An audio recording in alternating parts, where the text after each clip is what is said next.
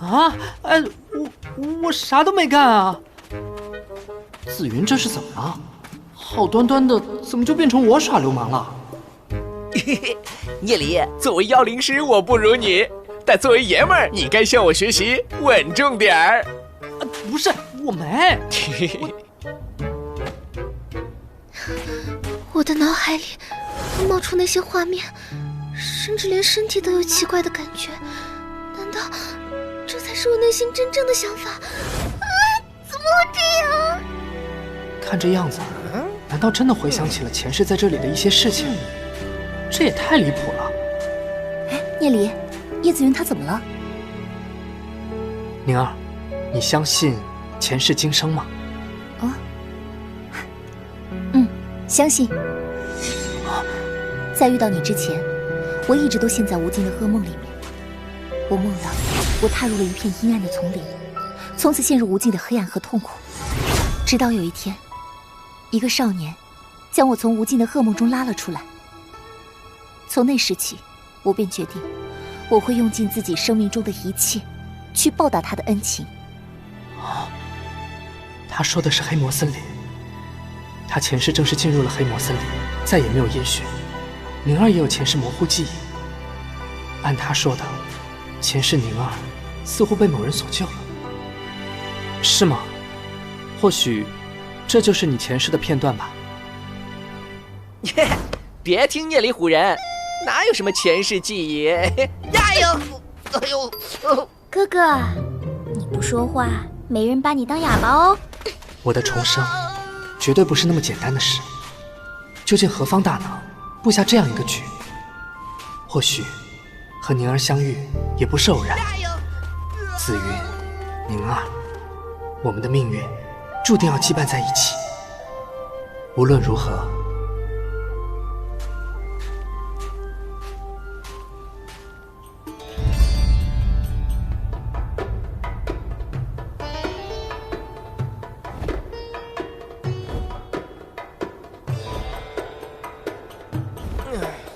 聂离，你说的沙漠神宫真的在这附近？你看断剑都在天上飞了这么多天了，他搜索了这么久，啥也没见着啊！沙漠神宫就在这附近，咱们再找找。那我们继续分头找。记忆中的沙漠神宫，绝对就在这附近。如此庞大恢宏的沙漠神宫，没理由会看不到的。为什么这么多天了，连个影子都没看到？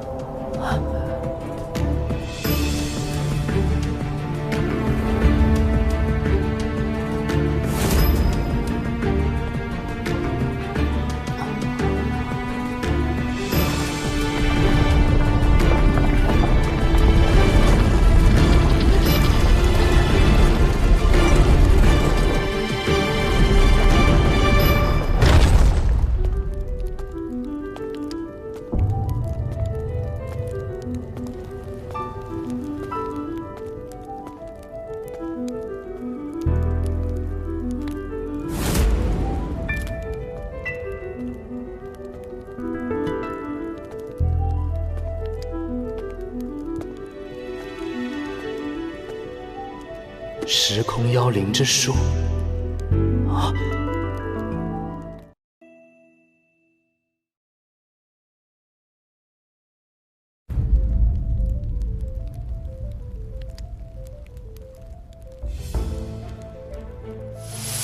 啊！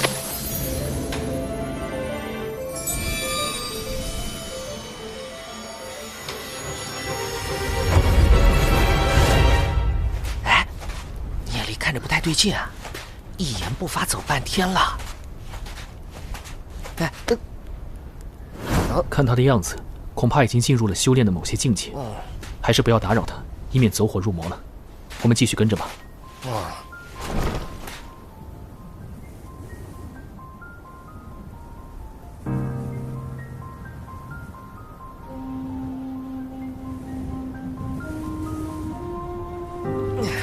聂离这是要带我们去哪儿？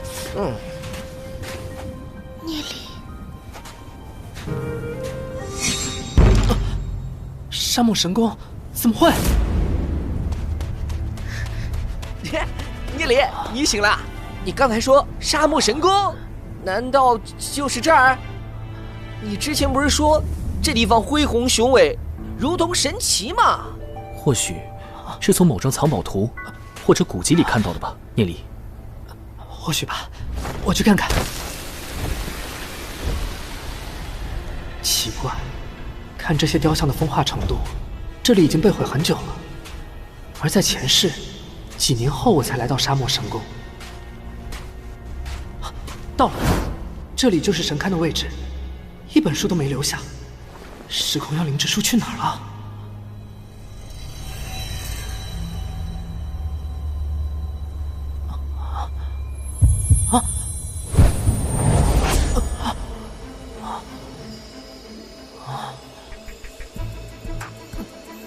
前世的时空妖灵之书没带回来，这个时间本该在沙漠神宫的，也不见了。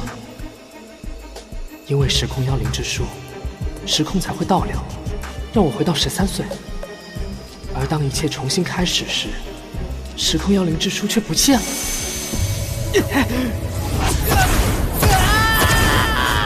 聂离，聂离，你怎么了？聂离，你没事吧？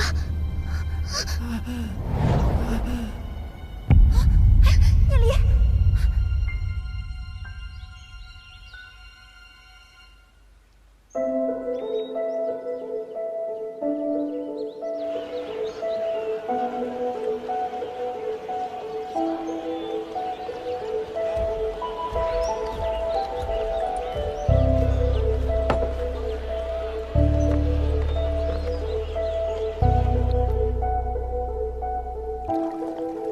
我和宁儿轮流看护已经1个月了，还没有醒来。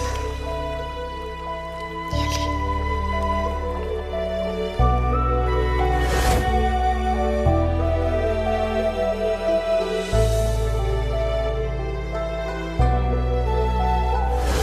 子云，聂离好像有点意识了，宁儿让你快点过去。真的吗？我这就去。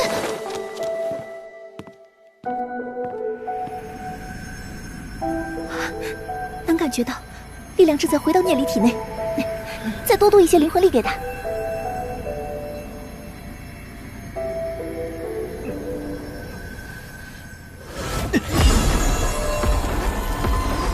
这本书才是一切的起源，怎么会消失？这到底怎么回事？难道我回到的根本不是原来的时空？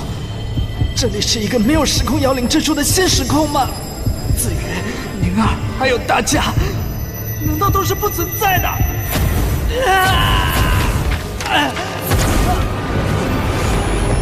好痛！宁儿，聂离，你醒了，太好了！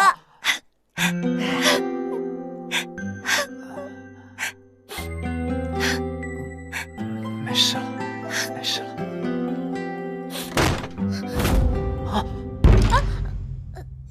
子云，我们这，聂离，别说了，你活着就好。子云，我还活着，你们也都在，这个世界还存在，不是我的梦。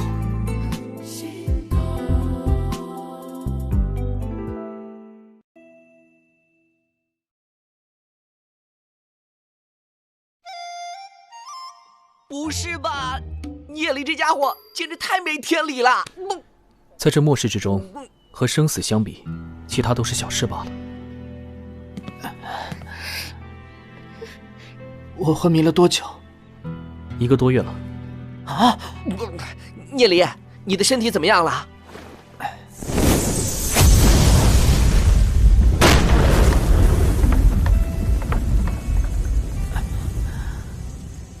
放心吧，运行了一群灵魂力，没受伤。那2叶残叶也还在，只是有些头痛。说实话，我也不知道自己怎么会昏迷，浪费了大伙的时间。如今，只能等待龙须界域开门了。接下来，你有什么计划吗？剩下的时间不多了，我得去跟族人们道个别。你才刚刚醒来，还是不要走动吧。要不我派人把伯父他们接过来。嗯，好，谢谢你，紫云。聂离，你小子终于醒了。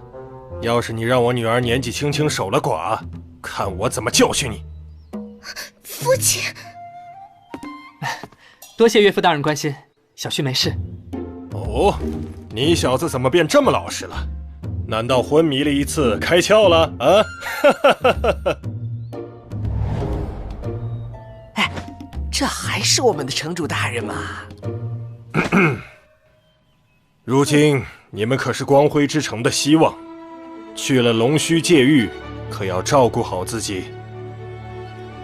虽然有些不舍，但雏鹰还是得去更高的天空飞翔。放心吧。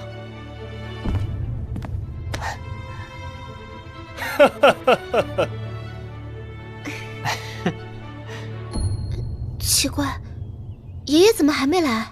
是啊，他也收到了消息了。有敌袭，我们过去看看。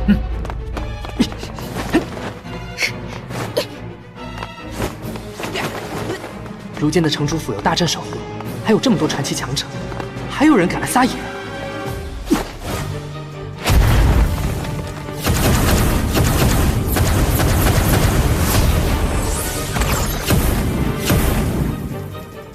好可怕的动静，究竟是何人？哼，叶墨，我们真是好久不见了呀！真是没想到。我隐藏得这么深，还是被你给找了出来了呀！时隔多年，妖主再次驾临我光辉之城，有何指教啊？光辉之城似乎有点不太欢迎我。好歹我也是光辉之城出去的。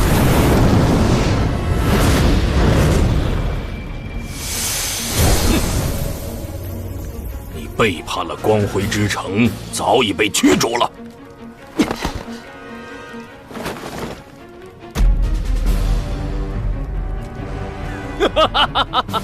自以为是，到底是我背叛了光辉之城，还是光辉之城背叛了我？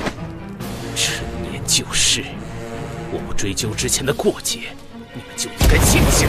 那你还来光辉之城作甚？这里有我想要的东西，把它给我，我们之间的过节就一笔勾销。你想要什么东西？明知故问，交出封印了那只妖兽的妖灵之石。听到了吗？我可以保证今天不杀人。那是什么东西？妖主是为了一个妖灵而来，能让身怀8臂魔怪的妖主也觊觎的妖灵，会是什么？我不明白你在说什么，请你离开。那我便将这光辉之城搅得天翻地覆。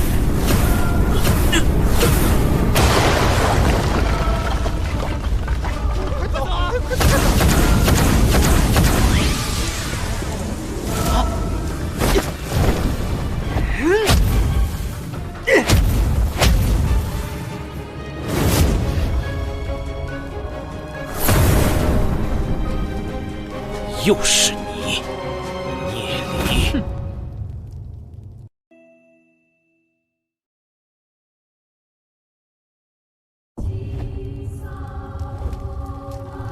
若非你捣乱，光辉之城早已是我囊中之物。你再阻碍我，我只能将你彻底抹杀了。我们又不是没打过，你若以为能杀得了我，那就来吧。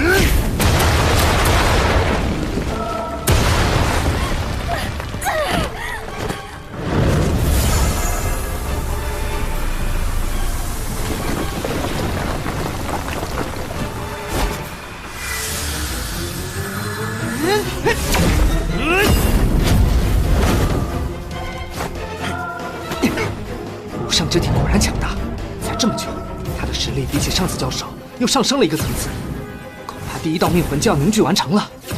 那么，要用到一些绝招了。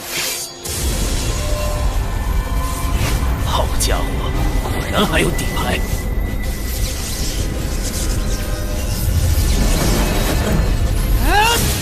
快躲开！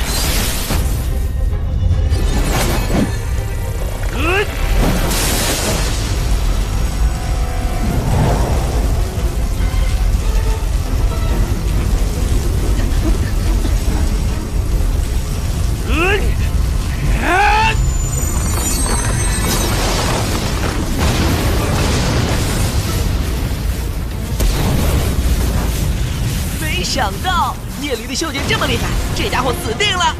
这就是当初击杀深渊巨魔的招式吗？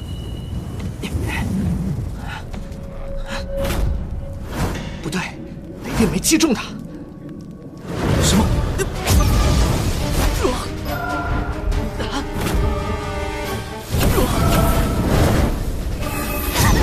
云儿，混账！他竟然这么快！妖主，看到我女儿！看剑！什么？小心！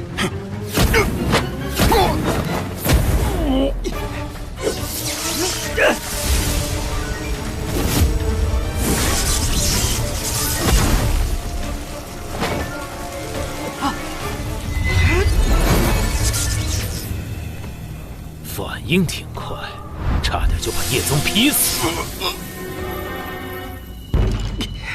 可恶！父亲！你的法宝确实很强大，真打起来，我或许奈何不了你。可惜呀，你的弱点太多了，这里所有人都是你的弱点，我可以轻易地杀掉除你以外的所有人。放开他！我可以让你离开。如果你敢伤害这里的任何人，就算追到龙须界域，我也要将你彻底泯灭。你在威胁我？城主，不好意思啊，你刚才说什么来着？要追到哪里？可恶！不要管我，杀了他！我的法则之力！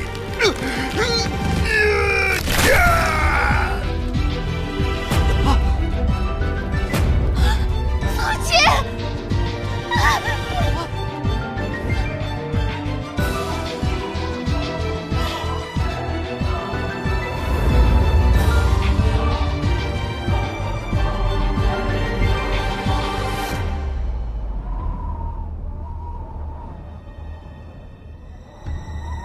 妖主，放了叶宗。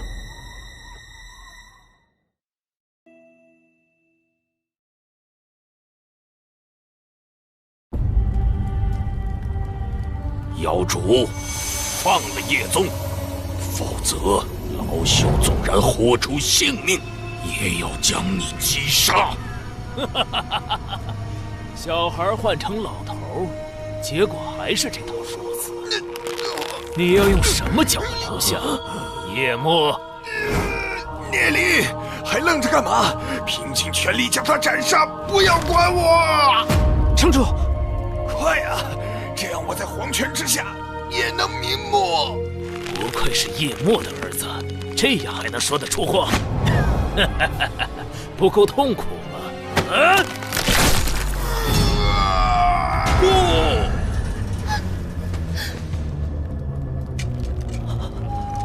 我有点不耐烦了，把妖灵之石交给我。你休想！城主，我给，我把妖灵之石给你，快放了叶宗。早早答应也不至于这样，对吗？把东西丢过来。先放人！你真是老糊涂了，叶墨。我没在和你谈判。拿去！哼，不错，就是他。现在，你可以把叶宗放了吧？当然会还给你，马上就让你们父子黄泉相见。哦！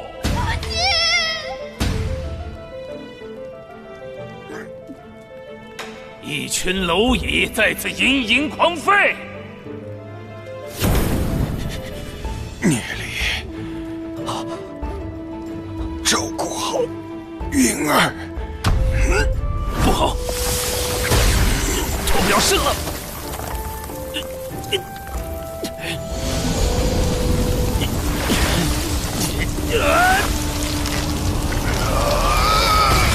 宗儿，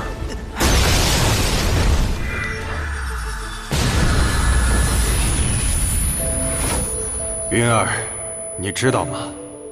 我们生活的光辉之城，是人类唯一的家园，而我们风雪世家，世代都保卫着这个家园。无数的祖先都为此献出了生命，正是他们的鲜血，造就了风雪世家的荣耀。要记住，对于光辉之城，我们并非统治者，而是守望者。我们应当为牺牲的祖先们自豪。同样，未来某一天，光辉之城再次陷入危难，我也会毫不犹豫献出自己的生命。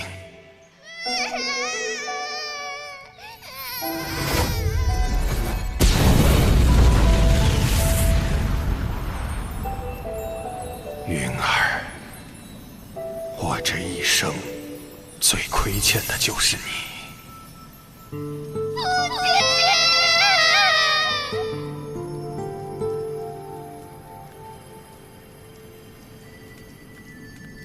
我的儿啊！城主他死了。叶宗施展了风雪世家的自爆秘法，连灵魂也彻底泯灭，哪怕能重塑肉身，也没法复活了。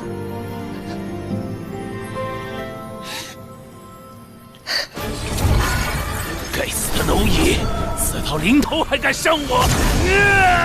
可恶，卑鄙小人！我要把你剩下的手也打断，为城主报仇，跟他拼了！动不了，这是杀气。岳父大人，好久不见。聂离，你都黑颈了，你疯了？为什么打我？光着身子潜到我女儿院内，还敢教训我？聂离，你小子终于醒了。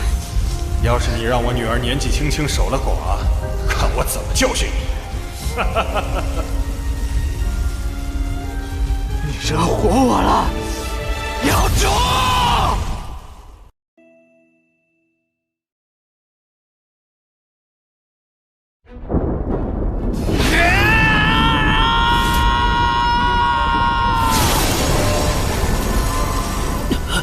他用了什么秘法？气息竟然提升到如此地步！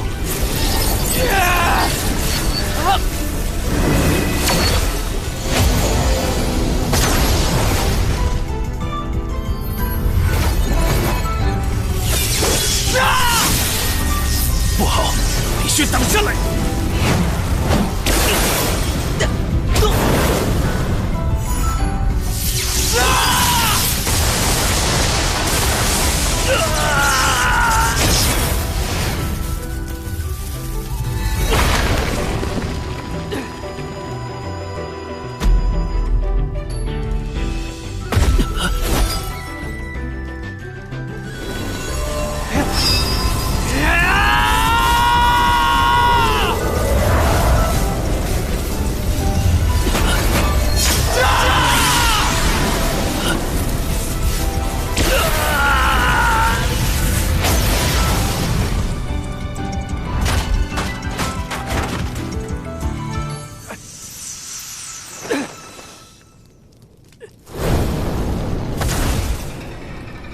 什么？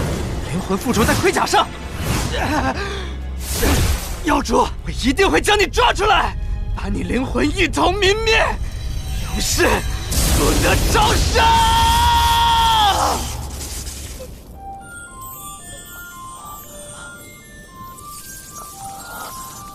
只有一丝魂念气息，常驻的灵魂已经没有了，和前世一样。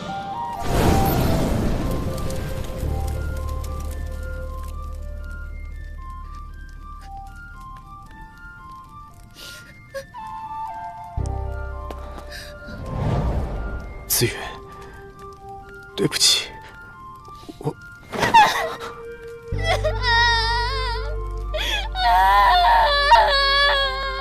催动了天道神诀的秘法，也没能留下你。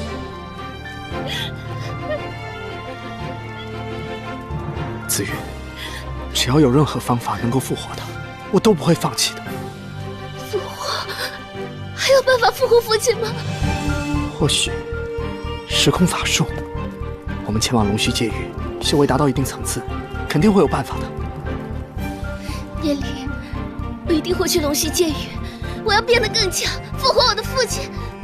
还有，向妖主复仇。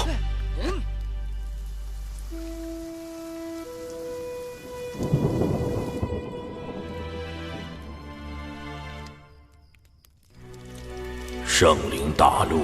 癸寅年阳月霜降，吾儿夜宗，守护光辉，誓死不屈，魂断宵小之徒，白发枯背，生死永绝。九泉有之，勿思勿念，渔父夜梦，祭奠。爷爷，父亲的，你父亲的为守护光辉之城战死，没有辱没先祖，我为他感到骄傲。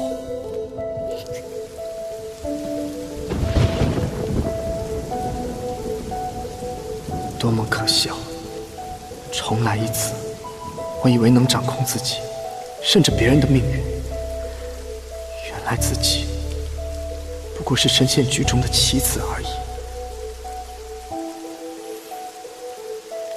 从今往后，我们就要离开故乡，踏上龙须界域的旅程。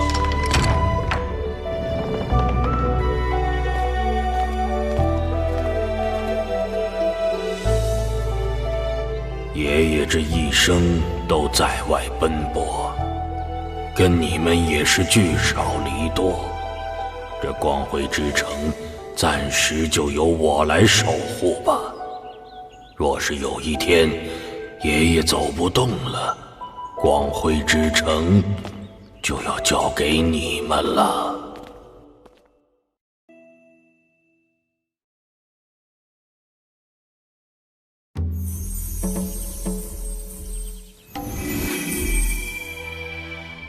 妖主是没恢复还是躲起来了？出来呀！这次绝不会再给你机会召唤宝甲了。聂离，有些事我不得不告诫你：你们这群人若是自相残杀，对方的师父是有权将你处决的。当然，如果有人要杀你，我也会出手。请问师尊大人，即便是杀父之仇，我也不能出手吗？现在贸然出手，报仇不成，还要白白送掉性命。不如等到了龙须界域，你们修炼到了一定的层次，再来解决各自的恩怨。那时候，我们也无法阻拦你们了。这话的意思是，等我修为超过妖主的师父，他自然无法阻止我。明白了，我会遵从师尊的教导。段剑，你和妖主是同一宗门，你要小心。主人放心，一有机会，我就把他干掉。哎，你现在还对付不了他，你要保护好自己。是。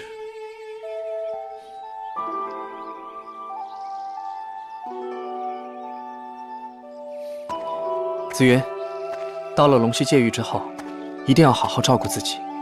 为了所有人的未来，我们都要更加努力。聂离，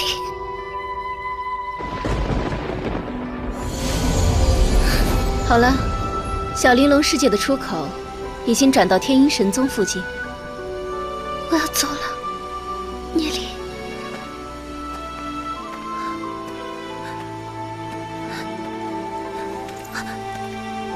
聂离，灵儿，去了那边，好好照顾自己。灵儿，我年轻真好啊，活了那么长久的岁月，我都忘记爱情是什么东西了。聂离，前段时间我又做了一个很长的梦，我变成了一个丑八怪，每天都陷入无穷无尽的战斗。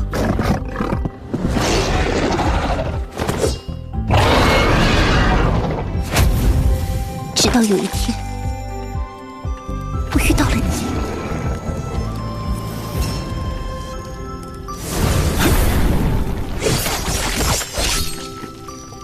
那时起，我才仿佛找到了生命的意义，为你而战。虽然那仅仅是一个梦，但我觉得这是我的宿命。聂离，再见了。去了龙须界域，我会变得更强的。前世的我，在紫云之后，还有过一个女人。聂离，你是谁？为什么知道我的名字？什么也不说就跟着我。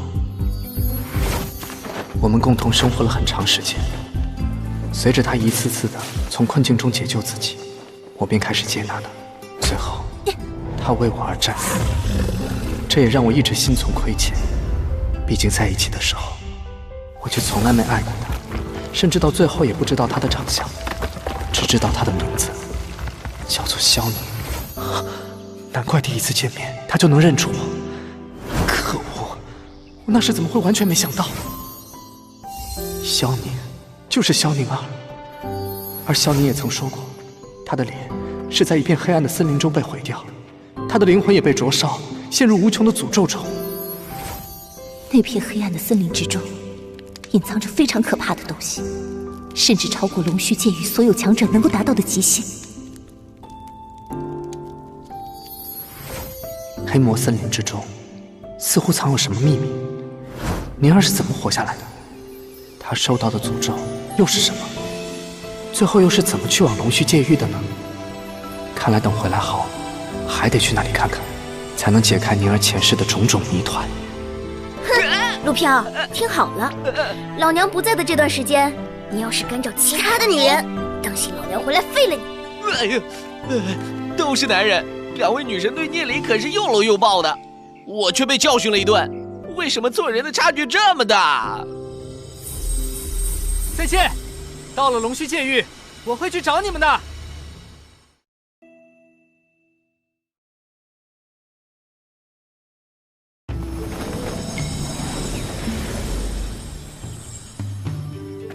你好，我叫花火，今后我们就是同门了，还请多多关照。你好，请多指教。我们走吧。那我先走了。好兄弟，咱们龙须界域再见。唉，就剩咱们3个了。是4个，还有雨夜女神呢。是5个。真是冤家路窄啊，聂离。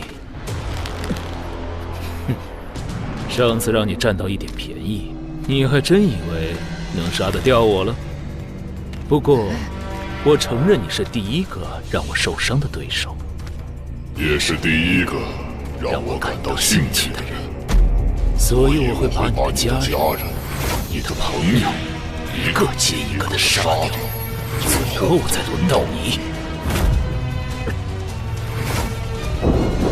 你身边的所有人都将被我杀死，连灵魂都不会留下。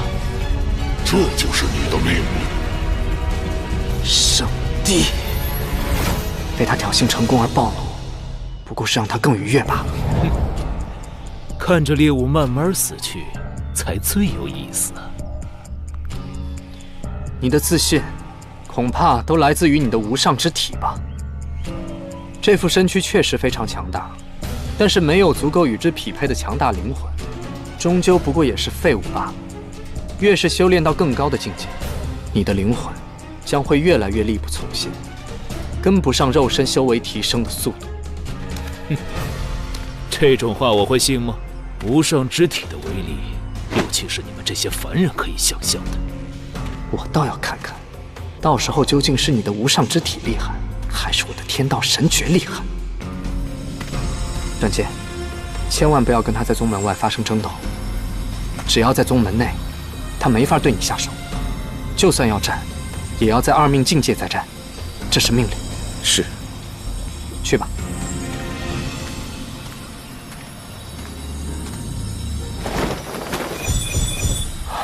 终于要轮到雨神宗了。这一次将由萧雨带领你们前去雨神宗，我继续留在这里镇守明域。明域掌控者不去龙须界域，那2年后光辉之城还会遭遇那场大劫吗？神圣世家已经被灭了，黑暗公会的妖主也要前往龙须界域，除非明域掌控者死了，否则没有东西能够威胁光辉之城。那究竟是谁能有这般实力击杀明域掌控者？要是真有那种敌人出现，我留下来也没什么用。这样吧，师尊，在前往龙须界域之前，请收下我的礼物。好了，出发吧。聂离，有意思。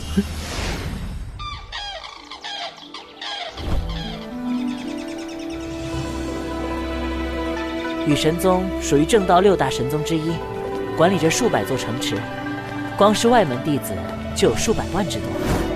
外门？雨神宗下辖分为小天界、内门和外门。别看外门弟子多，普通人对于外门已经是可望而不可及了，内门更是神秘莫测。至于小天界，更是传说般的存在。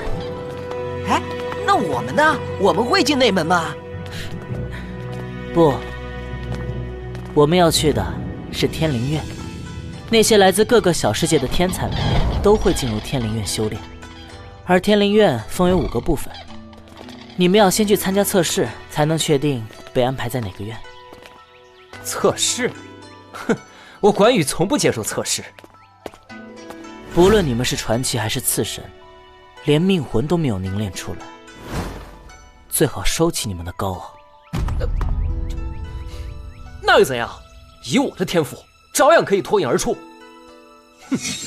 哼，这兄弟把我当成对手了。我真正的敌人可是圣地，还有妖主。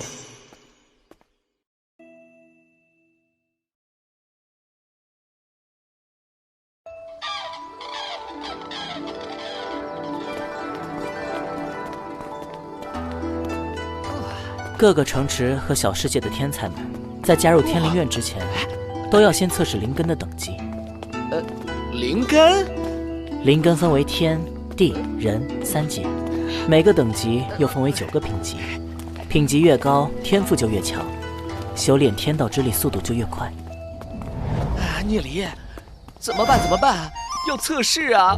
我瘆得慌。除了那次灵魂力的测试，我每次测试的结果都是垫底的那批。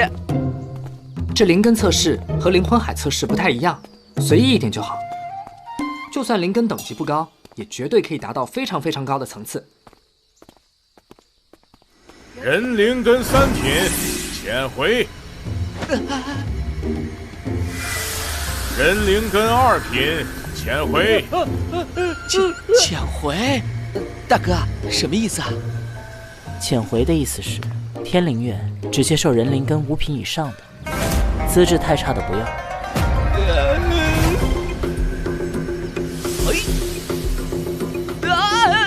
哎呀！这也太可怕了！我们可是5年内都回不去啊！那我被潜回了，我该去哪里呀？哼，废！你说谁是废物？你觉得是谁就是谁喽。你们都是义父的弟子，我不希望你们一来就内斗。别怪我事先没有说明，天灵院内部可不允许动手，除非是在比武场上挑战，否则一旦动手，惩罚非常严厉，甚至有可能被关入极寒冰窖。萧玉公子，我刚才一时嘴快，请不要介意啊。哼，明玉掌控着和聂离显得亲近，怎么萧雨也如此偏袒聂离二人？我还是收敛一点吧。来，大哥，那你是什么品级的灵根啊？我是天灵根7品。天灵根7品，很强吗？人灵根7品就已经很不错了，而地灵根5品就是天才。至于天灵根，更是少之又少。我想，整个羽神宗也不过100人吧。哇，那天灵根中的7品，岂不是天才中天才？但是萧雨似乎还没凝出命魂，他这个年纪，应该早就有命魂的。比起他，我就相当平凡了。前世只有地灵根7品，靠着时空妖灵之书才达到巅峰。哟，这不是我们西院的超级天才萧公子吗？没想到竟然在这里遇到了，还真是有缘。华灵，有屁就放，没屁就滚。两人看来不怎么对付啊。这个华灵应该是已经凝出命魂的天命强者，后面跟着的是他带过来的学员吧？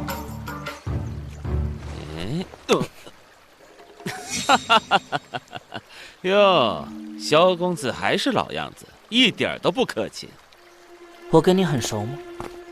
哎，萧公子，你这样说话也太见外了。我们各自的父亲好歹都是羽神宗的执事，没必要见到我就像见到仇家一样吧？小玲珑世界选中的这3个人的修为，看上去都不怎么样啊，跟我们小天元世界没法比啊。这个华灵什么来头？他的父亲是羽神宗外门的执事，你们不必理会他们便是。在这里，他们也只能动动嘴皮子。原来如此。这2人在嘀咕什么呢？哼，多半不是什么好话。不知道3位小玲珑世界来的天才会是什么灵根呢？不劳您费心。哼，天灵根7品，到现在都没有凝出命魂，有什么好得意的？我地灵根7品已经3命了，以后肯定还是我强。只要那个传说不是真的。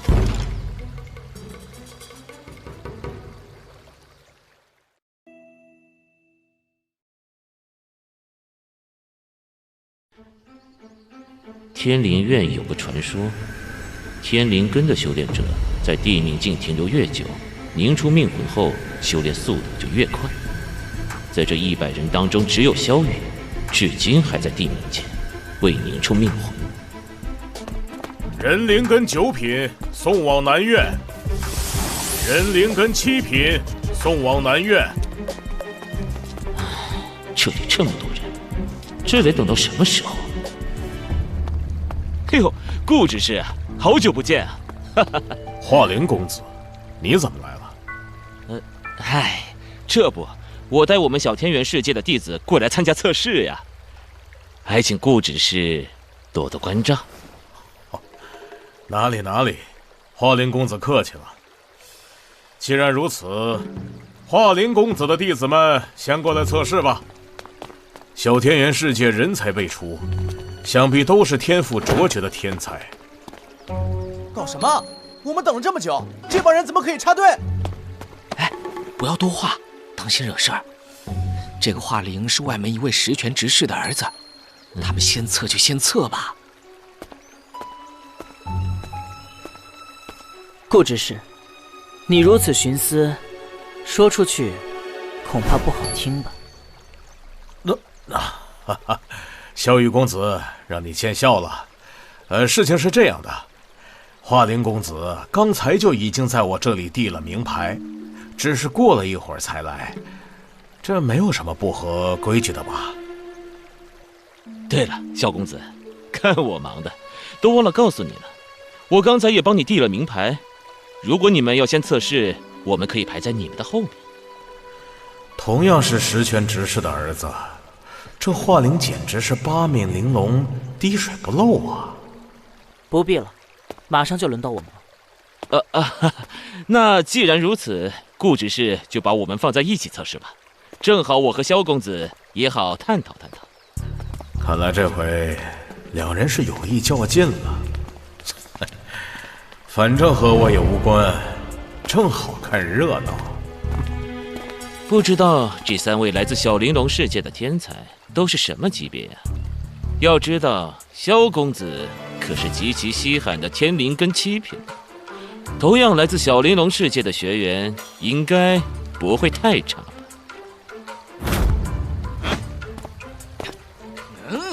天灵根3品，是天灵根。我只是来给少爷伴读。太好了，送到西院。少爷，少爷！哇，大哥，这东西南北院怎么安排的？天灵院里，北院是最差的。那我不要去北院。北院也不是想去就去的。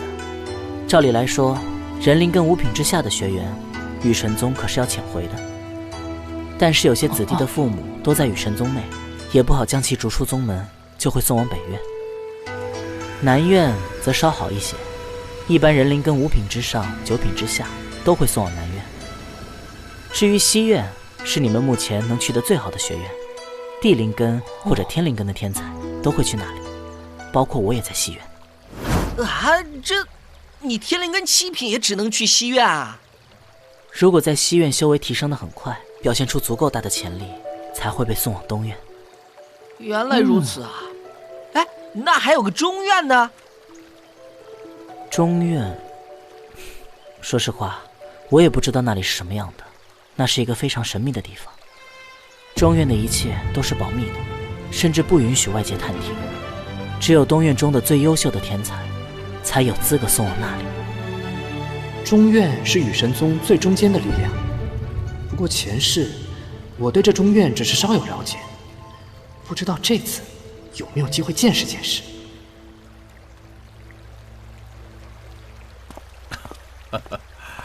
让2位公子久等了，轮到2位公子手下的人测试了。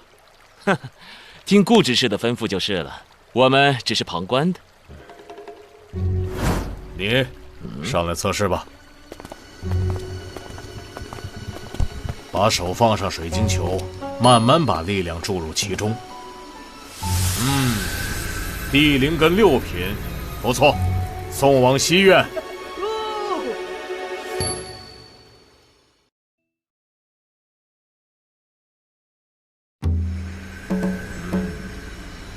地灵根6品，不错，送往西院。干得不错，退下吧。地灵根3品，西院。地灵根7品，西院。哇，小天元世界这么厉害！前面测试这么多，9成都是人灵根，这小天元世界测了3个，都是地灵根。下一个，你过来测试吧。是。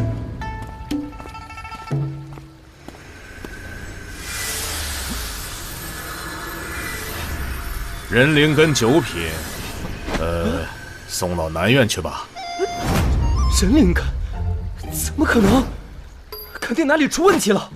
不可能有问题，注意你的态度。下一位。我的天赋竟然如此平庸，不必太放在心上。灵根虽然跟修炼有一定的关系，但并不是决定性的因素。毕竟修炼的下限还是掌握在你自己手里。是呀是呀，你看萧公子天灵根7品，不还是停留在地命境吗？哎呀，实在不好意思，我一时有点多嘴了，忘了不该在萧公子面前讲灵根2个字。哼，我说灵根不是决定性的因素，可没说灵根没用。华灵公子可曾见过有天灵根的人一直停留在地命境的？只要拥有天灵根，笃定可以进入天命境界。哼，那又能怎样？修炼个10几20年，然后才到天命境，那速度还不如人灵根呢。华灵公子可知道紫玄竹？紫玄竹是天地间极其罕见的至宝，它们的根部埋在地底，叶在吸收天地精华。那些在地底蛰伏上万年的紫玄竹破土而出时，将会飞速生长，1天之内甚至能长到1丈高。在未来的时间里，也同样会以极快的速度生长。哼，紫玄竹和修炼者可不是一码事儿。哼，拥有天灵根之人，在地命境到天命境的门槛停留1年，未来至少天心境；停留2年，必定可以修炼到天转境界；3年，则至少龙道境。如果停留5年以上，积攒的精华便足以冲击5宗境。萧公子在门槛上停留几年了？第5年。好，那恭喜萧公子，马上就可以突破到天命境界了。而且突破之后，修为就会突飞猛进，绝对不是一些庸才可以比拟的。切，痴人说梦。聂离，你说的到底是不是真的？嗨，我瞎编的。好吧。不过，萧雨的灵魂确实淬炼到一定层次了，要突破到天命，应该要不了多久了。而且他和明玉掌控者一样，修炼的是万道明龙诀，此篇功法极其霸道强悍，可不输我的天道神诀。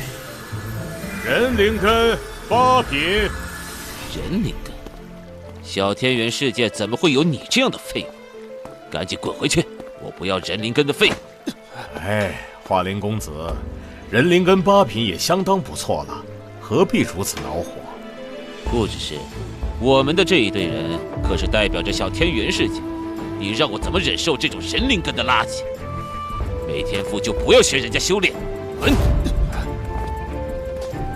不要把他的话放在心上，我辈修炼之人就是要行逆天之事，没有逆天之心，倒不如放弃修炼，做个凡人。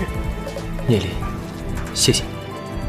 关羽之前说话无理，关羽不会放弃的。哼，乌合之众互相同情。哼，你还是少说2句吧。继续下一位，你过来测试吧。这么快？不好了，有人逃走了，是刚才测试出人灵根8品的学员。宁愿在大世界流亡，也不想被遣回。出去流亡也比在华灵手下受苦强。区区蝼蚁，任他自生自灭吧。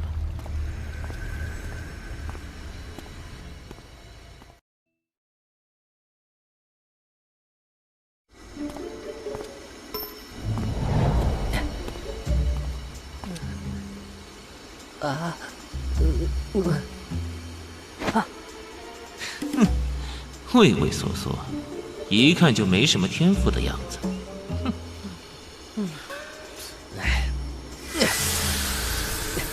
不要请回，不要请回啊！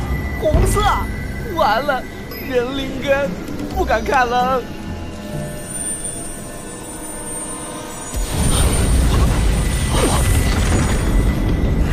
哇，好亮啊！这是变成了紫色，是天灵根的颜色。从今年的测试开始到现在，这是第4位，而且有5根，比之前的都优秀。一个萧雨就够烦了，怎么又来一个？整个龙须界域才多少天灵根呢？这小玲珑世界就有2个。1、2、3，啊，才5个。喂，哎呦，怎么都不说话？测试结束没啊？全瞪着我干嘛？天灵根5品，送去西院。天灵根！原来我才是天才呀，还是太低调了。真是的，聂离，我可真是太棒了。可恶！顾指示，继续测试。这是较上劲了吗？好了，抓紧时间吧，该轮到你了，请上来测试吧。耶，聂离！放心吧，咱们西院见。聂离会是什么灵根呢？前世测过，是地灵根7品，已经是既定之天命，就没什么期待感了。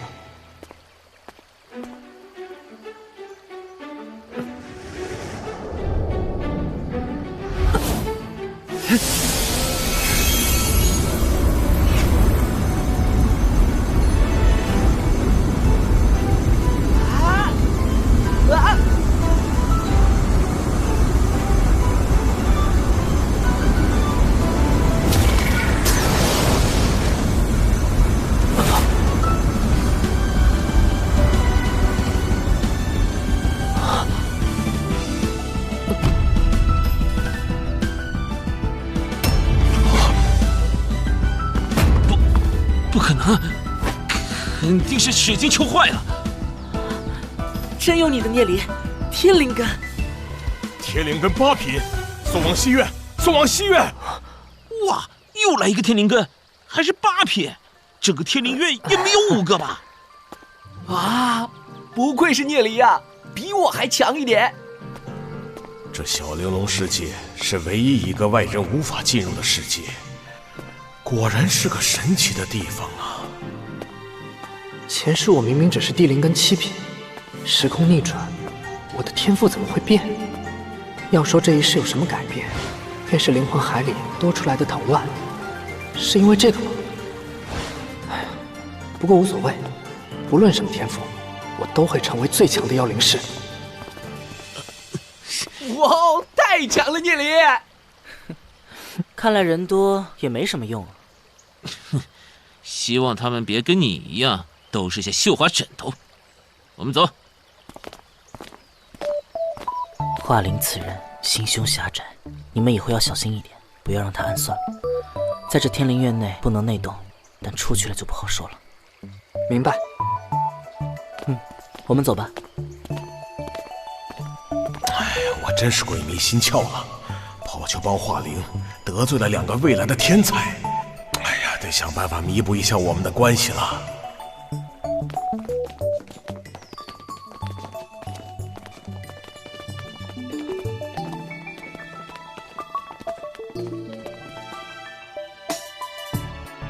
关羽，前面就是南院，我们只能带你到这里，之后你就可以在这里修炼了。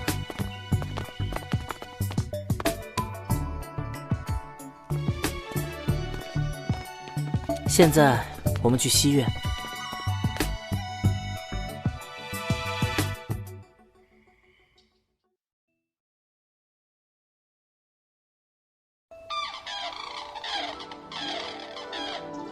西院的学员有2个住处，一个是天灵院安排的宿舍，谁都可以住。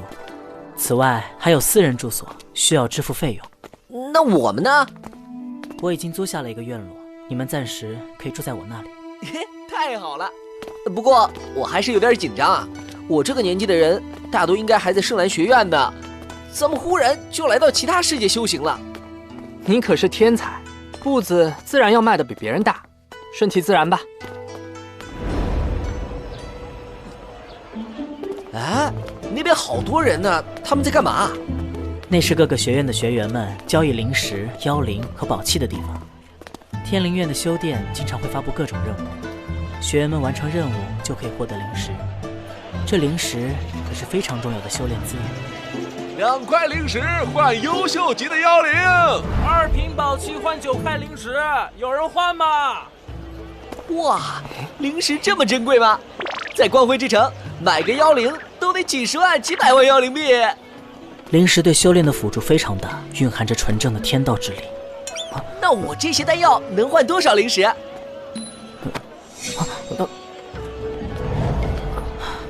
这些丹药在这里毫无用处。 啊！哎呦，早知道多带些妖灵来了。普通的妖灵也没什么用，这里可是龙须界域，就算少见的上古血脉妖灵，一般的学员们也看不上。大部分学员喜欢带有龙族血统的妖灵。龙族？普通的妖灵得神级成长性才有价值，神级成长性又岂是那么好找的？啊，发财梦落空了。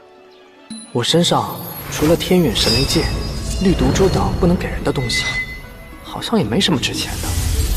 梦魇妖狐也不能过早暴露，看来想弄到灵石有点难呢。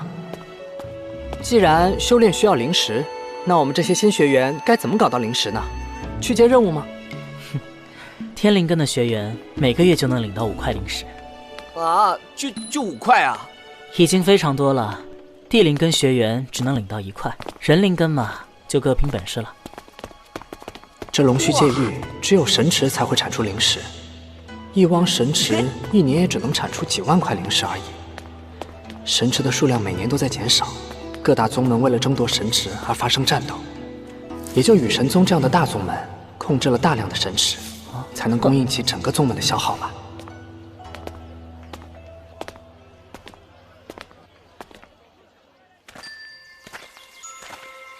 这片地方居住的都是西院的天才，你们最好都不要招惹，特别是你，聂离，能够住到这儿的可都是有背景的。别看我长得小就把我当小孩儿，我自有分寸。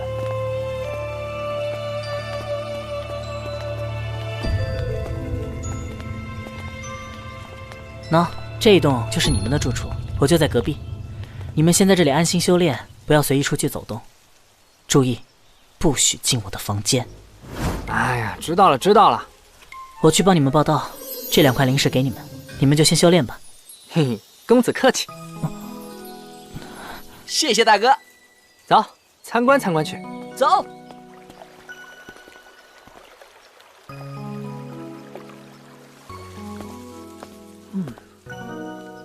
这地方，小雨花了不少钱吧？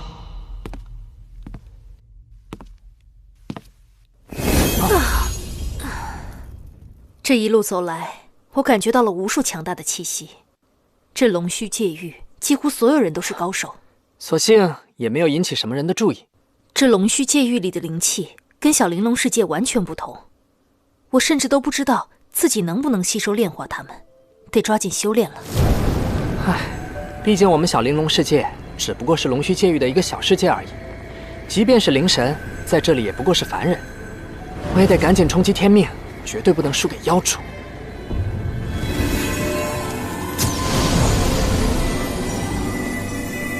之前一直被困在小玲珑世界里面，现在终于可以吸收炼化天道之力了。啊！刚刚才有点效果，这灵石的天道之力就耗尽了。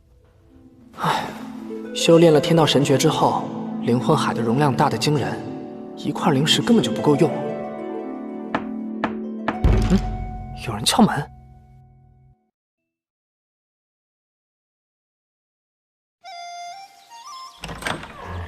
萧雨哥哥，你在不在？咦，聂离，不会是萧雨的小情人来了吧？别八卦了，萧雨不在啊。萧雨哥哥不在，你们是谁呀？哦，我们是萧雨的朋友，他刚刚出去了。你找他有事吗？刚才知道萧雨哥哥回来了，所以过来跟他打个招呼。没想到遇到了你们，你们是新学员吗？是啊是啊，你叫什么呀，姐姐？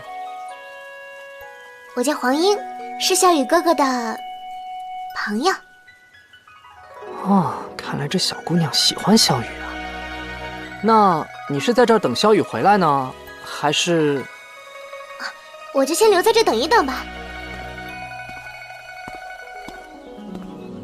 这么快回来了？英儿，你果然在这里。听到萧雨回来的消息，我就猜你会来。要你管啊，严浩。英儿，那萧雨有什么好的让你念念不忘？哼，我乐意，我喜欢，你管得着吗？你们两个就是小玲珑世界来的那两个天才，一个天灵根8品，一个天灵根5品。问你们话呢？对一个不敲门就闯进来的陌生人自报家门，这就是龙须界域的规矩吗？小子，你知不知道自己在跟谁说话？虽然你们拥有天灵根，但别以为就能在天灵院嚣张。哼，最好去了解了解，这天灵院到底是谁说了算。哼，有意思，我也好久没和天命级别的较量过了。严浩，你干什么？我不许你这么对待萧雨哥哥的朋友。这家伙明明只是地命境，为什么在他身上完全感受不到恐惧，甚至还有一丝战意？呵呵，你们也只配躲在女人的后面。今天我不和你们计较，我劝你一句，你们两个还是不要跟着萧雨了，跟在这个废物后面，绝对没有好果子吃。如果你们来投靠本少爷，本少爷倒是可以考虑一下收留你们。在天灵院里面，你又不能拿我们怎么样，还是省点力气吧。你没办法把你们怎么样，那你也太小看本少爷了。严浩，你要是敢对萧雨哥哥的朋友动手，我饶不了你。臭娘们儿，你这种紫色的女人，少爷要多少有多少。要不是看着你老爹是长老，谁会在乎你？哼，一口一个萧雨，那他人呢？哼，那小子不会是躲起来不敢出来了吧？派你们两个菜鸟在这里撑着。谁说我躲起来了？萧雨，萧雨哥哥，你回来了。哼，这么多年了，你还是没有长进呢，居然还停留在地命境，真是可笑。这里是私人住所，两位该离开了。哼，英儿，你还不明白吗？人家萧雨都不欢迎你。真想不明白，萧雨除了长得俊美，有哪点比得上我？我也不差。报道。难道女人都喜欢小白脸？萧雨，你回来啦，萧雨哥哥。啊！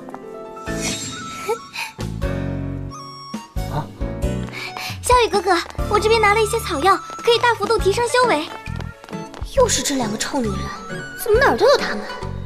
可恶，这小白脸怎么这么受欢迎？萧雨，什么时候和我一起修炼呢？萧雨哥哥，咱们还是回自己的房间去吧，这里没我们什么事儿了。哎呀，走吧走吧。你们等等。啊？干嘛？我已经帮你们报到，你们明天就可以去拜见你们的导师了。这是你们的身份名牌。哼，多谢。好家伙，转头就跑，太不仗义了。萧雨哥哥，萧雨哥哥，萧雨哥哥，萧雨哥哥。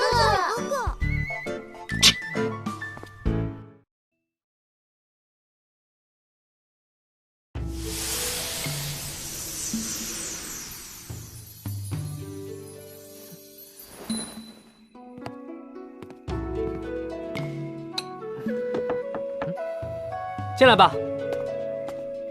打扰了，聂离。这么晚了，找我有什么事吗？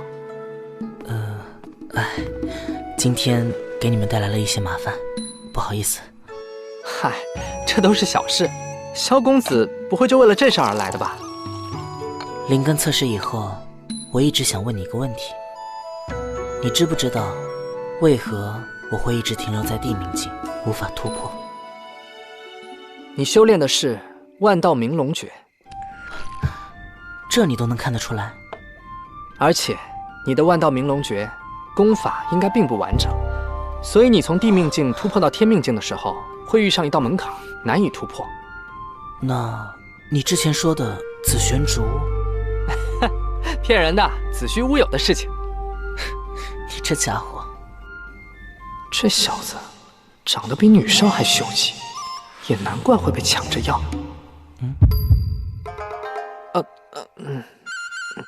那我就一直无法突破了吗？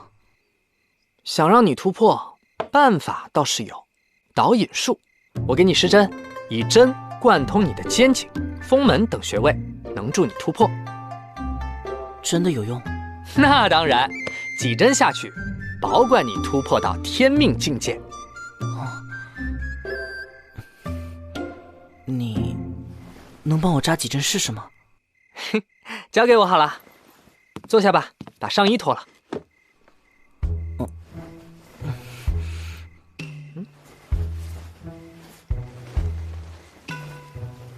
动手吧。哎呀，你让我隔着衣服扎吗？你要脱就脱呀，两个大男人，你这么扭捏干啥？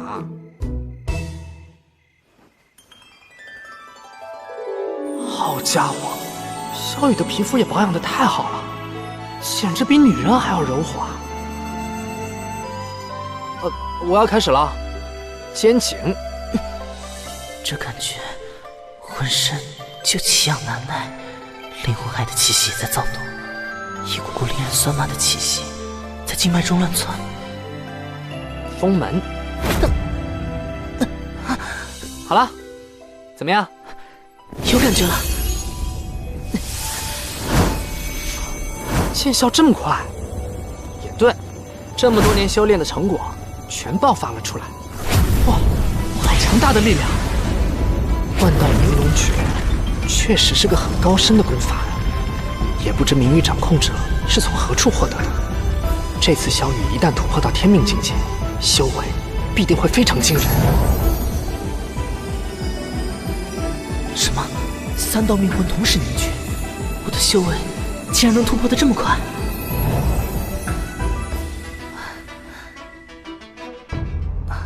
聂离，谢谢你，没有你帮忙，我恐怕至今无法突破天命。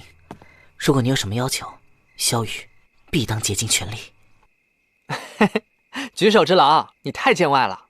既然治好了，那就给钱吧，帮你突破到天命境界，好歹也得给几块灵石吧。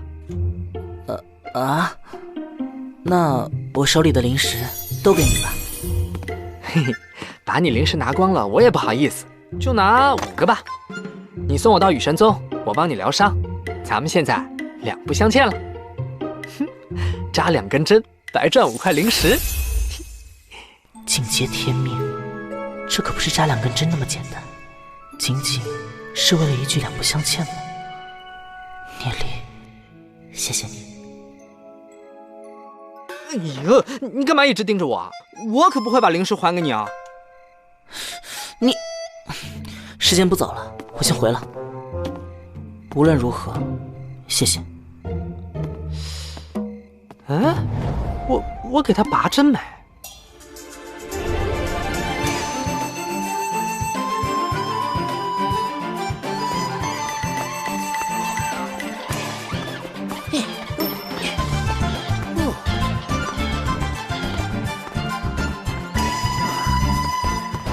哇，这里跟我们圣兰学院还真是大不一样。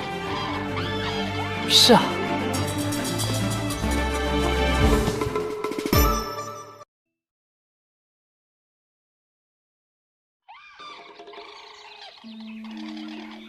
这家伙是华灵手下那个测试出地灵跟6品的，喂，你们是什么地方来的？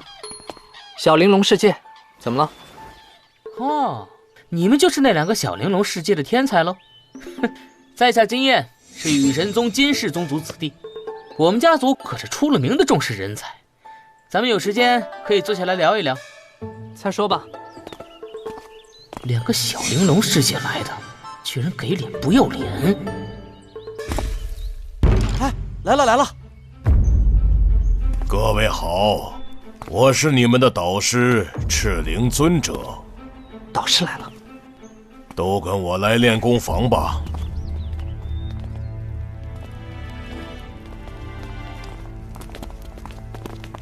请坐下。 各位学员都是这一届天赋最优秀的天才，拥有常人无法得到的天灵根。1年后，你们之中最强的5位学员将有机会前往东院。记住，只有5个名额，若是错过了，就要在西院待上更久。你们都是天才，应该不会想要落后于其他人吧？哦。 没想到这位也在。记住，我要你们互相竞争，但不是内斗。伤了别人，毁掉的是自己的前途。希望各位能想明白。以后每隔3天，你们就来这里听1次课，我会讲解如何修炼，并且指导你们如何提升修为。下面开始讲课。 首先，从地命境界修炼到天命境界，是一种跟天道之力融合、感应天道的过程。各族生灵生存于天地之间，与大地万物一样，都是天道之力凝聚产生的。来到羽神宗，学习的也都是早就懂了的浅显知识。我现在的实力，从地命境到天命境，应该有10之5、6了。 虽然距离天命还有不少距离，但体内的力量已经渐渐从法则之力转换成更高的天道之力了。在天道神诀的支持下，不断的滋养那个神秘的藤蔓。哎，聂离，修炼到天命境界中的2命、3命，真的能有几条命啊？难道我有2条命，得捅2刀才会死？当然不是，所谓的2命、3命，并不是只有几条命，而是天命强者在灵魂海中凝聚出数道命魂。 这些命魂可以寄托在某个地方，只要命魂不灭，就能够再度复活。不过，肉体活动的区域也不能离开命魂千里之外。哦，我懂了，凭借寄托的那道命魂就能复活，对吧？不错，不过每次被击杀就会少掉1道命魂，比如3命的时候死去，就会回到2命境界。所以，就算留有命魂。 性命还是很重要的。哦，难怪导师刚才说，天灵院规定到了天命境界才能出门冒险，只要把命魂留在魂殿，除非天灵院陷落，学员都不会有危险。哦，都说到这儿了，我一点都没听。哼，你来之前，华灵公子就交代，要盯紧这2个家伙，还要找机会教训教训他们。哼，天灵跟8品、5品又怎样？ 我绝对不会输给你们。接下来，让我们修炼片刻。修炼什么东西啊？我们第一个要修炼的是灵之火焰。啊！想要凝聚灵之火焰，必须先让灵魂海达到空无的状态，将意念聚集于右掌之中。灵之火焰越强，证明你们的灵魂韧性越强。 冲击天命境界的时候，凝聚起来的命魂也越强。好了，你们现在可以开始感应灵之火焰了。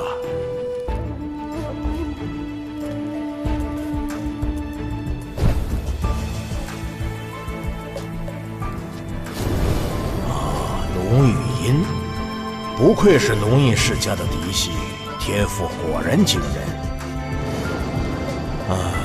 经验也不错。 虽然小，但也很纯净。哦，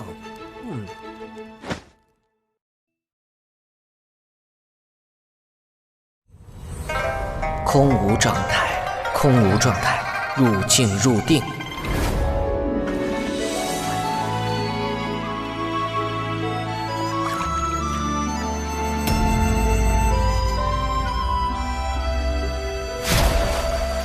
哎呦！哎呀，看来还是尘缘未了啊。是色心未了吧？心思不纯，可是无法凝聚起灵之火焰的。还说我2位美人左拥右抱，我不信你心能纯净下来。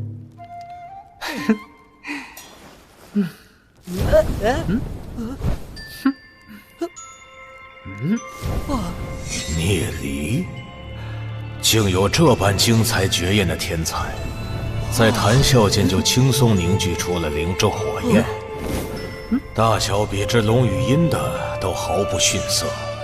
这样的天才，以后必须好好培养。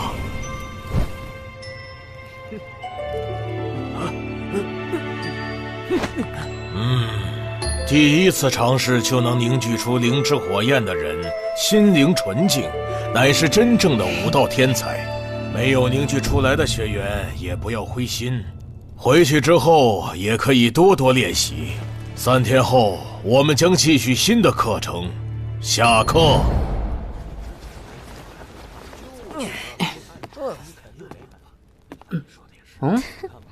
小玲珑世界出了一个天灵根8品，一个天灵根5品，就是你们吧？这小姑娘有点眼熟啊。你不会也是来拉我们入伙吧？你们的天赋还没有到让我们龙印世家主动来邀请的地步。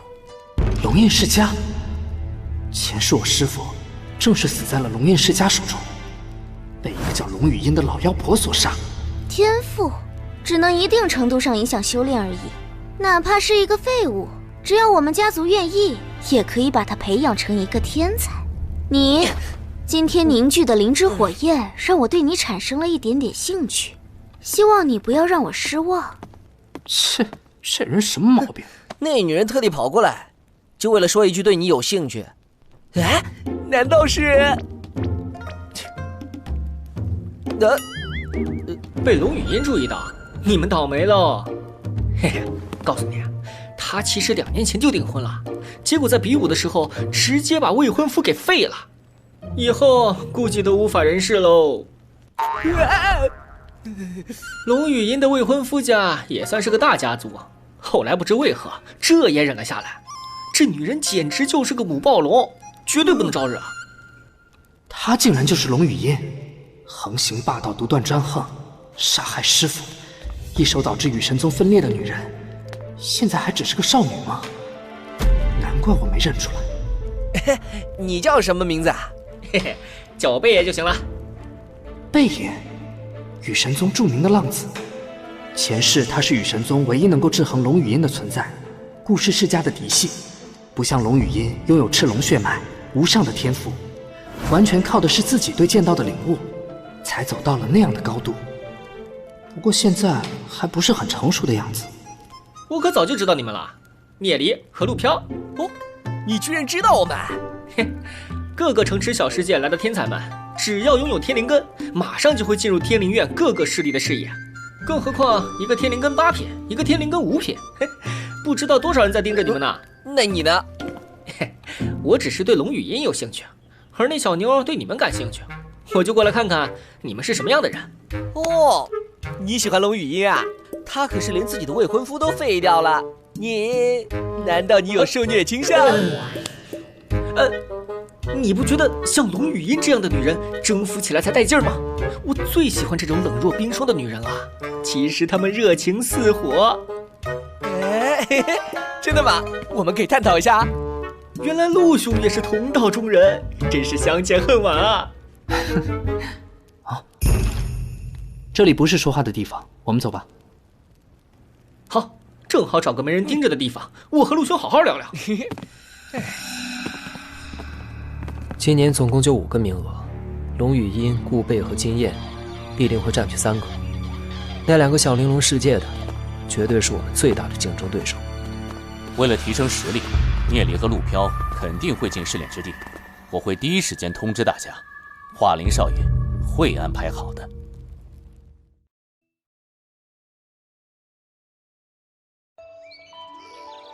这里就是萧雨所说的修殿了，我们进去看看，能不能搞到灵石。哎，聂离，这里好多通告，收集材料、猎杀妖兽、打造兵器。哼，没一个咱们能做的。这灵石也太难搞了。哼，再看看其他的，打杀杀咱们不行，铭文什么的，我倒是有信心。哎，看这个任务，我们就能试试。顾氏世家的顾兰小姐，修炼的时候出了问题，患上怪病，卧床不起。如有人精通医术，能治好顾兰小姐的病，酬劳1000块灵石。1000，这不是贝爷的家族吗？真有钱呐！哎，可是通告上说他们请过很多名医都没治好，你有把握吗？你该不会看到顾家小姐长相美貌，想去泡妞吧？救人一命，胜造7级浮屠，懂吗你？不试试怎么知道？何况我还有一手绝活导引之术。嘿嘿，那这边练功走火入魔的人起码有几百个，把他们全部治好，岂不是发财了？哼，这雨神宗势力繁杂，我们每走一步都必须仔细斟酌才行。要不是感觉顾贝为人还不错，我也不会出手。万一引来不必要的麻烦就不好了。如果能够治好顾家小姐的病，还有灵石拿，那倒是不错啊。走吧，赚钱去。龙印、顾氏、苍岩3个世家是雨神宗内部最强的势力。若是能救顾家小姐，至少跟顾贝之间，我们可以搞好关系。哦，就是这儿了。哇，真气派！你好，请问找谁？哦，我们看到了关于顾兰的通告，过来看看能不能治疗小姐的病症。我家小姐的病症已经请遍了雨神宗所有精通医术的名医，都治疗不好。这些天来给小姐看病的大夫，没有1000也有800了。你们两个才多大点儿，赶紧走吧。你家小姐寻医问药，还没给我看过，你怎知我治不治得好？你这个仆人，耽误了自家小姐的病情，你担待得起？这，啊，是你们？我们听说顾家小姐病了，所以过来看看能不能治好她。你们懂医术？略懂。跟我来吧，请左侧门。我们姐弟算是属于顾氏世家的嫡系，姐姐是年轻一辈中最优秀的一个。在某一天，她在修炼中忽然出了问题，导致半身不遂，也没人能查得出原因。按顾贝所说，顾兰或许成为了家族权力斗争的牺牲品。连天灵院内的家族都如此，那与神宗各方势力的内斗，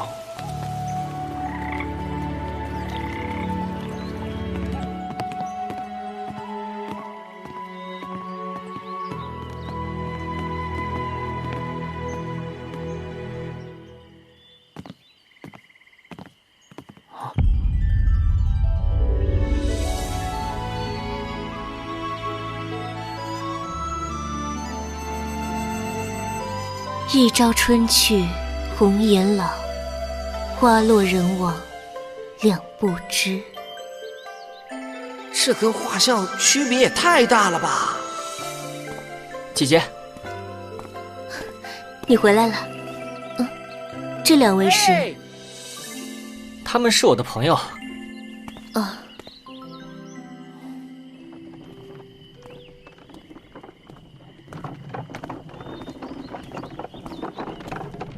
他没有得病，也没有走火入魔，是被人下毒了。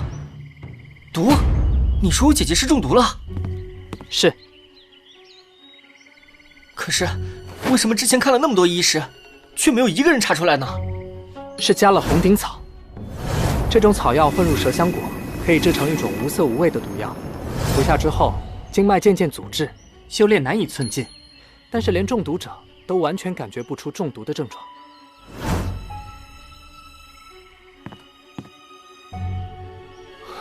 看来症状对上了。那这个毒能解吗？要怎么治疗？聂离，只要你能治好姐姐，什么条件我都答应。我们姐弟2人相依为命，我不能失去她。就算治不好，你姐姐也能活200多岁。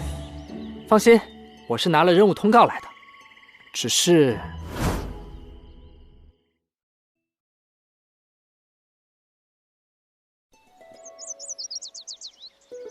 我只是担心现在这里是否安全。如果有人知道我帮顾小姐解了毒，会不会又派人暗算她？先生不必困扰。如今我们已经知道敌在何处。如果先生能够将我治好，我们自然会隐瞒一切。在外人看来，我依然还是一个废物。小姐中毒至少3年了，开猛药的话，经脉恐怕无法承受。我给你开一个药方，等毒素慢慢缓解了，再进行彻底的治疗。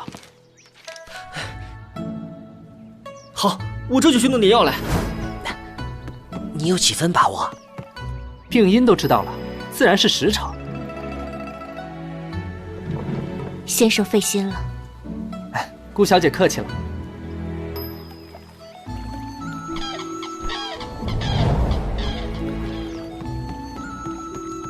终于药好了。药煮好了，姐姐快喝一点看看。哎呀，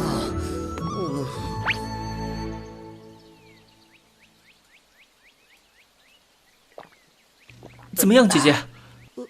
顾兰小姐，试着运转灵力。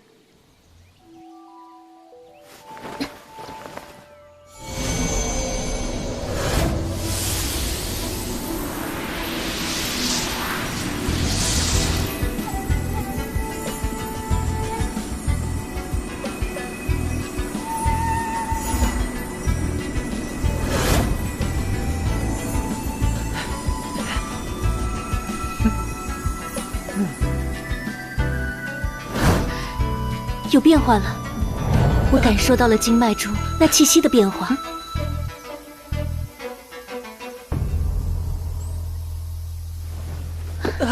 姐姐，多谢先生出手相救。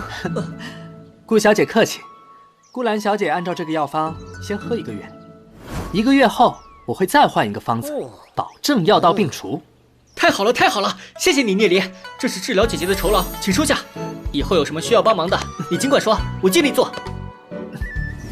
1500块灵石，我还没有治愈顾小姐的病呢，先收你500，等病治好了再给我500就行。聂离，陆飘，你们今后就是我兄弟。哇，你这小子，原来之前没把我当兄弟啊？之前是表兄弟，现在是亲兄弟。顾贝，你赶紧照顾你姐姐去吧，我们也该回去了。以后你自己的饮食也要注意点。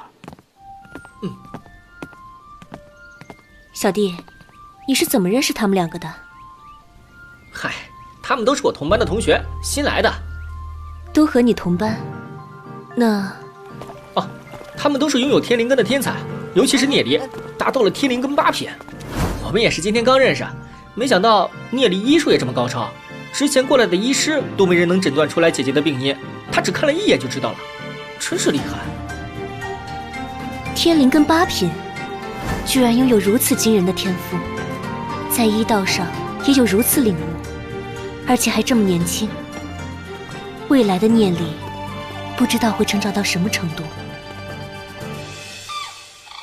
哎，聂离，他们送你这么多零食，你还不好意思收啊？你脸皮变薄了。君子爱财，取之有道。顾贝和他姐姐感情深厚，那1500灵石应该是他所有的财产了。500块灵石已经够我们用很久了，就不把人家的灵石全拿光了？哦，那倒也是啊。天灵根的学员每个月只能发到5个灵石。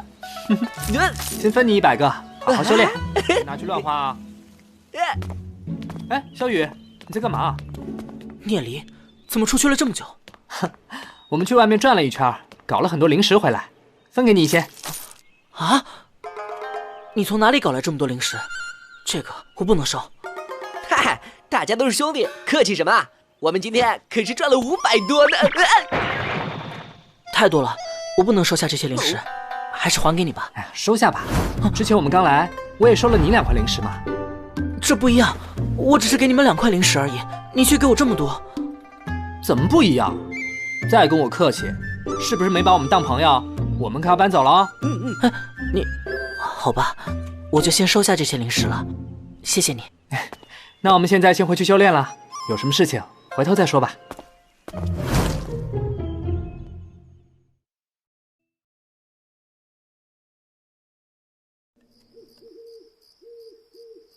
最关键的灵石已经管够了，真正的修炼开始了。女神姐姐，对了，这些灵石送给你，修炼需要这个。我知道这些灵石很珍贵，谢谢你，聂离。嗨，女神姐姐客气了。聂离，这么漫长的岁月里，你是少数真心对我好的朋友。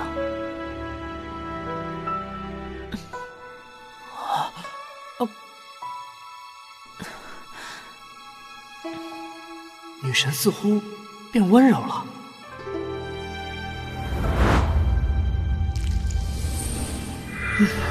我也开始修炼了。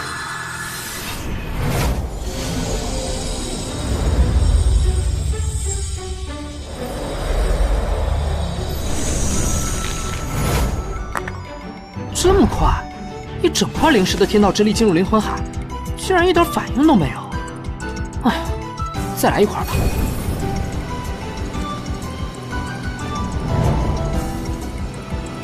10块灵石的力量，我的修为只提升了1点。全被藤蔓给吸收了，看来很快就用完了，到时候我能冲击天命了。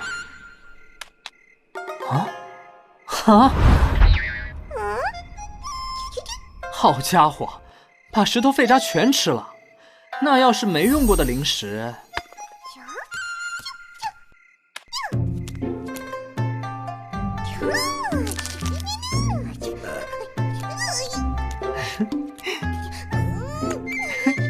你还挺识货。我这里灵石可不多，你要是还想吃，就得听我的话才行。上次想同化你蛋里的气息，可是被阻挡了。这回，金蛋的体内蕴藏的力量比天灵妖兽还要强大得多，不知道未来会成长到什么程度。打上灵魂烙印，也就成为我的灵兽。很好，感觉我们的灵魂联系正在一点一点变强。再进一步。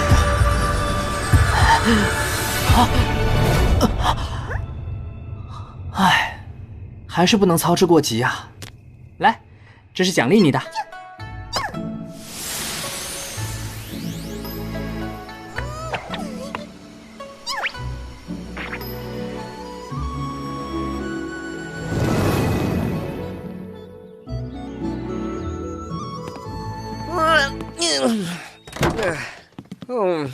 一晚上300多块灵石，就剩一半了。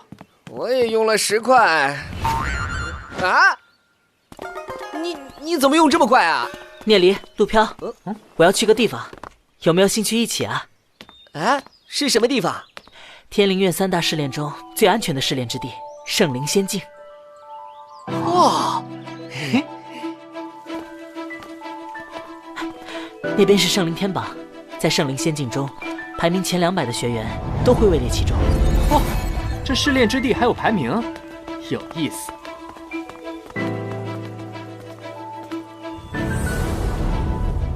龙语音第10，经验第23，萧雨的情敌严浩在121，小美人黄英在137，顾贝居然不在榜上啊！这圣灵天榜似乎不是按照实力排名的，华灵的实力比龙语音、经验他们强一些，排名却在67。不错，圣灵仙境乃是一处灵眼，在此处修炼是按灵魂沟通天地的能力来排名的。这儿居然是灵眼，而排名前5可以获得一件4品宝器、3块灵石精华、1只优秀成长性的龙血妖灵和1000块灵石。排名第1将得到1件5品宝器、5块灵石精华、1只卓越级成长性的龙血妖灵，还有1瓶稀有的妖魂精华丹药。啊，什么精华妖魂？1件5品宝器，可是能值5、6千灵石呢。妖魂精华也很难得，是用来淬炼妖灵的。所有学员都对前5名的奖励垂涎已久，今年的截止日期仅剩1个月。想获得修炼资源，登上这天榜看来是一个捷径。咱们不妨一试。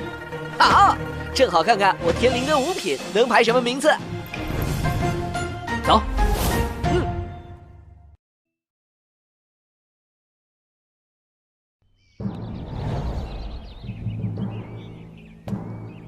这祭坛就是灵眼吧？这些人是坐在台阶上修炼吗？这座祭坛共有199级台阶，与天地的沟通能力越强，就能越接近顶端。所以爬得越高，在圣灵天榜的排名就越高。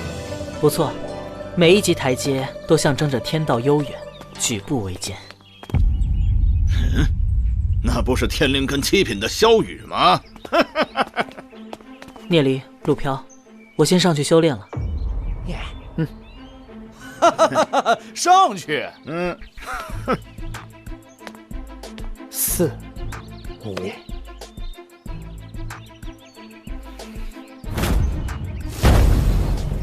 啊！他什么时候能上到第6级的？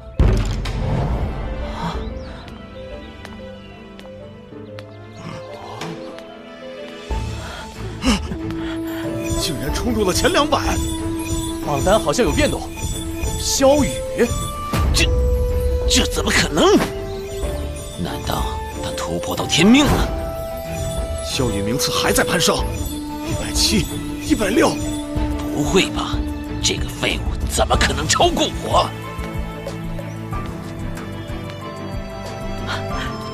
？90多级台阶了，竟然没有感到一点压力。这便是天命，是万道明龙诀吗？咱们也上。上！浩瀚无比的力量，灵验所在，果然非同凡响。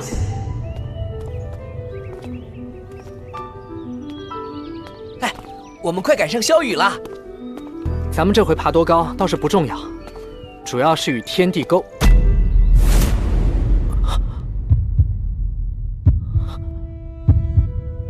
你没事吧？你受伤了？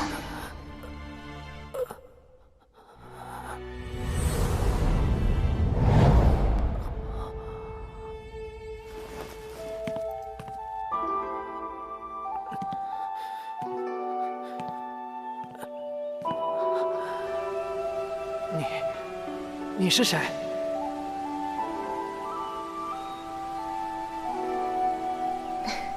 你醒了。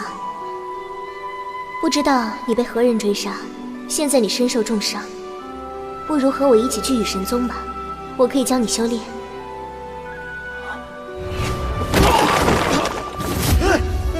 徒儿，想要与天地沟通，必须放下仇恨。可是师父，他们说你是妖女，是祸根，还污蔑你体内流着妖族的血。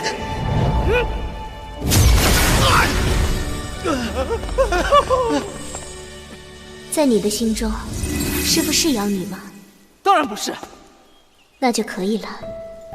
上善若水，水利万物而不争，多争3尺又如何？必如天地，方能成就大道。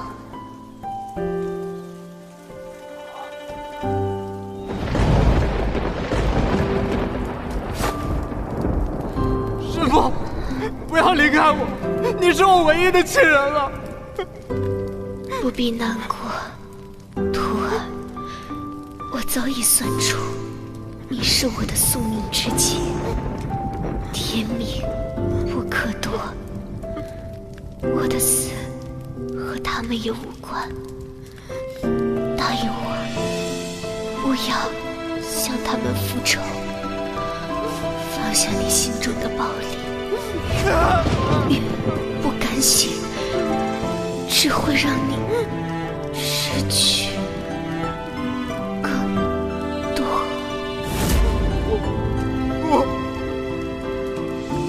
你一定可以修炼到上善若水的境界。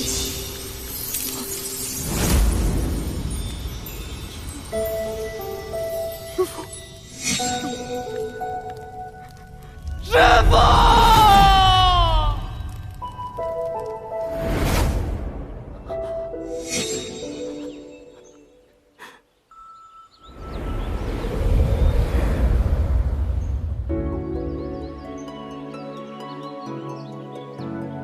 师父。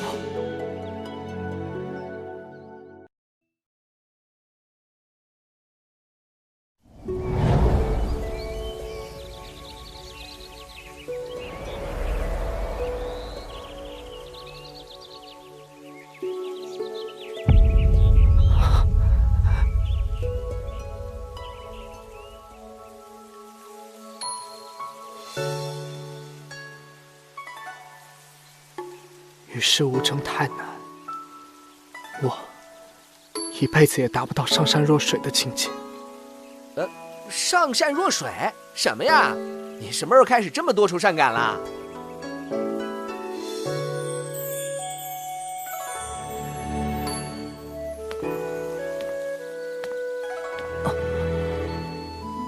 这天下间竟然有这般美丽的少女。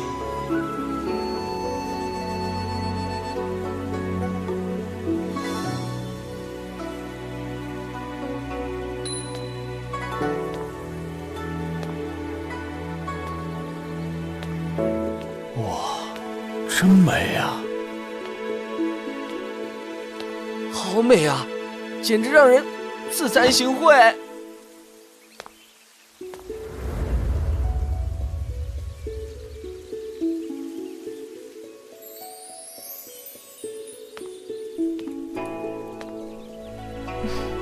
你好，总感觉在哪里见过你。我竟然演算不出他的命数，这么多年还是头一遭。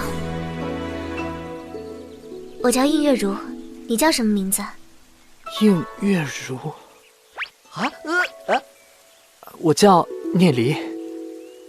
师父，是徒儿啊。聂离。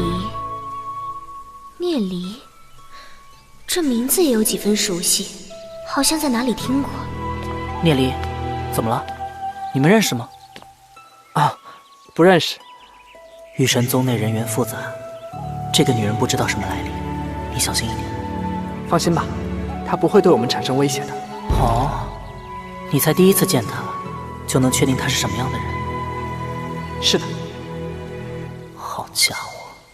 看的眼珠子都不带转的。既然你这么信任他，那我就不管你了。嗯，萧雨怎么了？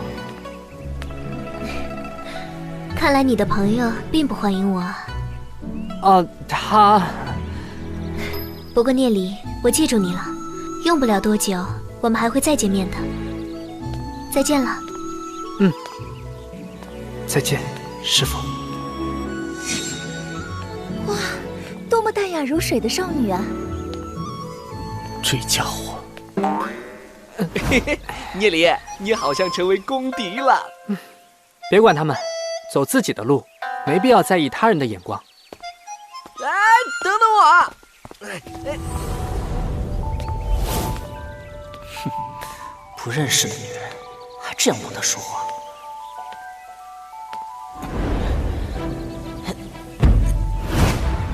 120多级就到极限了吗？比之刚才那位少女还是逊色了一些。就在这里修炼吧。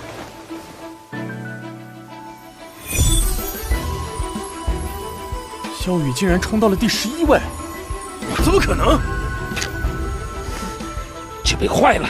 你们给我进圣灵仙境看看，他怎么可能超过我？萧雨到底耍了什么手段？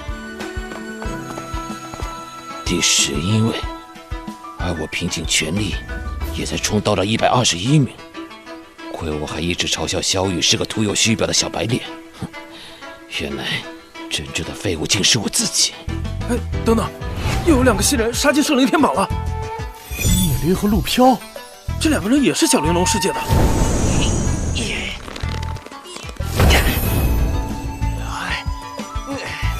陆飘在第86停下来了。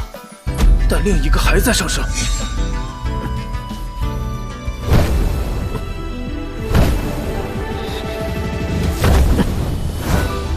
啊！聂离他把金燕公子也挤落了1名，名次还在上升，19名、18名，停下来了，第16名。这聂离没有资源，没有背景，第一次来圣灵仙界，就差点进前10了。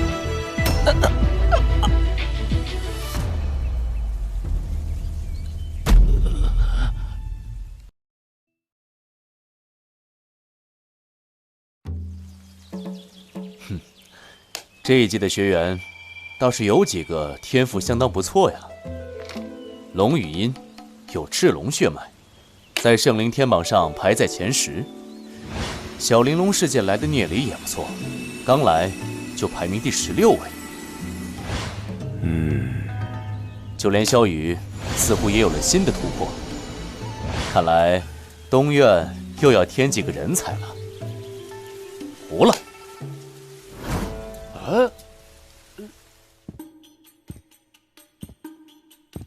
完全没有背景的新人，竟然第一次上榜就达到了16名，是我小看你了，聂离。音儿，胡勇，还想再被我废一次吗？音儿，你要去哪里啊？胡勇，就凭你这废物也想娶我？先赢过我再做梦吧。哎，那个聂离是何许人？没听过，这个人怎么忽然间就冒出来了？哎，龙语音来了。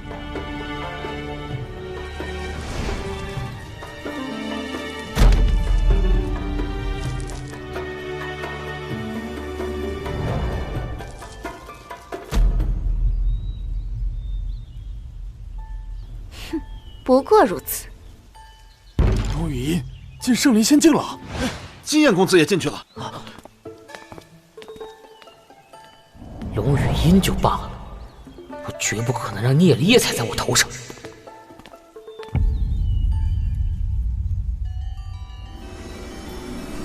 怎么回事？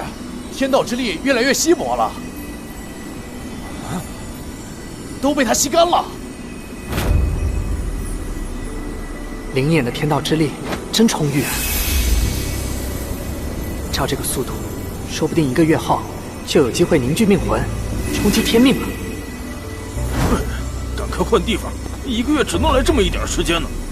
这家伙太变态了，只能换个地方了。就是。可你。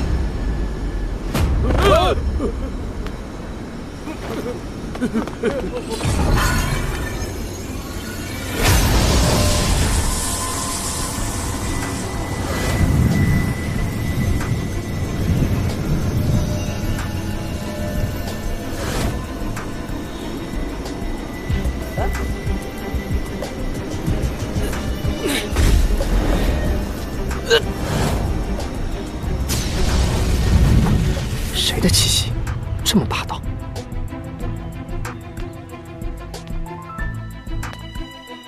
好不容易又见到师傅，怎么转眼就是这女人？最好离我远点。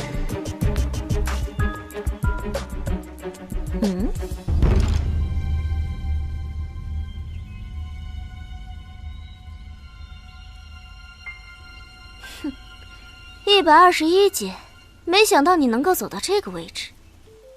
要不是师傅让我不要复仇，不过以你们那低贱的身份，能够走到这里，应该是极限了吧？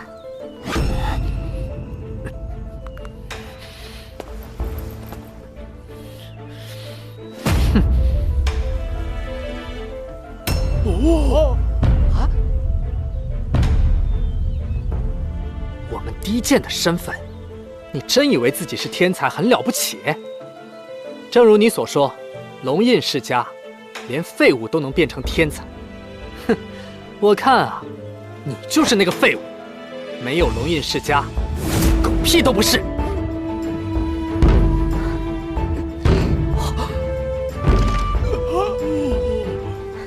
你再说一遍。怎么还不过瘾？你就是个废物，听清楚没？哼，托仙人的福得到了赤龙血脉，还挺得意吧？告诉你，赤龙血脉在我眼里也是垃圾。你敢说我是废物？哼，别人畏惧你的身份，但我聂离可不怕。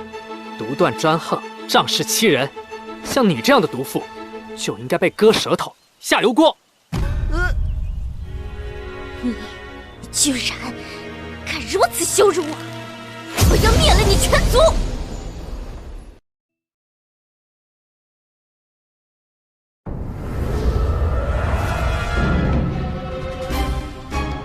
想灭我族，去小玲珑世界啊！你的家族过得去吗？你，哼，第10名了不起吗？有种跟我1对1较量，很快我就会告诉你，你根本没资格嘲讽别人。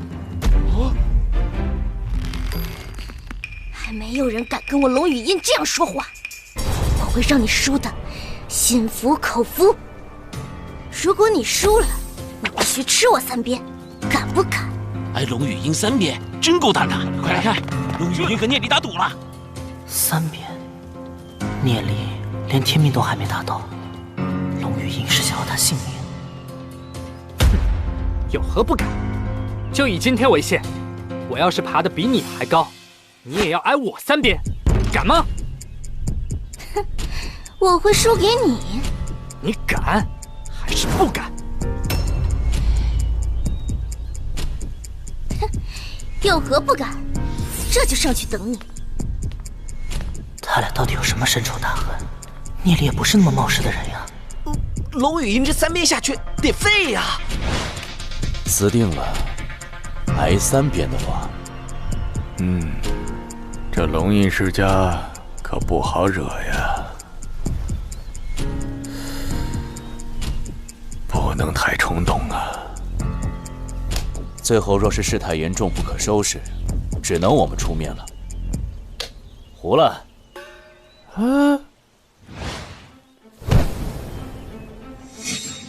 129阶，他想1天超过我，根本不可能。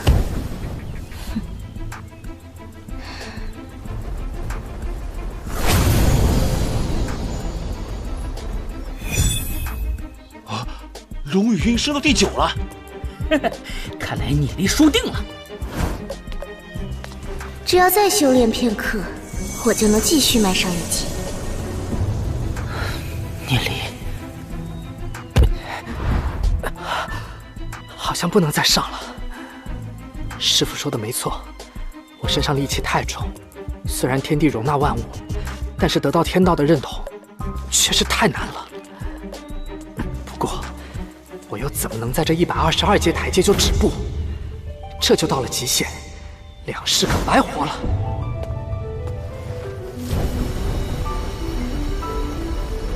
天道昭然，天能复之，而不能再之；地能载之，而不能复之；大道能包之，而不能变之。知万物皆有所可，有所不可。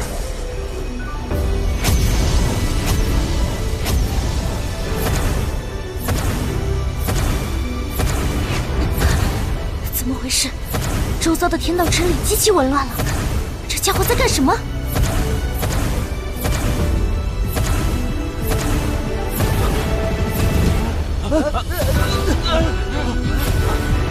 聂离的气息似乎和这里的天道之力融为一体，甚至感受不到了。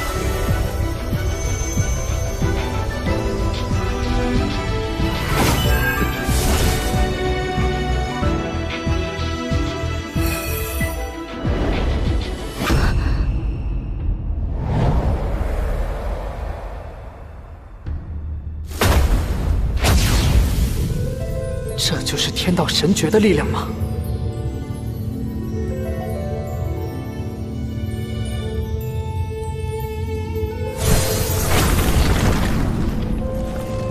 哦耶！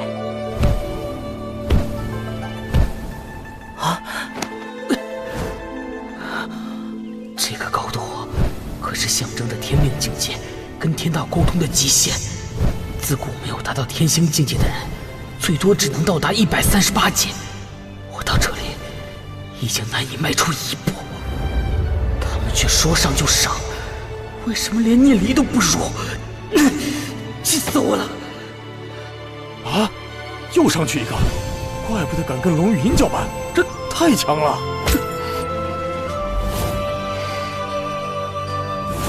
快看！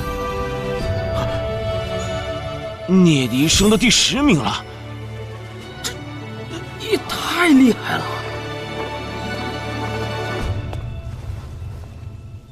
哼，聂离。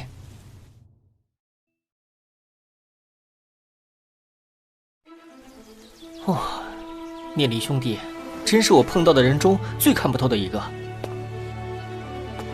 天赋竟如此惊人。小弟，我们回去吧。他们来了。顾恒，这不是顾兰堂妹和顾贝堂弟吗？你们也是来看热闹的？是啊，我听说这边发生了有趣的事，就来看看。哎呀，没想到堂兄也来了。哎呀，顾兰堂妹的病还是没起色吗？哎，真是可惜了呀！以堂妹的天赋，本可以成为我们顾氏第一人呢。哼，顾贝，你姐姐现在是个废人了，你可要好好照顾她呀。哼，多谢顾恒堂兄关心，姐姐的病确实没有起色，我便带她出来散散心。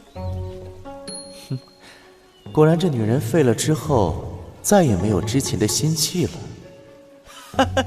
既然都来了，那看完热闹再走也无妨。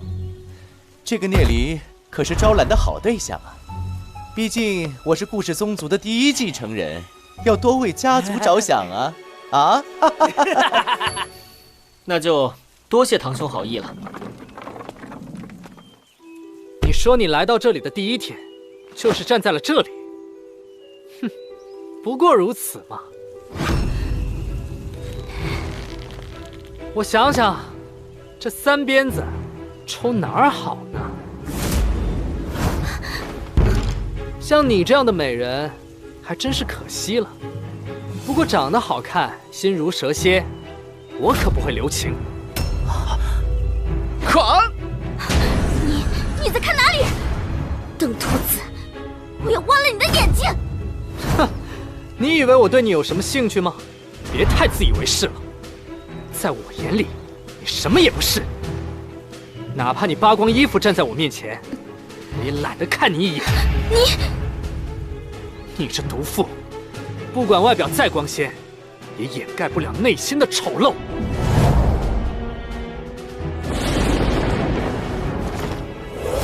贱民，你敢这样说我，我要杀了你！你眼中的贱民，今天便会在这里胜过你。告诉你。你们所谓的天才，不过是笑话。我怎能如此失态？莫非我心中真的把他当作威胁？我倒要看看你今天怎么超过我。你做不到，我就让你死。那你就好好看着。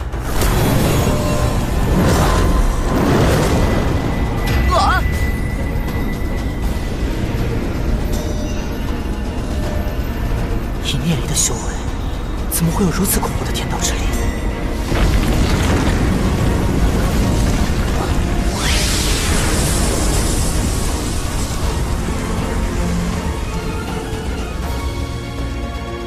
我来了！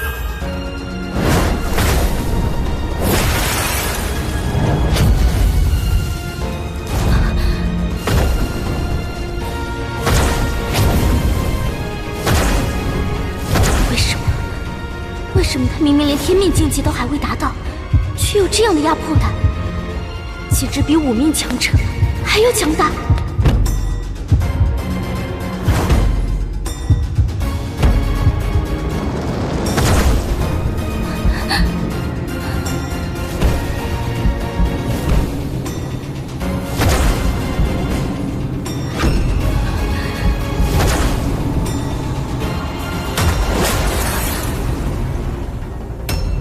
不过如此。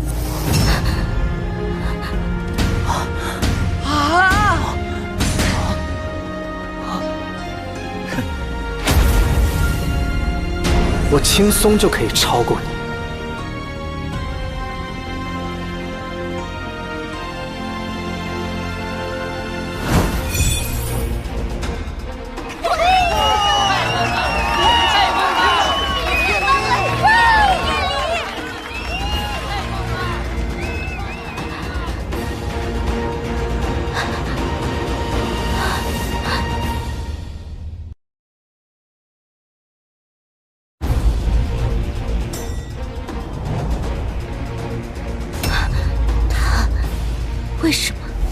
往上走。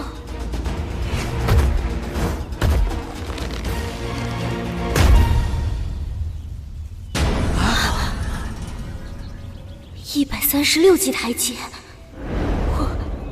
我做不到。哇，这聂离，这太厉害了吧！恐怕我的天赋也无法与他相比。聂离，此人一定要招揽到麾下，如若不能招揽，就只能毁掉了。他是个连我都算不成命数的人，倒也在情理之中。总感觉我们还会有交集。还是130级，你输了。可恶！愿赌服输。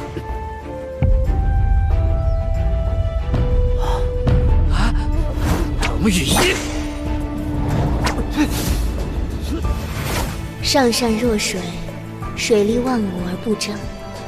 那些仇怨，都让它烟消云散吧。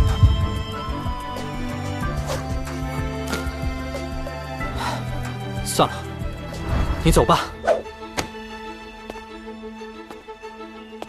你不许走！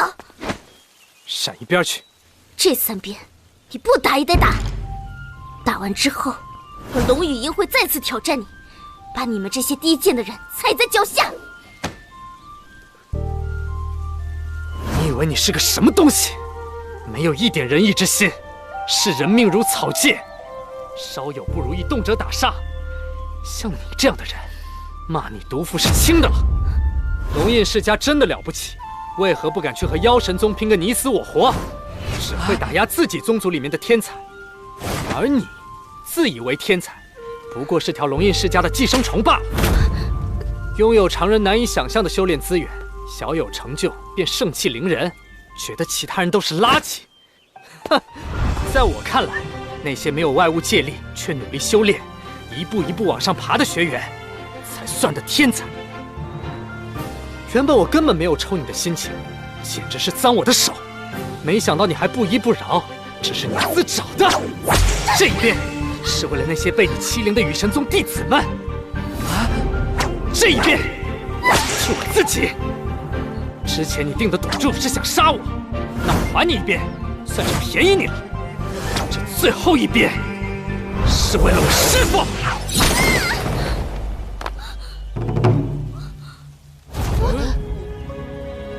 竟敢如此羞辱我！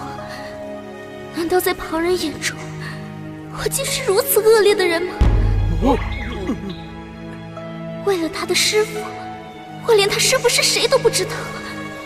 为何在他口中，我是如此恶毒？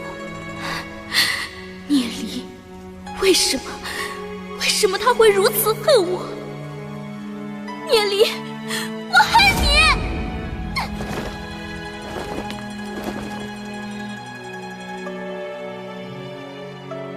这一世不会再让师父被你迫害了。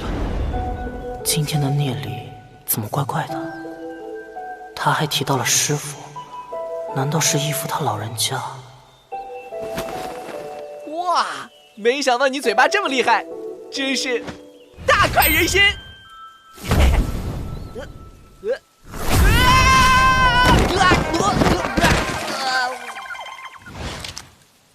这样的天才已经是我们天灵院需要特殊保护的对象了。龙印世家也不能轻易的动聂离。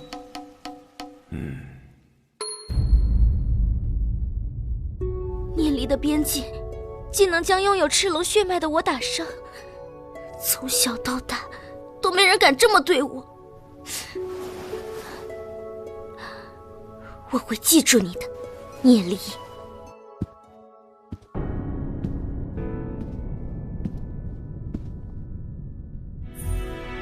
你这毒妇，不管外表再光鲜，也遮盖不了内心的丑陋。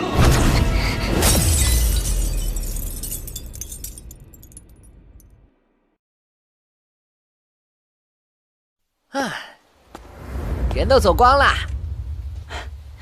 我已经3命境界了，我也马上天命了。你就是聂离吧？第一次进入圣灵仙境，就冲到了圣灵天榜第3名，把龙语音也狠狠地踩了下去，真是了不得啊！他是谁啊？我们少爷可是顾氏世家的第1顺位继承人。忘记自我介绍了，我叫顾恒。我这次来呢，是想跟你们这几位年轻天才交个朋友。交朋友我最喜欢了，那咱们现在是朋友了。顾少要跟我们交友，那必是十分欢迎啊。我们以后就能以朋友相称了。我喜欢你们的性格，有时间的话，欢迎来我们顾家做客。我们顾氏肯定比别的世家更喜欢你们这样的天才。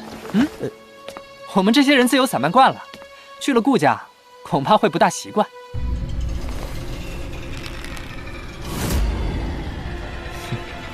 以你们的天赋，若是有足够多的资源，只怕用不了半个月就能踏入天命境界。你们好好考虑吧，我们顾氏的大门随时为你们敞开。这家伙想招揽咱们，看他一副老子天下第一的样子，跟顾贝完全不一样，不知道他们是什么关系。别管他了，又是一个自以为是的家伙。聂离，你得小心了。今天你展现了这样的天赋，几个大的世家肯定都盯紧你了。我们要在天灵院完成进修之后，才会考虑加入某个家族。这样一直拖着就可以了，拖到进修完再说。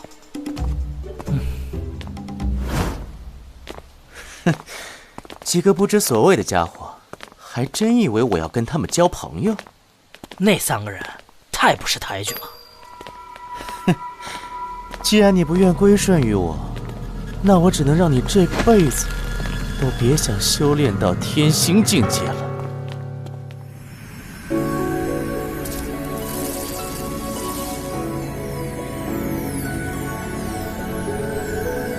原来如此，怪不得我看到他时如此眼熟。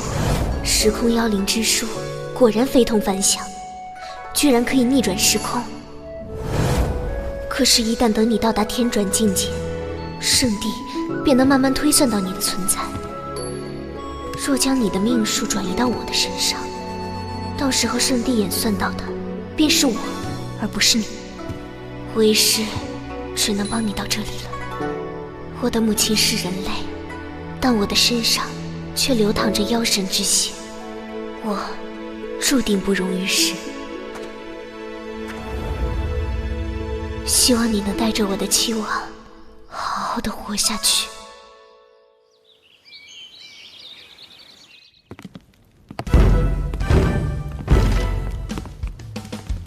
哎，就是那个聂离，在圣灵天榜上完爆了龙语音。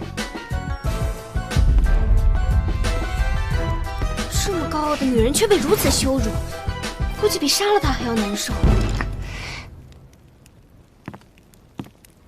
聂离，你可太牛了，还真把龙语音给超过了。仅仅是一次圣灵天榜的比试而已，你应该也可以吧？不，我虽然有信心不输给他，但要拿鞭子抽他可太难了。你现在就是我最服的人。像龙语音这种冷若冰霜的，原本我是想把它变成我众多小仙中的一个。既然你也有兴趣，就让给你好了。这顾贝真的是放浪形骸，听说10几岁的时候便有20多个老婆了，也不知道是伪装还是他就这样了。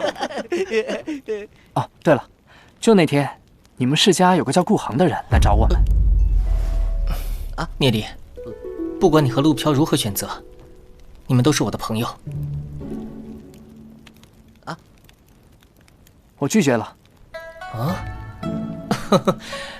顾恒此人心胸狭窄，你拒绝了他之后一定要小心。这我倒是不担心，天命之后才能出去历练，有魂殿存在，大不了死一次。真有你的！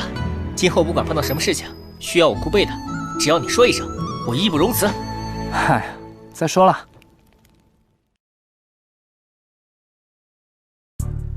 这一节课我们要讲的是如何淬炼肉身力量。此乃玄重护臂，里面填满了玄重之沙。这护臂分为500斤、1000斤、1500斤、2000斤和2500斤。你们可以选择一种以自身极限力量的8成为宜。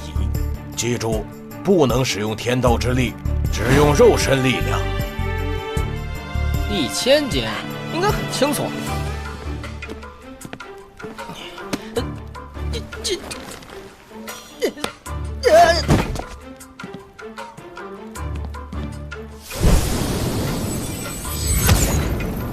1500斤。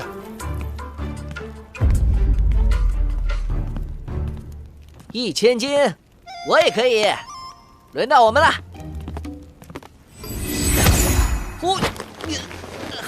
还可以。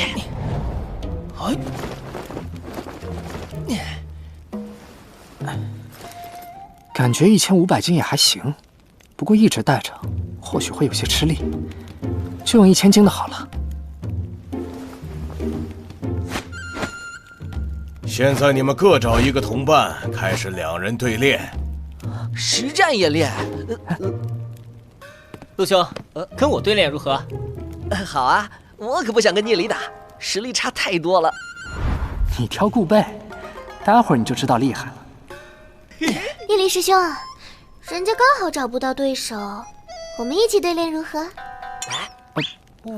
何茵茵，一边去。他是我的对手。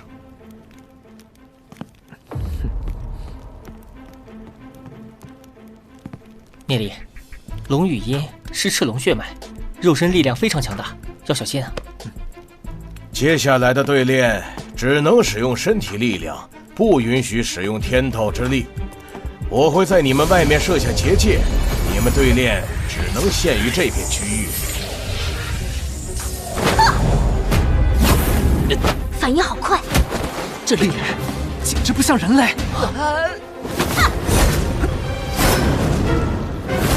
龙语因着连续鞭腿，一击未中，再而衰，三而竭，而这唯一的破绽被聂离抓住了。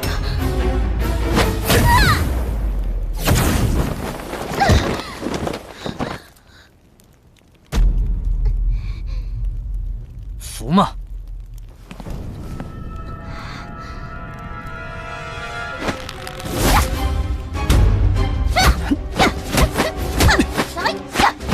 有完没完？疯了吗？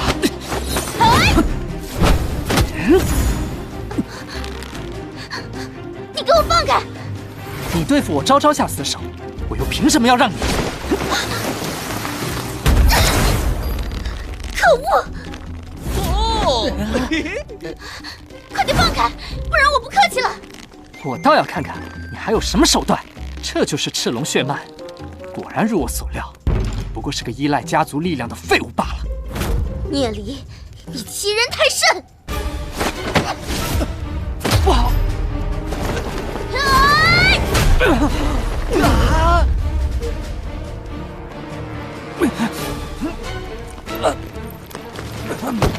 没法呼吸了，不能被他锁死了。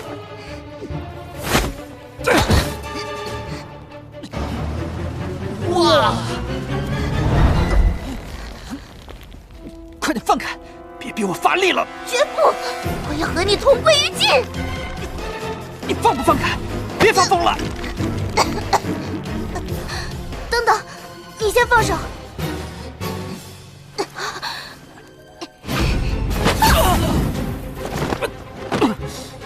老语音，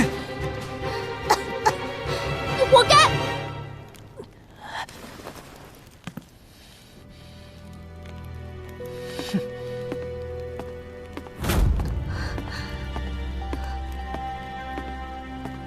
聂离一见到龙语音就很生气，真奇怪，上辈子有仇吗？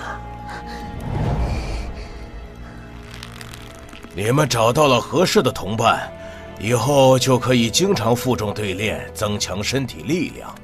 今天的课程就到这里，3天后会上第3节课。我们走吧。不许走！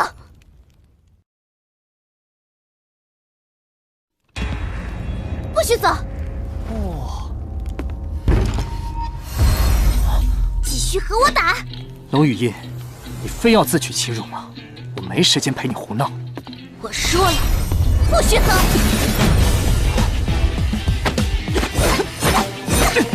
又打起来了。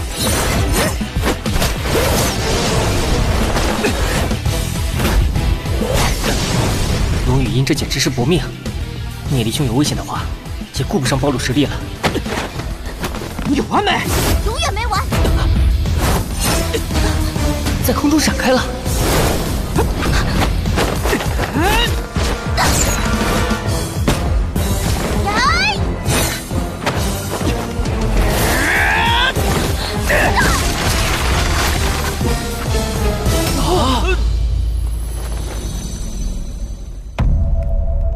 为什么我们的实力差那么多？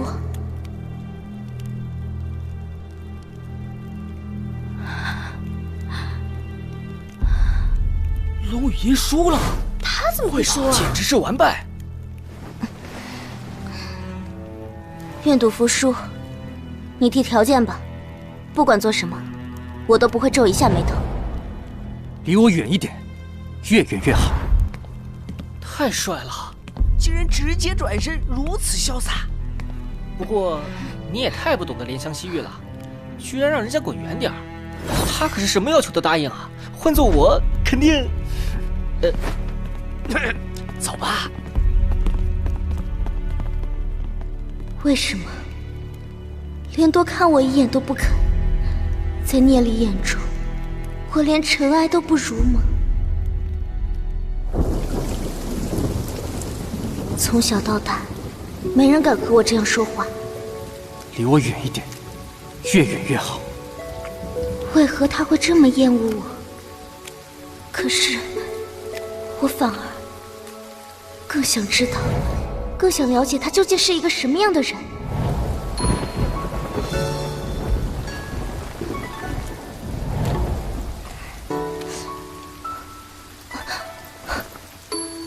师妹，好久不见。妖女，你害死师父，还有脸来？若不是师父遗训，我早已出手杀了你。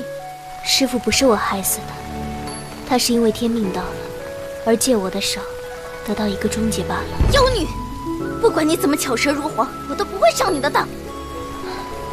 婴儿，你的性格要强，未来磨难重重，有些东西等你幡然醒悟，却为时已晚。应月如，你咒我！这不是诅咒，这是天命。天命，天眼之术，你从师父那里学到了天眼之术，你会死的。我们都会死，婴儿。上善若水，水利万物而不争。你在说什么？难道学了天眼之术，都会变得这样神神叨叨吗？未来自会有人向你解释一切。我该走了，你好自为之。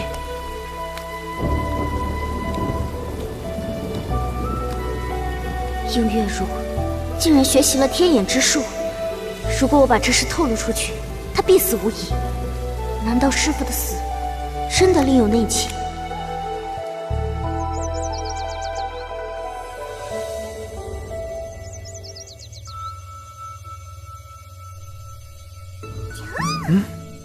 没有灵石了。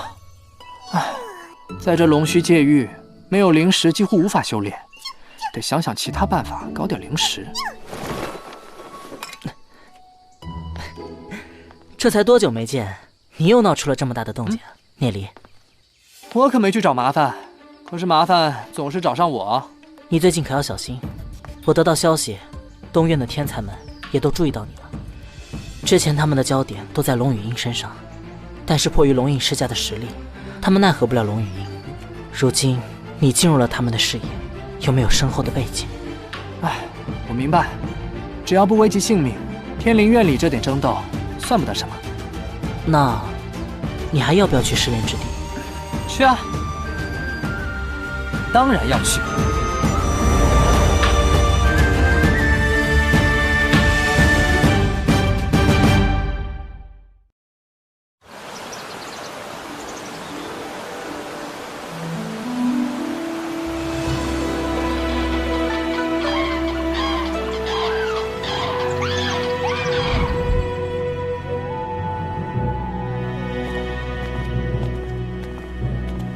这鬼墟之地里面存在着大量的妖魂，猎杀1000只妖魂便能兑换30块灵石。除了灵石，还有妖灵、灵石精华、宝器什么的都可以换。不过这里每个月只能进去2天，而且每次试炼完毕就要把所有魂灵都兑换完才行，带到外面就会消融，也不能装入空间戒指。那只能现场兑换了。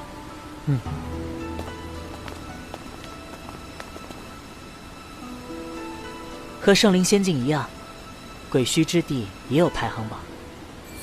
龙语音第10名，他2天居然杀了3万只妖魂。叶里，那你岂不是能拿更多啊？1000个魂灵能换30个灵石，3万个就是，哇，发财啦！你们要小心一点，鬼墟之地比圣灵仙境要危险得多，不光有妖魂，其他人也可能出来阻截我们，而且我们会被传送到不同的地方，无法互相帮助，所以一定要小心。明白，动身吧。走，漩涡便是入口。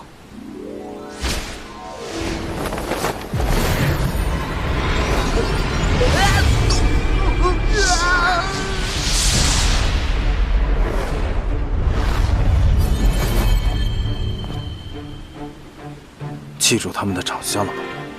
放心吧，公子，化成灰都记得。我已经达到天命境了，要对付他们，那还不简单？哼！进去吧。这萧雨都自身难保了，手下的人居然还招惹了这么多敌人，倒是给我省了不少功夫。你也进去，见机行事。这3个小家伙也太会惹事了，进个鬼墟之地，居然有这么多人跟着。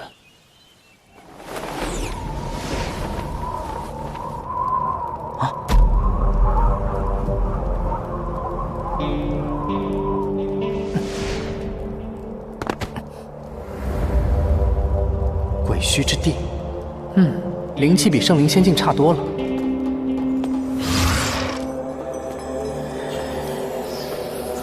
那些应该就是妖魂了。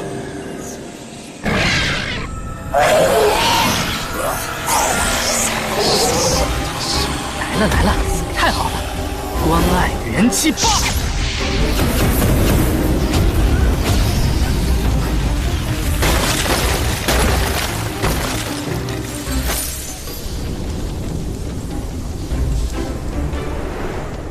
感觉很好对付啊，怎么榜上的人2天才收集这么点儿？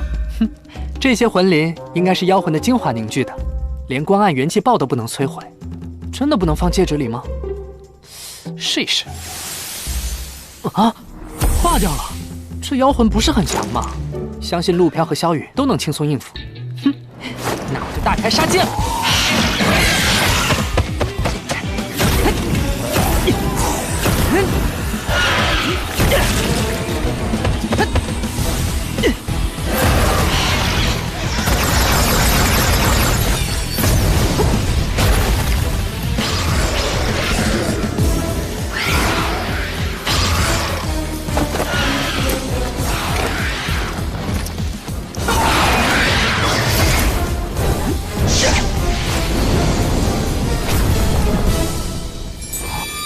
原来1000片魂灵会融合成一片大的，这才半天就收集了20块大魂灵，说不定能冲击榜单前几呢。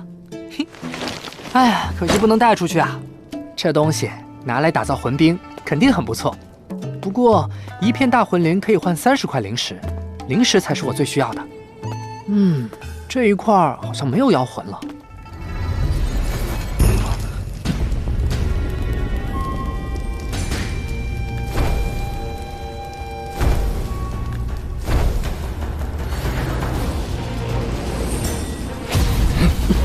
至少5命境界，这家伙突然出现，向我展现气息，是什么意思？你就是聂离。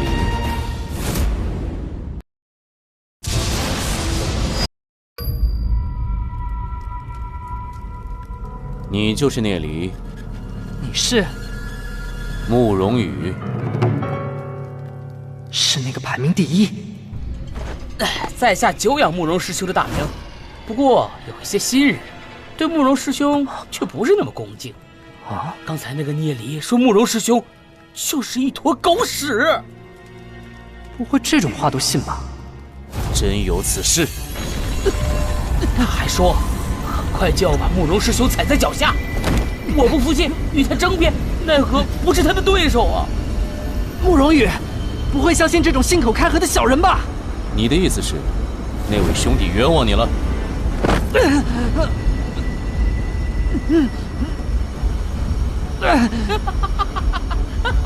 这种蹩脚的借口都信，就是故意趁我未到天命来打压我的吧？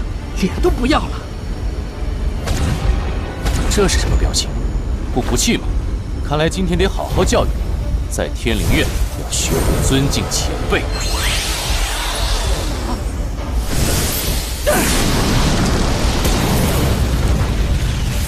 这招式范围确实够大，难怪妖魂能杀得比我还快。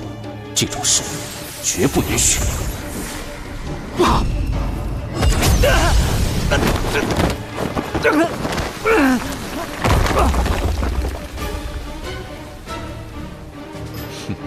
你的实力不过如此，凭着作弊手段掠夺了这么多魂灵，不该属于你的东西，那我就把它没收了。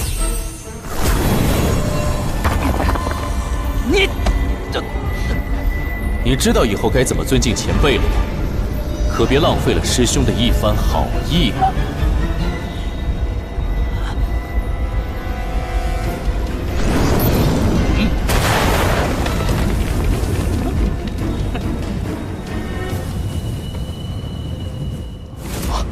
人呢？好像没击中他。难道他更换了妖灵？一个人怎么可能使用2只妖灵呢？混账！肯定是什么障眼法，看我把你给揪出来！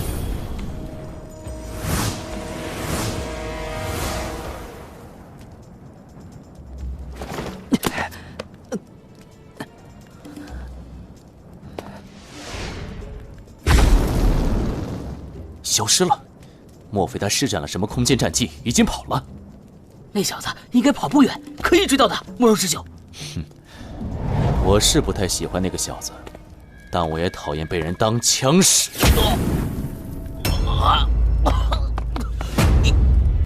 还敢面对强者要尊敬，懂了吗？慕容师兄，对不起。这就对了。才猎杀了这么点儿垃圾。慕容师兄见笑了，我身上就这些魂灵，全都拿去吧。这就对了嘛，学3声狗叫，我便放了你。我，不错不错，学得真像啊。这个慕容羽，比前世的龙羽鹰还恶劣得多。若非我用虚化战技躲开了，落在他手里，恐怕下场更惨。使用神行战技，直接跑。想跑？既然你小子对猎杀妖魂这么有心得，就继续杀好了。多收集些魂灵，师兄一会儿来收拾你。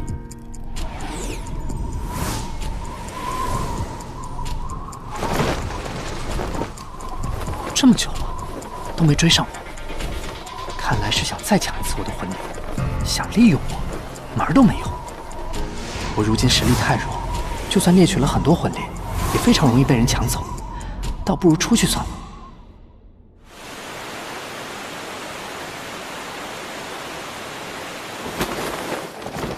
看来试炼之地是没戏了，没有灵石就无法修炼，就算可以替人治疗疑难杂症赚灵石，算了，不靠谱，我也耗不起。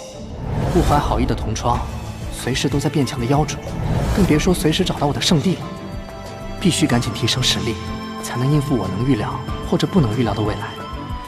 没法用灵石提升实力，那么换一条路线。除非万不得已，我也不想让人知道梦魇妖狐的存在。不过眼下，只有顾贝能帮我了。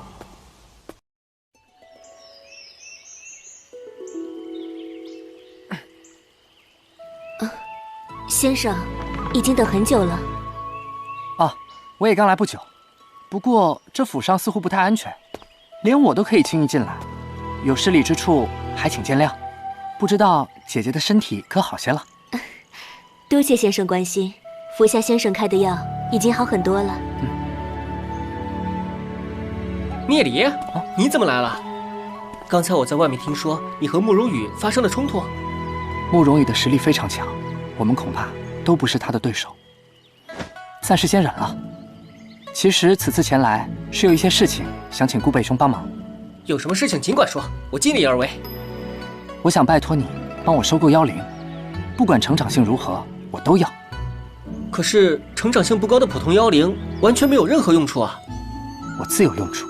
收购妖灵得花多少钱，我回头都还给你。我需要很多，越多越好。嗨，这么客气干嘛？大家都是好兄弟，交给我好了。那我先告辞了。哎，对了，这事儿一定要隐秘。放心吧。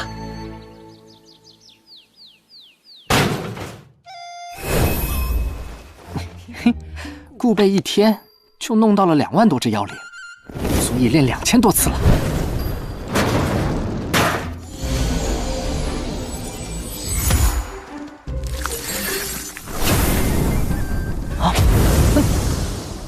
哎呀，直接用品质高的炼化还是很容易失败。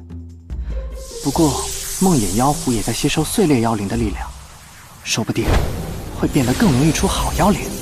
好，让我试试用更多妖灵。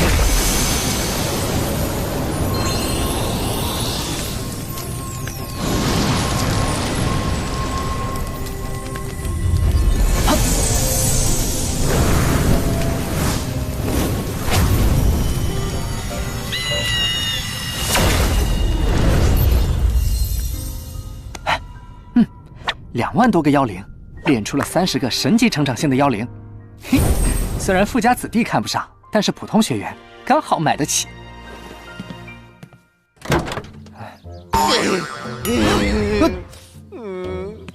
你怎么了，陆飘？我在鬼墟之地猎杀到了3000多块魂灵，全被华灵手下抢走了。我也遇到了一些麻烦，不过还好，他们的实力还能和不了我。听说你第一天就出来了？我碰到了慕容羽，把我2万多块魂灵全拿走了。啊！难怪他记录又刷新了。我换了不少灵石，你们先分着用吧。160多块灵石，这可是我收获最多的一次。不用了，我有个办法能弄到灵石。走，咱们去天灵院的市场一趟。啊，我们去那里干嘛？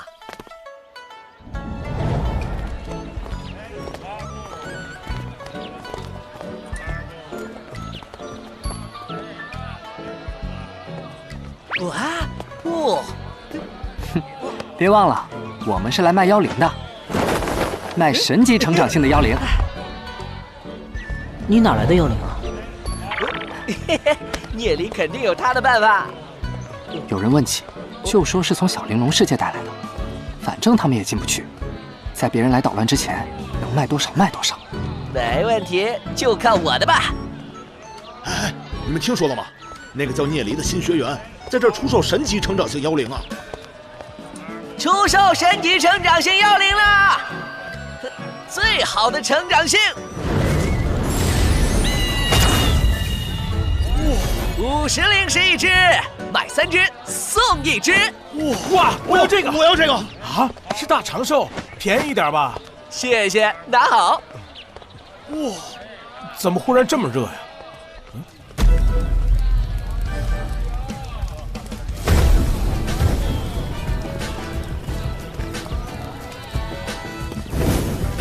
啊！是着火了吗？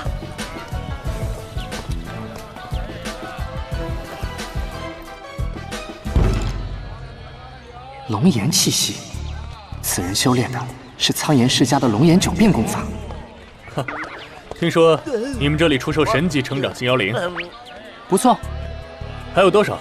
我全都包了，就按你的价格。不知道兄台怎么称呼？在下李行云，苍岩世家。李行云，前世我也听说过此人，貌似竞争苍岩世家家主失败后，退出了羽神宗，之后在外面却成为了一方霸主。我们这里还有24只神级成长性的妖灵，李公子。比我想象的多嘛，只可惜没有龙血传承的妖灵了，哪怕是优秀级成长性都可以。虽然善恶难辨，但是交友遍及天下，手下也是忠心耿耿。他的名气可比贝爷和龙语音还要大得多。如果以后有此类妖灵，我会联系李少。好，不管多少，我照收不误。那现在给李少打包。好嘞，24只，一共90010。拿去。我很喜欢你，如果有兴趣投入我的麾下，请尽管来找我，我这里绝对会给你足够的礼遇。不愿意也没关系，以后有好妖灵，尽管联系我。哼，多谢李少赏识。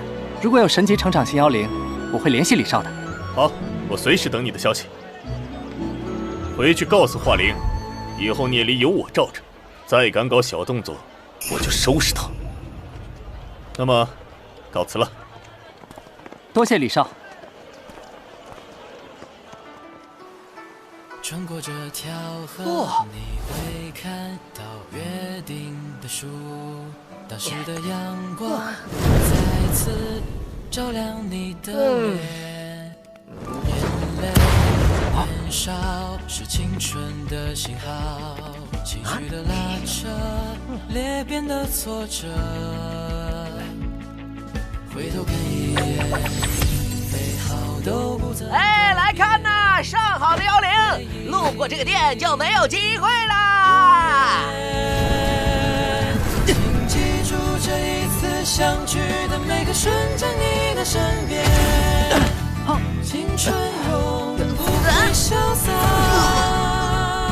请记得告别后约定的每个。妖灵是重中之重。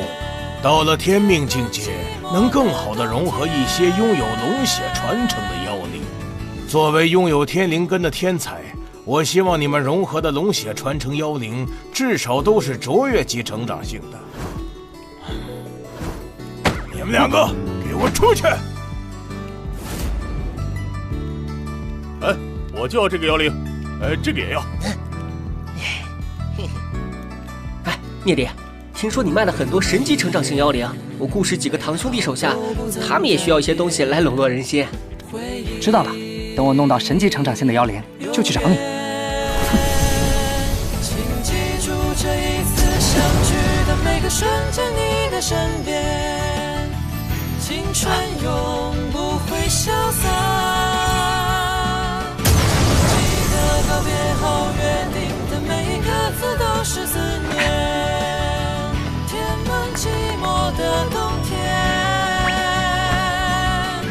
穿过这条河，你会看到约定的树。当时的阳光再一次照亮你的瞬间，绚烂着青春的惊叹号。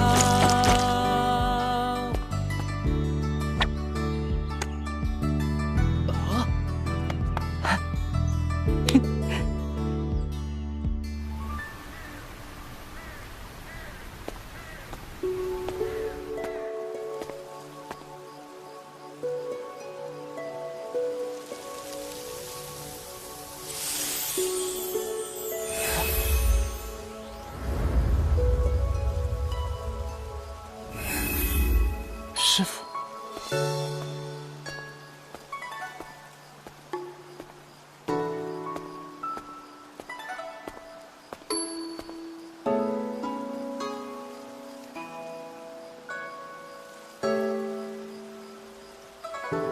这里是。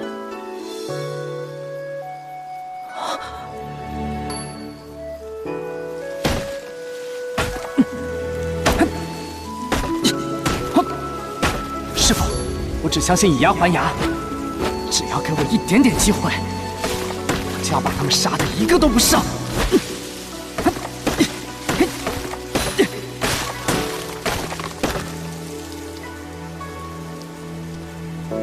顽劣之徒，不堪教化。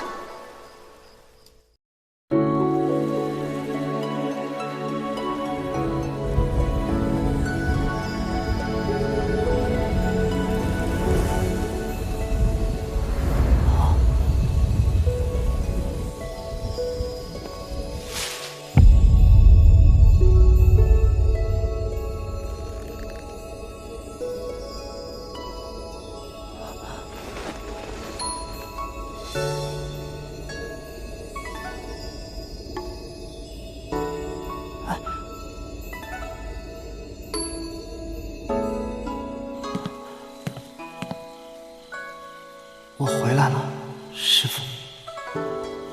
请进。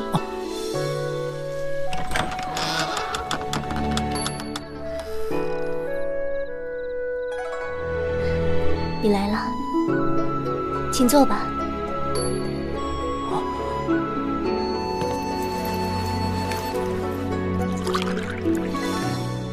接下来我说什么，你也不要问。你不该知道的事情，问了我也不会说；你该知道的，你不用问，我也自然会告诉你。那应姐姐要告诉我什么？猎徒，居然还敢叫我姐姐，太不尊师重道了。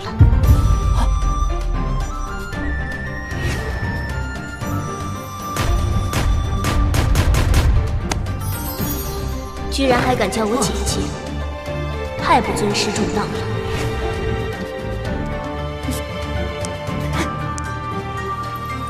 师父，你终于回来了，师父。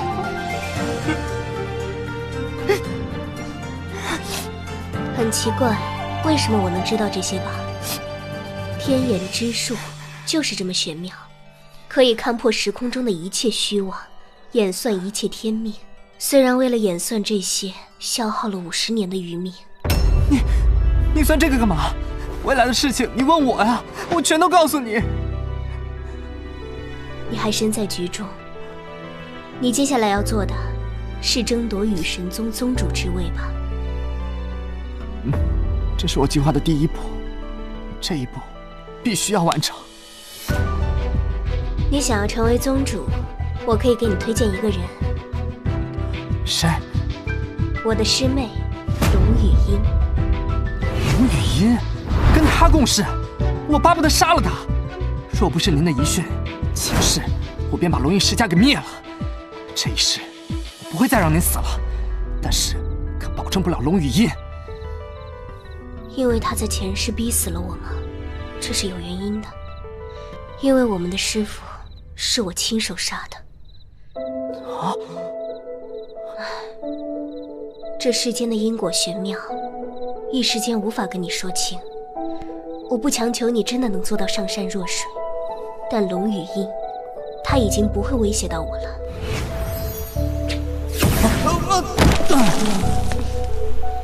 顽劣之徒，不堪教化。师父，您总说什么上善若水，您看这雨神宗里，到处都有人给您白眼。等我实力够了，我让他们通通在您面前跪下，给您认错，快意恩仇，这才是我的人生。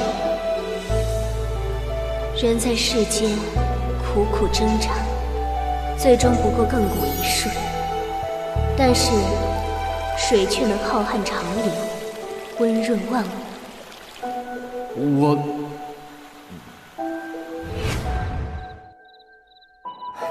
好吧，这次看到您还平静的生活，我就放心了。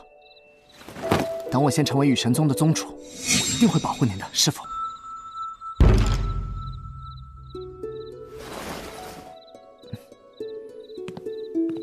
雨神宗的宗主，只怕我等不到那一天了。雨神宗如今内部派系林立，内斗不断，我只有成为宗主，才能重整雨神宗的秩序。这是对抗圣地的第一步，而现在我必须尽快进阶天命。天命，快乐就在眼前。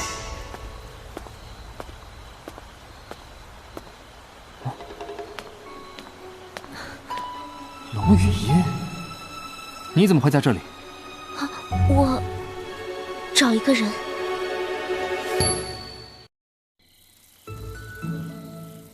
哎呀，这女人竟然是我的师叔，搞什么啊，扭扭捏捏的！你大点声！你干什么？谁能想到眼前这个龙语音，前世随着修为变强，成为了雨神宗的独裁者，最后连师父也死在他手下。不过现在龙语音还是个小孩，毕竟性格的形成是潜移默化的，解决仇人何必以牙还牙？对手年纪尚小，完全可以改造他，甚至成为自己人。哼！喂，你你到底要干什么？别喊了！龙语音怎么会是这种人？他的本性居然如此柔弱。听说他自小没有父亲，而且母亲又改嫁，所以他才用这么恶劣的性格伪装自己吗？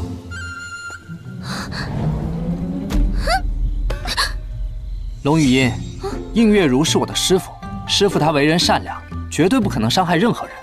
我希望你能放下，仔细想想，这中间到底有没有什么误会？哦，龙语音今天怎么这么好说话？或许这才是真实的龙语音吧。等等，还有事吗？你不是说让我滚得越远越好吗？之前的事情跟你说，恐怕你也不懂。龙语音，我希望你能放下对我师父的仇恨，那样或许我们还能成为朋友。下次上课，我等你的答案。聂离是因为音乐如恨我，音乐如又怎么会是他的师父？如今音乐如的命运却把握在我手里，如果我把他拥有天眼之术的事情说出去，他就会死。我真的想让他死吗？好亮！没想到女神姐姐也比我先到了天命境界了，而且比普通人的天命境界要强许多，也不知道达到了什么境界。金蛋吃吃睡睡，每次醒来气息都会变强数成，能感觉到陆飘也快突破这天命了。只有我还卡在门槛上，灵石的能量都被藤蔓给吸收了，希望这是好事吧。赶紧修炼。这节课的内容又是肉身力量课程，来找人对练吧。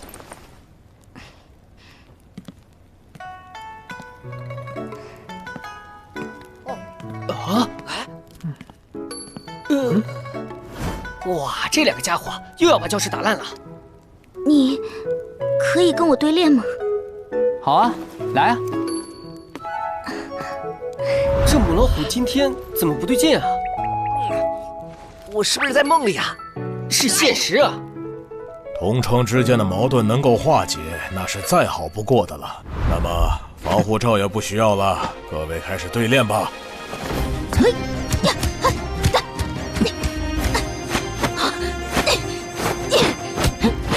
腿的攻击范围远，但是破绽也多，速度还不够快。这里，还有这里，这3处都是破绽。聂离的实力竟然高出我这么多，原来他之前已经手下留情了。好，速度不够快，再来。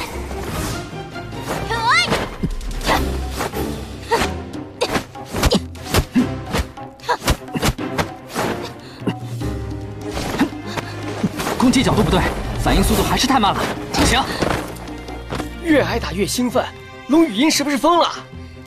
再来！短短几个回合，龙语音已经开始变强了。不得不说，天才就是天才。我在肉身对抗上的理解，恐怕也不如他。好像这门课也没什么东西可以教他了。我明白了，再来。这招不对。此后每节对练课，龙语音都会找聂离练习指点。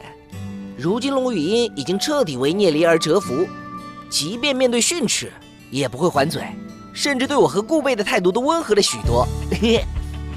华灵这家伙被李少的手下教训后，就再也没找过聂离的麻烦。慕容羽还在鬼墟之地等着聂离。聂离每天修炼要消耗掉100-200块灵石，可是他口袋里的灵石却越来越多了，这自然是每天炼制妖灵的成果啦。还有，他手里的龙血妖灵也在飞速积攒，连我也进阶到天命境界了。今天圣灵天榜的奖励也终于来到。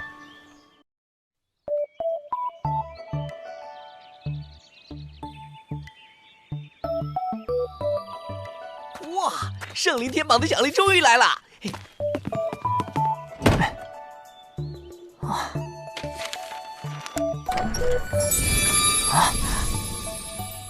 天罗甲胄，4品法器，可以抵挡5命强者的攻击，就算肉体被击溃，也能保住命魂，从而创造逃逸的机会。啊？那不是？那只是3品宝器，不如这个。还有3个灵石精华，优秀级别的龙血妖灵。这么多好东西，我们快卖了吧！哼，这倒没必要。这段时间我已经攒了3万多块灵石了，给我们修炼绰绰有余了。3万多啊！想不到吧？努力努力，说不定你也可以拿到奖励哦。那我抓紧修炼去啦！哎，反正修炼没什么进展，现在就来练它吧。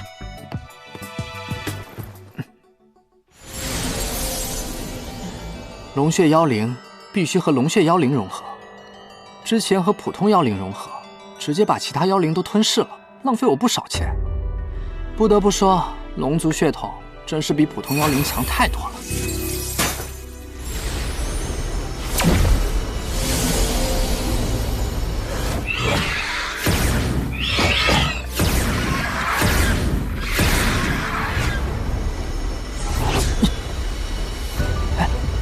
这壶上的纹路变了，不知道这是什么意思。哼，总之终于成功了。良好级成长性的龙血妖灵，这下总价翻了几倍啊！嘿，好，再来。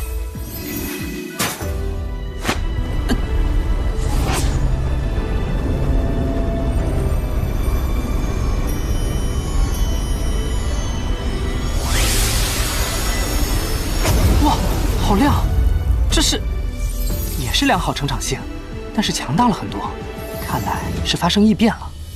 妖灵每一次异变都会变强，这种还没使用过就异变的妖灵，价格又要翻10倍了。这不会也是梦魇妖狐的作用吧？哎，如果我把一只异变的和9只没异变的放在一起，那不就是优秀级成长性的异变龙血妖灵？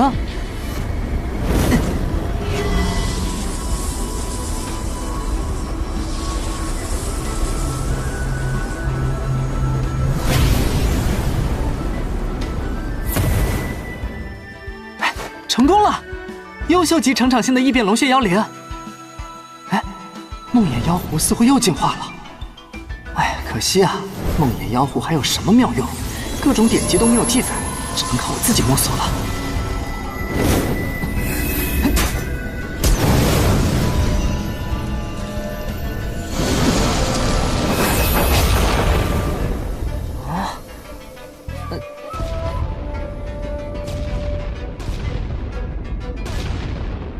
终于练完了，2500多只良好成长性的，练出了230多只优秀级，230多只优秀级的，又练出了21只卓越级的，可惜只有3只变异的，还要继续融合成神级的吗？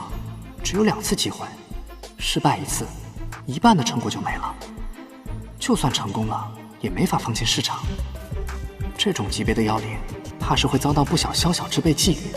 若是一个天灵根8品的天才，又融合了神级成长性的妖灵，不单天灵院的高层，恐怕羽神宗的高层也会被惊动。得到羽神宗的重视，我便能顺利往前一步。不管了，冲！放一只异变的，高风险高收益，拼了！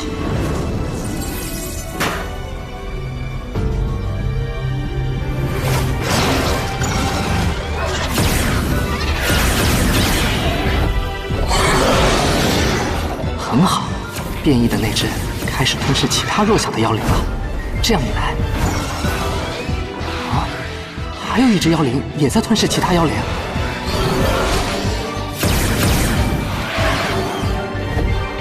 不好，剩下这2只妖灵实力相当，彼此间都无法吞噬，但它们又不停融合。一旦力量不稳定发生爆裂，那就烟消云散了。必须压住它们，不许爆！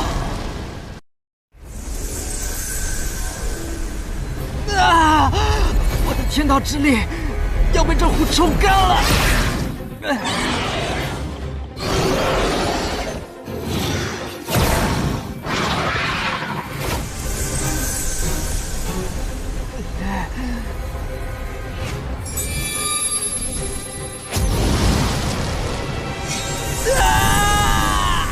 天道之力在不断涌出，看来这藤蔓也不是只进不出啊！谢谢你，藤蔓。融合吧！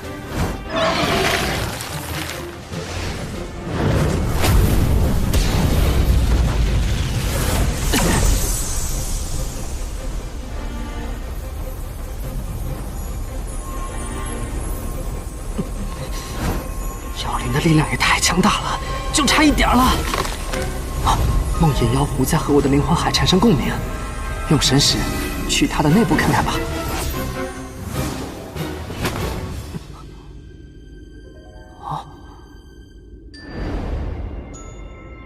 这是梦魇妖狐，这天道之力简直无穷无尽。整个圣灵仙境宇治也不过是沧海一粟，那些炸裂掉的妖灵也变为能量，融入了这个空间，却掀不起一丝波澜。这片天道之力的汪洋正在沉睡。道无常形，水无常态，道法自然，水利万物。冷静，这个时候正是淬炼命魂的最好时机。命魂凝聚出来了，就是现在，吸收天道之力。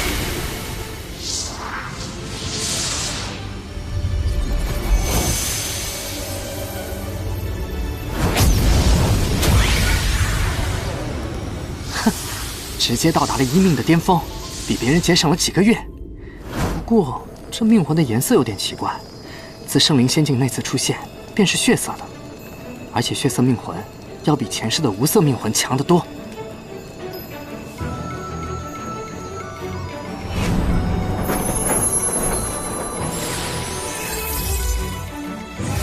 给我融合！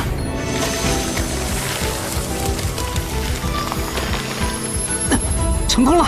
突破天命之后，终于压制住了他们的融合。这是一只异变过的神级成长型龙血妖灵，这个不能卖，我自己融合吧。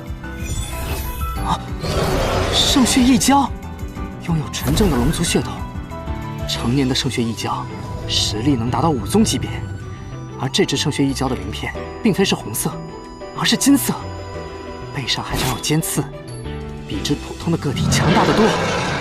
终于，我的第3只妖灵找到了，这只妖灵达到了天命境界的实力，再加上无敌的肉体和龙息，完全可以越级挑战强敌。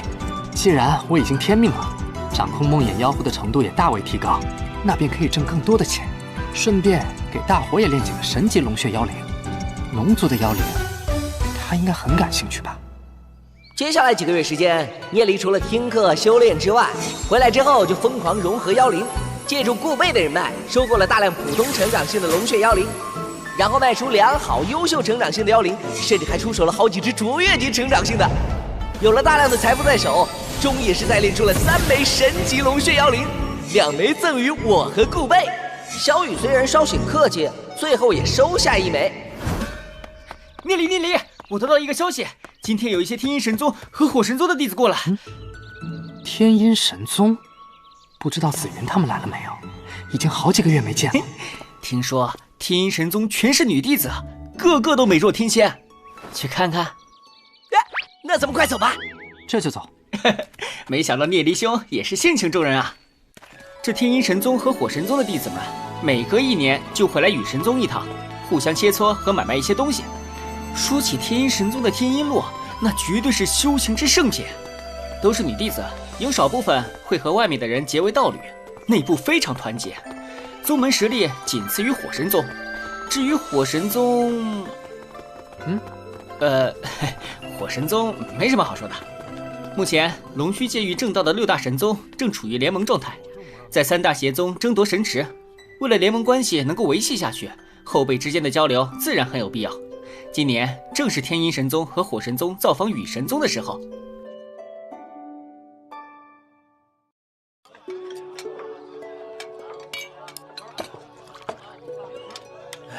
你看，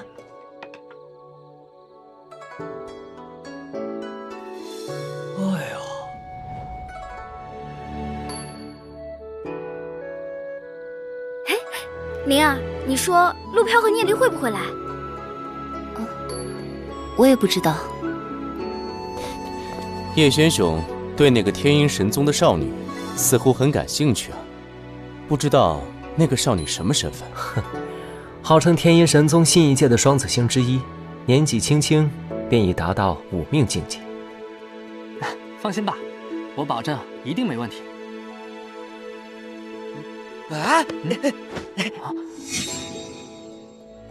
宁儿，还有萧雪，叶离。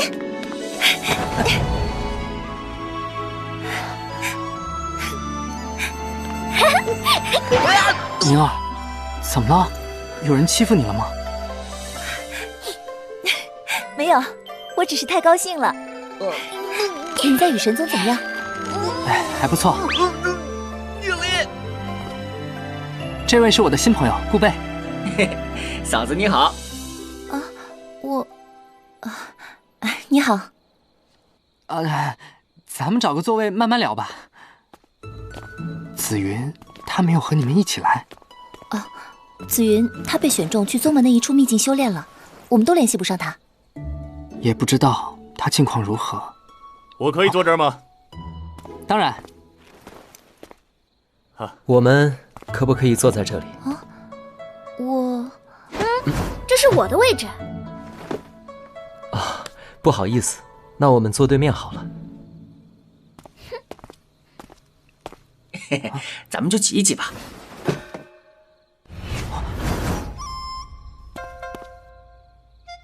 今天这宴会，我叶轩先敬诸位一杯。今天这一见，大家便是朋友了。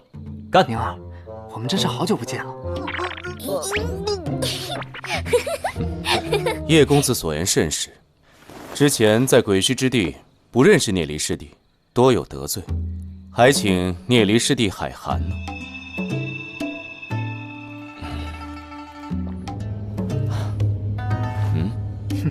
慕容师兄身为5命境界，能够与我切磋指点一番，我求之不得。希望下次我去鬼墟之地，还能够碰到慕容师兄。慕容羽，上次让你滚远一点儿，看来你完全是没听懂啊。这位是行云兄吧？小弟时常听家父提起你，我们火神宗叶氏和雨神宗苍岩世家也算是世交了。叶氏，火神宗最强的家族，嫡系少爷。哎，你们要在雨神宗待几天啊？2天。2天？今天晚上去我那里。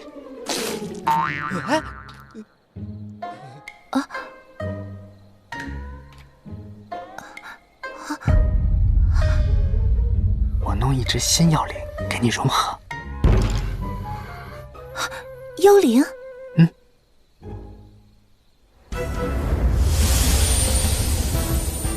哎，我的气息自己运转起来了。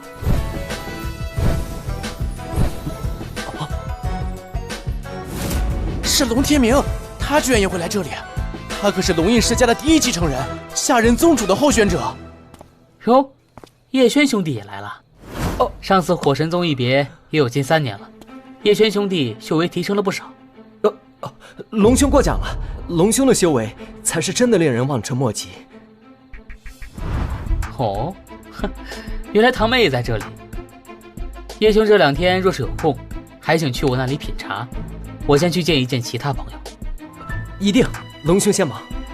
龙天明，前世雨神宗内斗的热火朝天，直到最后才发现，一系列事件的最终得利者只有一个，就是他。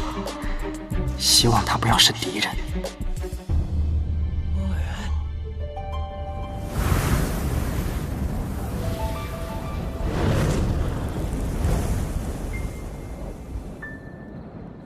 聂离，那位是我们天阴神宗的圣女，明月无双。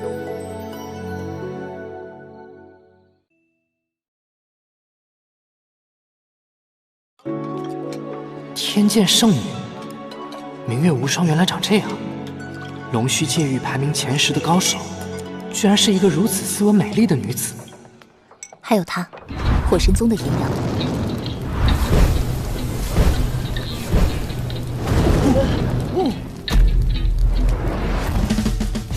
颜阳开启了属于火神宗的时代，那时的火神宗傲绝于天下，一度压得妖神宗抬不起头来。可惜6大神宗再强盛，依然无法对抗圣魔祖帝的力量，更别说圣帝了。圣帝权势滔天，经过数百年的经营，整个时空都由他掌控，单靠我一己之力，只会落得和前世同样的下场。我需要更多的盟友。今天来到雨神宗，真是荣幸聚集。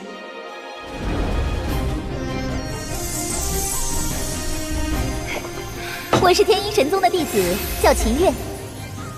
这次的拍卖会有许多来自3大门派的宝物进行拍卖哦，还请诸位捧场。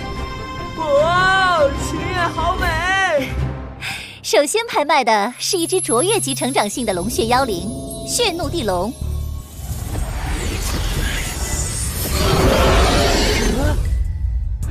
1万灵石11500， 12000， 16000， 17000， 27500灵石，成交。我回头给你弄只神级的。接下来拍卖的是一瓶属于天星层次的妖魂精华，起拍价是1万灵石。这可是能提升妖灵实力的好东西。贝爷，帮我拿下它。放心，11000灵石12000， 12100。看，那桌人自己杠上了。臭小子，要给聂离出头是吧？15000， 15100。这顾贝还真有钱。既然顾兄需要，那就让给顾兄吧。让？这东西是你让的吗？16000。看见没？竞价的人多的是，没钱就别捣乱。那顾兄请继续争夺吧。那是自然。17000。恭喜这位师兄。接下来是天阴露，药力比灵石精华还要强。这次过来，我们带了100瓶天阴露。12000，我就要30瓶，之后的都让给大家，大家不必紧张。成交。顾家到底给了这个败家子多少资源呢？手里的资源还远远不够。顾贝，放心吧，这个我也要，那个我也要。成交，成交，成交！恭喜这位师兄。下一件拍品，3品宝器玄重铁衣，这个必须拿下。11000。11000灵石，有人加价吗？12000。13000。有钱人家的傻公子，只有白痴才会花这种价钱买这种玩意儿。14000。来，快出价呀！看来你是真的很想要这玄重铁衣呢。啊！这件玄重铁衣最多值1万，居然会有人开到14000啊！这种价格只有白痴才会买吧？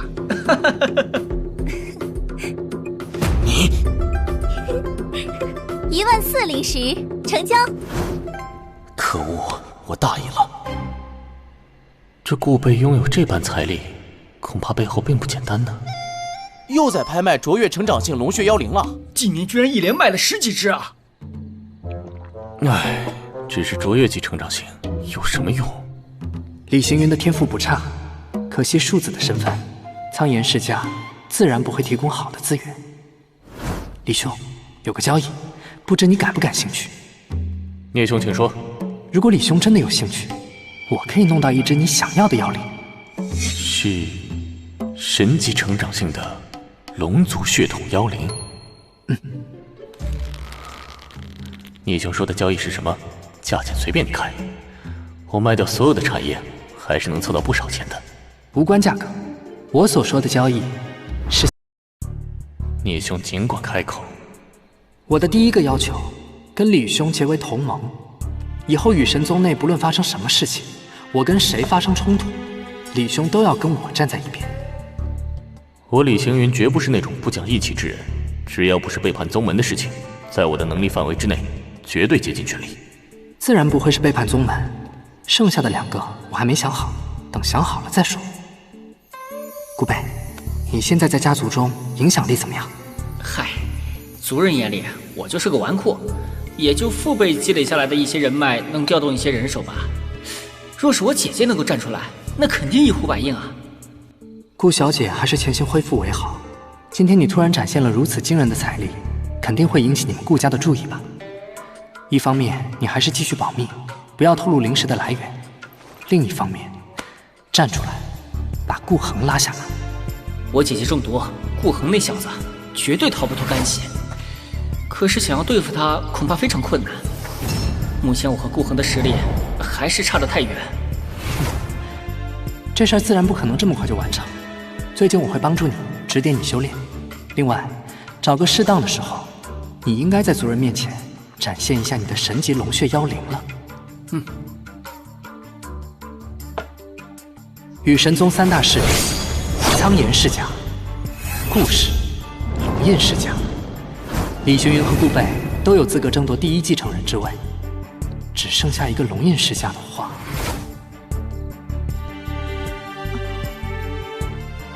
龙语音这人痴迷武道，对争夺权势似乎不大有兴趣。这件事还是慢慢来吧。这一轮结账了，怎么样？花了17、8万，当然灵石还剩不少，买的都是好东西。接下来就该有好戏看。想必诸位都有点迫不及待，想知道今天压轴的宝物是什么了吧？此物可是非同凡响，乃是上古时候的一件异宝，只是我们至今未能得知它的妙用，只知道把它放在身上可以提升修炼的速度，有位非常神秘、不愿意透露姓名的神宗高层，希望将它交给有缘人。用途和卖家都是未知，太神秘了吧？哎，快让我们看看吧，秦月姑娘。大家看一下。很遗憾，我们至今无法探究此物到底是什么，只知道它非同一般。是卷轴吗？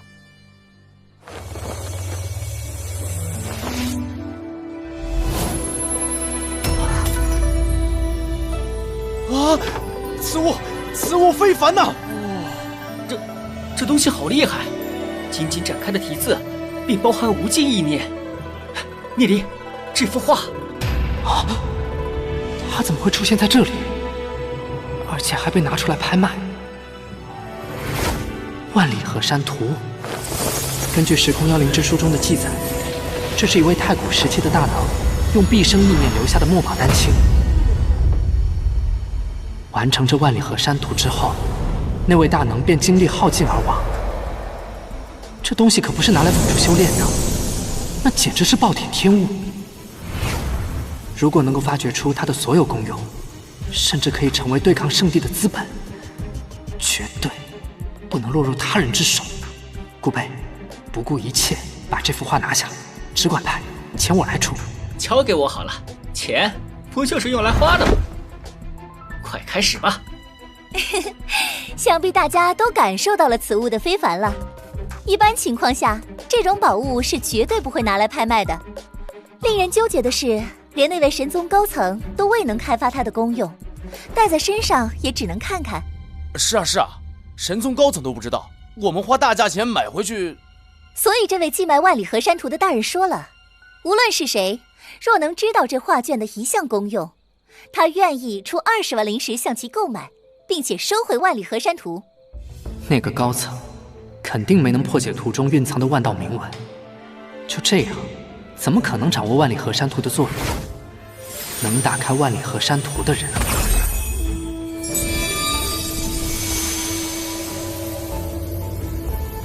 只有我。没有人知道的话，那便按照画卷主人的意思开始拍卖喽。起拍价格是10万灵石。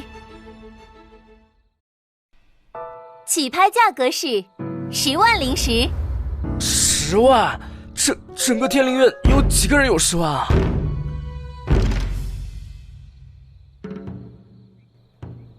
我说11万灵石。哎呦，是龙天明！唉，也就只有他们这个层次的人能来参与竞争了。12万，13万，14万，15万，16万。龙天明放弃了，火神宗就是富啊！炎阳师兄开价16万灵石，还有人竞争吗？我出19万灵石。若是再有人加价，我便不要了。按理说，我理应让给师姐，只是这东西似乎契合我修炼的功法，我不想错过，所以还望明月师姐见谅。无妨，炎阳师弟请随意。20万灵石，太有钱了！御神宗的长老们都拿不出这么多灵石吧？已经是炎阳的了，这个东西。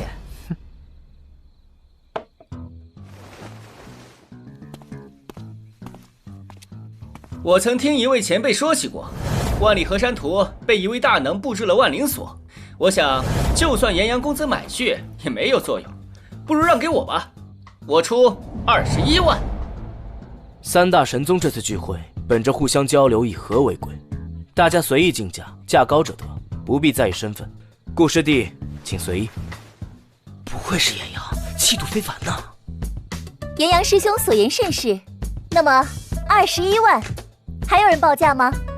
有，22万，23万。我退出，这万里河山图就让给师弟吧。那就多谢炎阳师兄了。恭喜顾北师兄，虽然压轴的宝物已经拍出，但拍卖会还没结束哦。让我们看看下一件。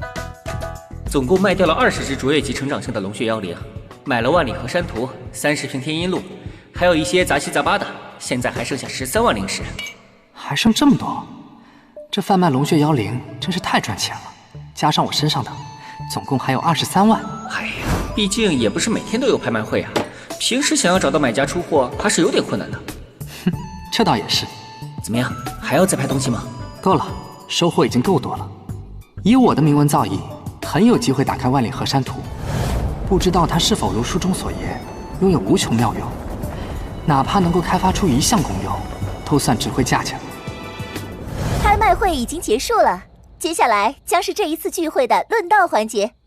我们这一次的论道环节比较有趣，主题是琴棋书画，就是将道的意念、对道的理解全都融入琴棋书画当中，让所有人品鉴。哇，若是能够看到炎阳、明月无双等人的字，或者听一听他们的琴音，感受其中的道念，说不定能够让咱们在武道上更进一步呢。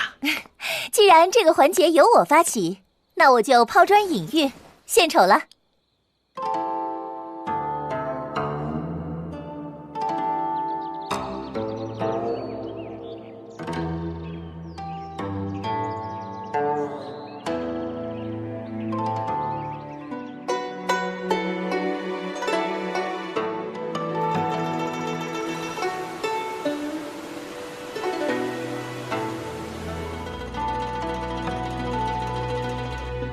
太好了，我的灵魂海都受到了引动啊！此番弹奏犹如天外之音，真叫人心旷神怡。其中蕴含的道念，更是令人回味悠长。秦月比起师父的空灵之音，还是差太多了。既然秦月姑娘展露了一番琴音，那我也上来献丑一番。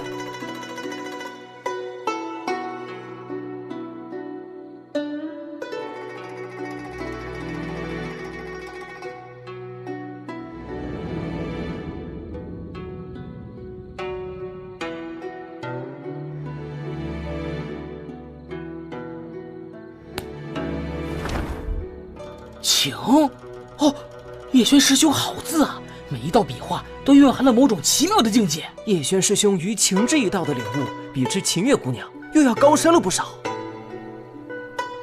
宁儿，看来叶师兄对你用情颇深啊。聂离，你取笑我？看来等会儿我也得露一手了，不能弱了气势啊。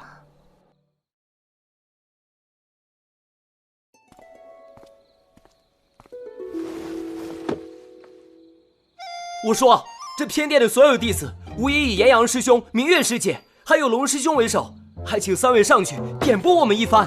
是啊，3位在道的理解上肯定非同一般，让我们学习一下吧，露一手吧，师兄。3人之中，属我最弱，就由我先献丑吧，之后再请明月师姐和炎阳师兄指教指教。他们3人展示，难免要拿来比较。这龙天明先手认怂，立于不败之地，还要把另外2个人架出来，真是心机。要是前世的我，说不定还觉得他谦逊呢。前面秦月姑娘和叶轩兄分别表演了琴技和书法，而我一个人也无法对弈，我便来做一幅画吧。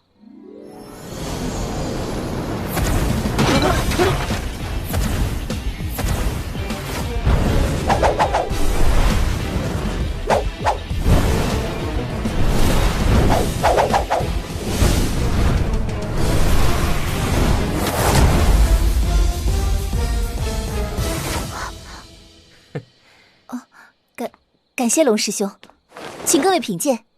哦，这龙师兄这画气势非凡，充满王道之气，令人惊叹啊！龙师兄画中的天血圣龙俯瞰大地，傲凌群雄，可见龙师兄心胸之广阔呀！哼，龙天明画中的道念顶多算霸道之气，离王道还远着呢。这幅画跟心胸也扯不上关系，倒是能看出来很大的野心。结合前世师傅的遭遇，龙天明可能真的会是个麻烦的家伙。让各位师兄妹见笑了，如今琴棋书画却还差棋这一字。我想，二位是否愿意给我们展现一下棋艺？让诸位见笑，我很少下棋，对棋艺不甚精通。啊，太可惜了。我展现一下琴艺吧。好哎！看来明月无双退缩了。确实，换做我也不会想去挑战炎阳，他太强了。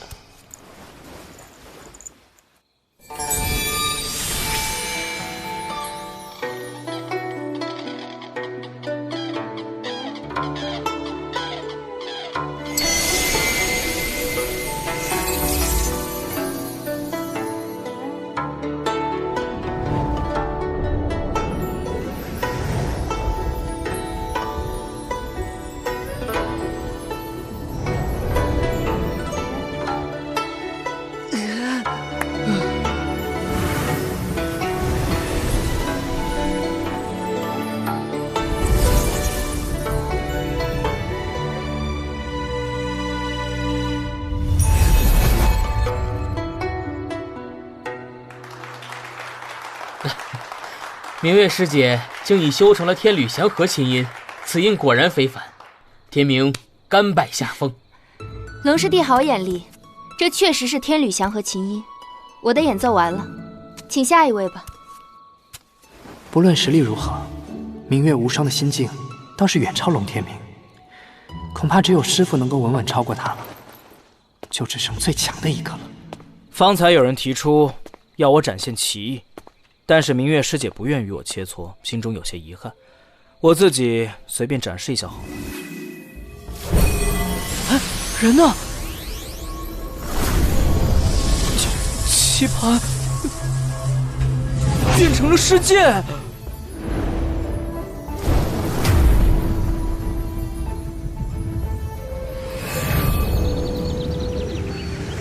如此盎然蓬勃的生命力量，我感觉我也是一株草木。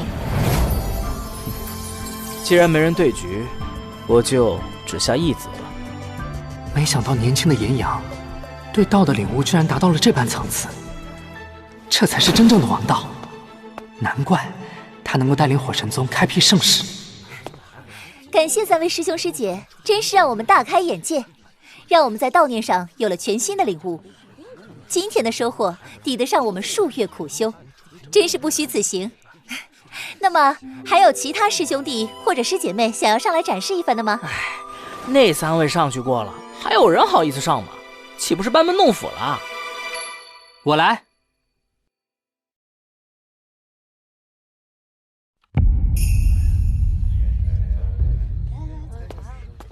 我来。聂离，他要上去自取其辱吗？就算要跟我比，也不该现在才上去。小妮儿怎么就看上这么一个蠢货？好哎，聂离肯定又有什么新活。顾贝，等会儿一定要好好看着，用心去看，感受其中的意境，对你的修炼是很有帮助的。啊？哦，对修炼有益，为什么只是顾贝？哈哈哈，你看他那样子，还在装大人呢。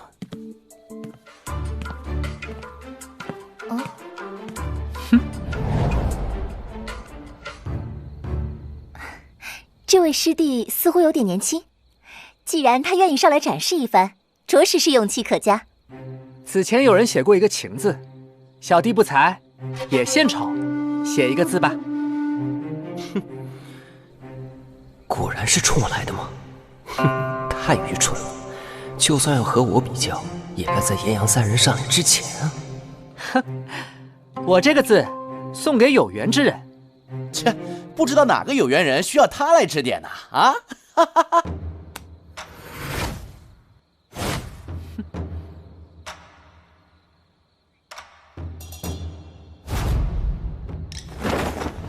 哎，这聂离好像还没到天命呢。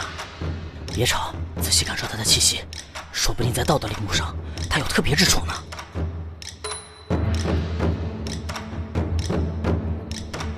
啊，怎么回事？我怎么没感受到悼念？这位师弟，我们这个环节比拼的是悼念，而不是单纯的展示书法呀。啊，我的字写完了，请。啊，这能展示什么？书法吗？切，他只是单纯的在写字而已。哈哈哈！这小子脑袋坏掉了。哎呀，就算把字写出花来，其中没有悼念，又如何让人品鉴呢？这一届的第一新人，我还以为是什么了不得的天才，没想到是一个蠢货，真是为羽神宗丢脸。聂离师弟真的是会错意了。我承认我的书法确实不如聂离师弟，不过书法好又有什么用？哈，连叶轩师兄都自叹弗如，那聂离师弟的书法真的是达到了极高的境界呀。聂离这个剑字，怎么看都是一个普通的字，难道其中真的没有蕴含悼念？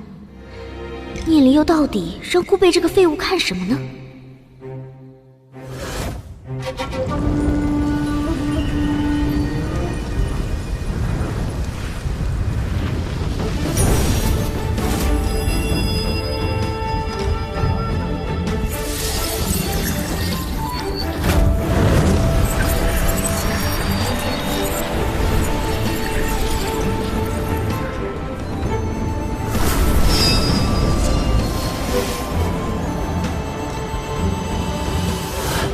聂离才是真正的天才，他对道德的理解可比起炎阳他们高深太多了。你们这些蠢货！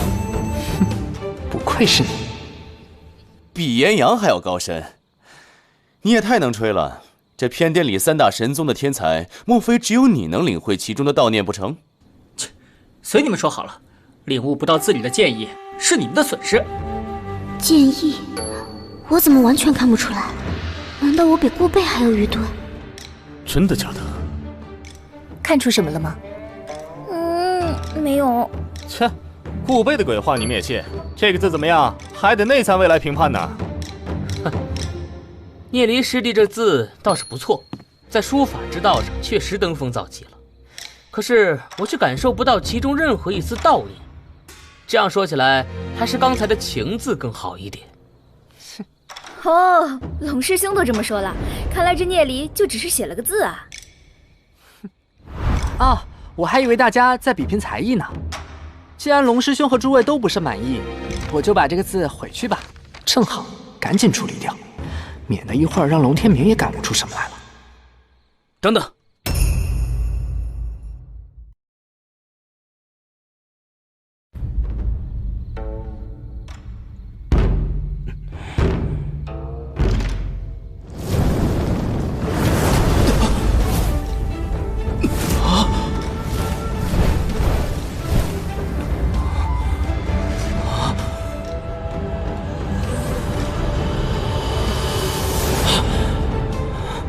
竟然会有人能将剑意领会到如此极致，我那一次天方世界根本无法与之相比。果然是人外有人，天外有天。难道这字里还真有玄妙？从这字中，隐约能感觉到深邃如海的剑意。炎阳，看他的样子，已经沉浸在剑意当中了。这字来源于一位上古大能所写的万象天书真意，其中包含着他的无穷意境。光是这一个剑字，也够炎阳领悟个几天几夜了。而且，我也不想让龙天明领悟出点什么来。哈，不好意思，此字的真意不用悼念也可以书写，不过也就是个毛笔字而已。今天让诸位分享，若是能领会，也算有缘。不过就到这里吧。太可惜了，若是能多几天的话，我肯定能领悟出来。受教了。且慢啊，又怎么了？我想求购这幅字，聂离师弟是否愿意割爱？我愿意出我出10万灵石。10万灵石可不少啊。要不，如果聂离师弟觉得不够，那我出15万如何？虽然这些灵石可能还远远不到此字的价值，但我还是希望聂离师弟能够考虑。既然聂离师弟不愿意卖，还是不必强求了吧，炎阳师弟。哎呀，两位师兄言重了，一幅字而已，又不用悼念。我一天可能写几10张，如果诸位师兄师姐想要，我送给诸位1人1张。这小子到底是脑子少根筋，还是在装傻？不论聂离师弟一天能写多少字，我依然愿意用15万灵石购买。君子之交，当以诚相待。我又岂能平白收下如此珍贵的一幅字？我原本就想找机会与炎阳交好，不如这样，既然炎阳师兄愿意花这么多灵石购买，那我就再送炎阳师兄一个字吧。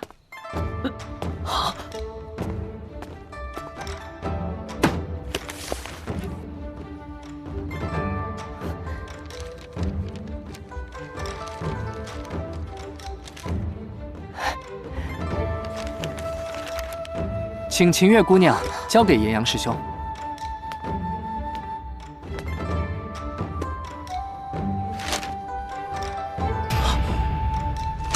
多谢聂离师弟。相比聂离师弟赠予的这2个字，所有凡夫俗子之物都太轻了。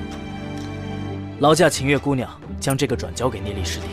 从今以后，聂离师弟便是我炎阳的朋友。请。多谢师姐。很荣幸，聂离也交了炎阳师兄这个朋友。非得让炎阳拿到字了，还得到了2个字。不知道聂离师弟可否给我也写一个？我也愿出15万灵石。这不会吧？当然，为了不厚此薄彼，我也写2个字给明月师姐吧。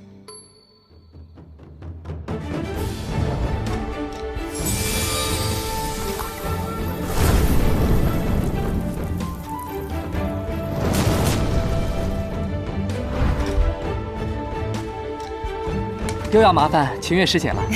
荣幸之至。聂离师弟对宁儿师妹似乎是情有独钟，今后我也会多多关照宁儿的。哎呀，那真是多谢明月师姐了。情有独钟。请。也多谢秦月师姐。写几个字就搭上了炎阳和明月无双这2条线，还拿到了30万灵石，这笔买卖真不错。只有你的，聂离。不得不服啊，聂离兄。也不知这聂离其他天赋如何，这么年轻，若是真的有潜力，或许应该招募他。哎，你领悟的怎么样？只感悟到了那磅礴的剑意，一时间无法完全的领会。嗨，没事，我回去写一幅给你。对剑道的理解，你可比这整个偏殿的天才们都要强啊！别吹了，别吹了。磅礴的剑意，什么剑意？完全没有感觉到。顾贝都可以的话，凭什么我不行？可是我又拿不出15万灵石，也不像顾贝那样和聂离亲近。龙语音，你是不是有话要说？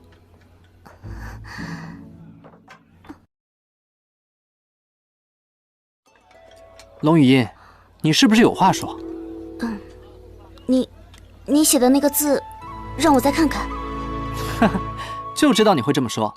那个字啊，你现在是无法领会的，还是以后再说吧。聂离虽然经常表现得漫不经心，但他对身边的人却是极好的。这样的聂离，又怎么不讨女生喜欢呢？宁儿，回去之前我给你写一些，你到天音神宗可以拿去卖，或者送给一些值得送的人。只要我能在天音神宗内拥有一席之地，就能更好的帮助聂离。拥有如此天才，雨神宗真是令人羡慕。不知道在大世界里能否还能见到聂离师弟你呀？大世界，确实是必须走的一步。各大神宗的弟子都会在大世界中争锋角逐，如果能够崭露头角，就可以聚集起属于自己的力量。到那时候，才有资格争夺神宗内部的权位。只不过，还不是时候。多谢清月师姐关心，我暂时还没有前往大世界的打算。若是聂离师弟前往大世界，我火神宗弟子定不会为难聂离师弟。若是有困难需要帮忙，尽可以来找我。炎阳的意思，他想借此扶植聂离啊！我是雨神宗最强弟子，炎阳却要这样扶植聂离，怎么总觉得炎阳在跟我对着干？炎阳师兄太客气了，小弟先在此谢过。不过我现在确实没有前往大世界的打算。还算识相。没关系，那便算了。那么今天的论道环节就到这里吧，多谢诸位的赏光。晚上的宴会，诸位务必参加哦。走吧，先去我那里吧。可是还有宴会呢。别宴会了，顶不住了。聂离兄，我便先走一步，若是有消息，随时通知我。那10万灵石，我会马上派人送过去。李兄太客气了，等有消息了，我会随时告知李兄的。龙血妖灵，得先给宁儿炼一只。唉，只可惜这样的天才没有来我火神宗，在雨神宗只能浪费他的才华，若是来我火神宗，必将是我们莫大的助力。聂离，你一直都住在这里吗？对啊，这一座别院是萧雨租下的，我和陆飘在此借住。整间屋子都有聂离的气息，还不错吧？一会儿我就去给你弄个妖灵。谢谢你，聂离。这是聂离平常洗澡的地方吧？哎，对了，你从天音神宗过来也是舟车劳顿，要不我先出去，你留在这里先沐浴吧。啊，不用，反正有屏风，我在雨神宗待不了多久。我想让你陪我说说话。啊，也对，我这样花时间弄妖灵，跑别处去让人看到就麻烦了。就在这儿吧。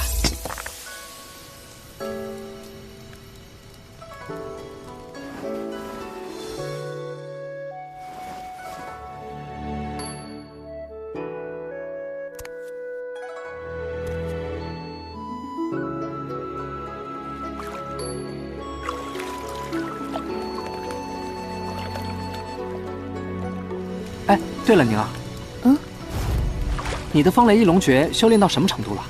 凝雷境，我原本是2命境界，而从引雷到凝雷，直接达到了5命境。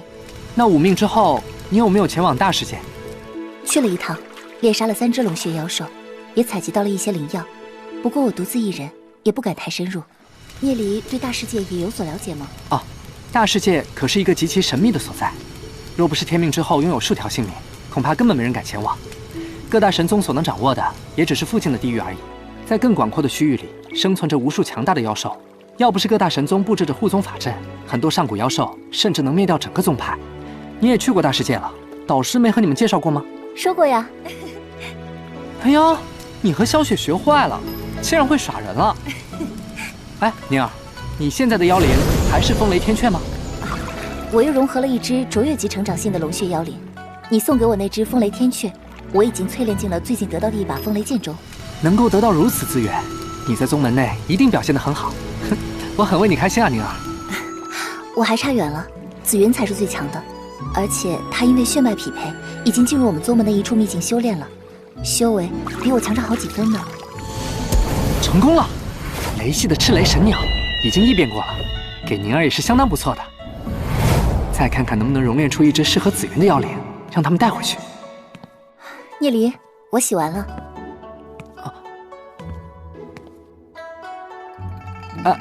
正好，我帮你融合了一只神级成长性龙血妖灵，你过来把它融合了吧。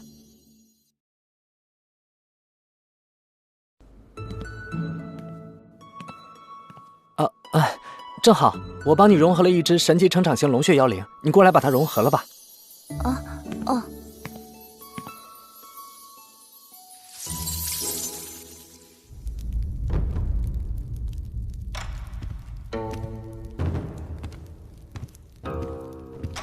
师尊，徒儿有事吗？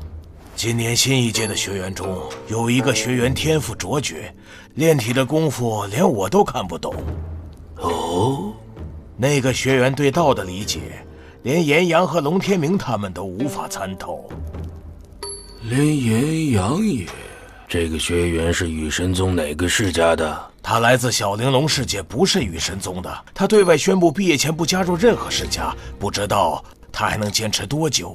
小玲珑世界，有意思，和他一样。你去跟3大世家的人打声招呼，此子我已看中，让他们不要烦扰。你回去之后向他要一幅字过来，我看看他的字中有什么玄奥。是。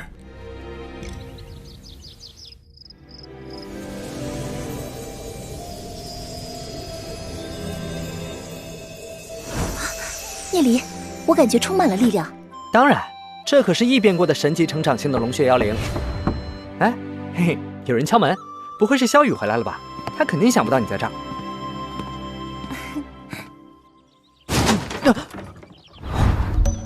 你就是聂离？不错。我叫龙佑，龙印世家，受人所托来你这里求一幅字。这哪里是求字，怎么看都是来找茬的。还有，我家少爷很看好你，想邀请你加入龙印世家的天龙卫。我之前已经对外宣布过了，不会加入任何一个势力。字我会写几个，请在门口稍等。好，看他的气息，哪有资格加入天龙卫？龙天明这小子，15万都舍不得出，格局比起炎阳和明月无双，真是差远了。这人想白拿字，就这么给他吗？强龙难压地头蛇呀！悼念。之前领悟的黑暗和光明2种法则之力，发现其中竟蕴含了某种神秘的悼念。他们不花钱就想拿字，那只能便宜没好货喽。聂离还是聂离，一点亏都不会吃。天龙卫都派来了，哼，我再给他写2个吧，比炎阳还要多1个字，他们应该能感受到我的诚意了。这个剑字看着和之前是一样的。写那位大能的字，必须进入同样的意境才会有悼念，随便写写，那自然没有用喽。聂离真是太坏了。久等了。就这么一点悼念，难道连我都领悟不了？哼！尊者，非常抱歉，在课程之余打扰你。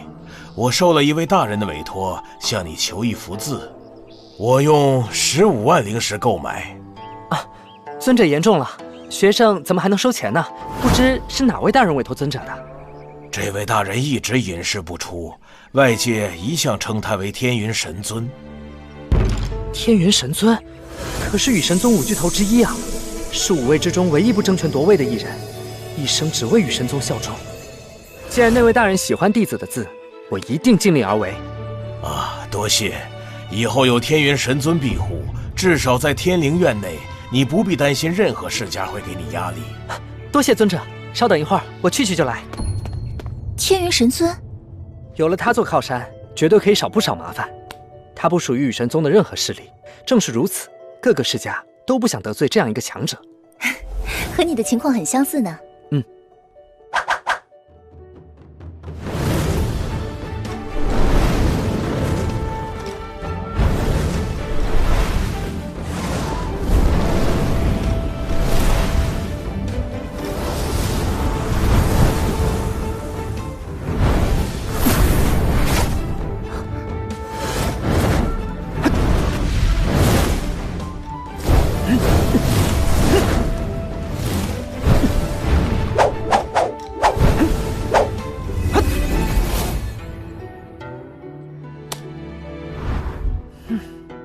原来这才是真正的悼念啊！真是谢谢了，尊者客气了，还请您慢走。看来我现在在雨神宗内应该小有名气了呀。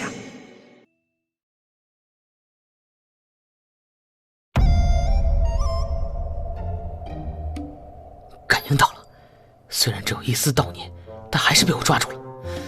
哼，看来炎阳和明月无双也没比我强上多少。啊！炙热而冰冷的悼念没了，光是这种悼念不可能会让炎阳如此动容，当中肯定还有其他。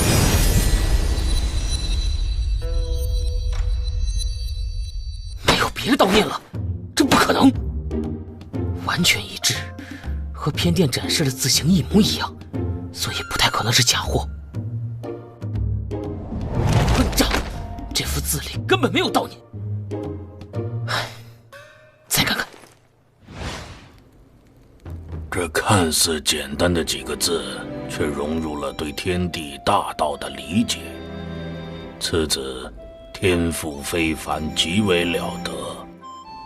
不知道这聂离能不能成长得和他一样？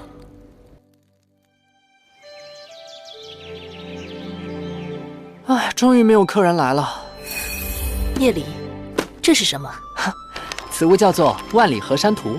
于嫣姐姐、宁儿，我需要你们给我护法，我要破解这万里河山图中的封印铭文。我去外面守着，女神姐姐留在房间里。放心吧。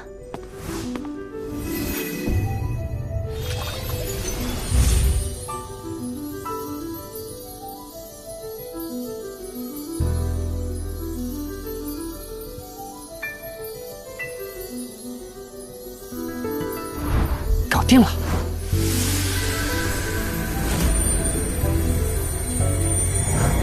房间里的气息忽然全部消失了，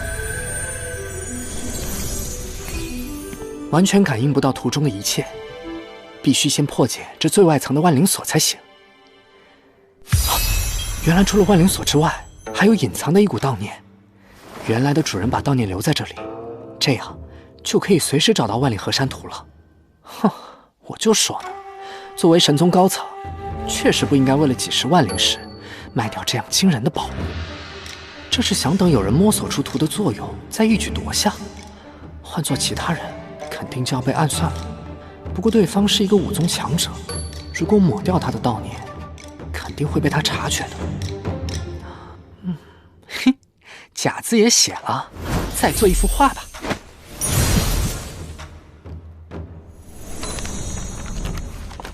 开始。现在加上铭文和万灵锁，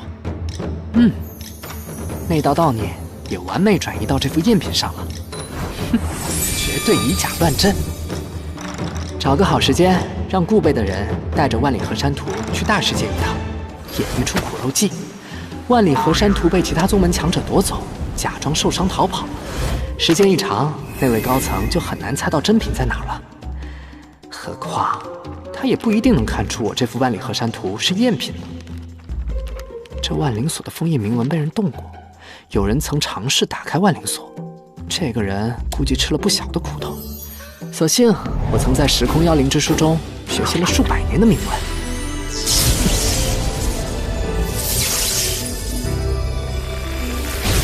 一散出来的力量就如此惊人了，不能停，马上就要完成了，绝对不能停下来，稍有停顿，封印铭文马上就会全部锁回去。全身的骨头仿佛都被碾碎了。完成了。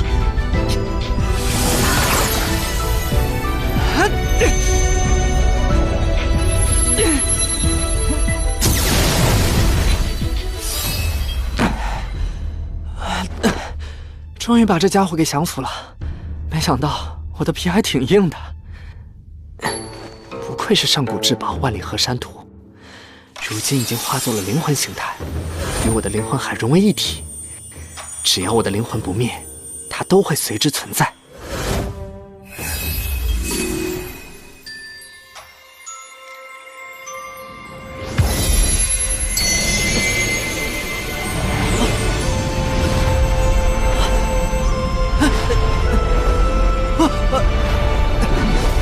这是万里河山图的内部。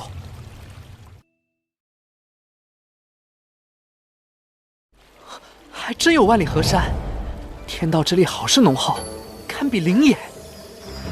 传说中，万里河山图是一件了不得的神物，曾引发了无数次大战，几度易主，而每一任主人都是神魂俱灭，实乃不祥之物啊！哼，不过我都死过了，也没有这种机会。万里河山图的功用，我在慢慢摸索。这里很安全，可以让金蛋和雨夜女神进来修炼啊。哎，对了，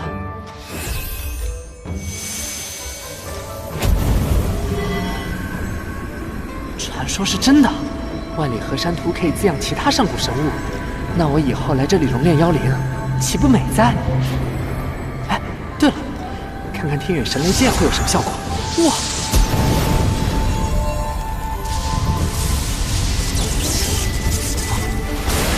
哇！天远神雷剑，以我现在天命级的实力来催动它，威力肯定更加惊人。不过暂时还是先和梦魇妖狐一起放在这里滋养吧。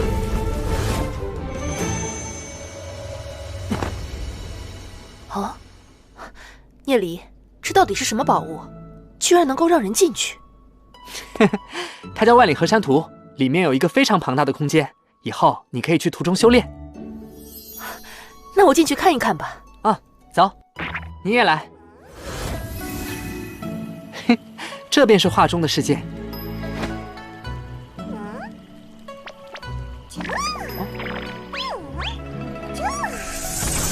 哇，万里河山图里的天道之力，不会被金蛋吃完吧？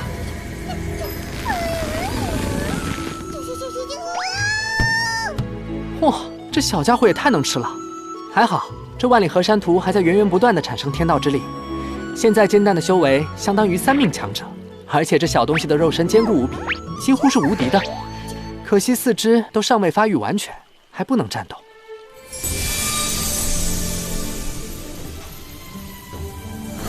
哇，雨夜女神的修为提升的真快，至少也3命境界了。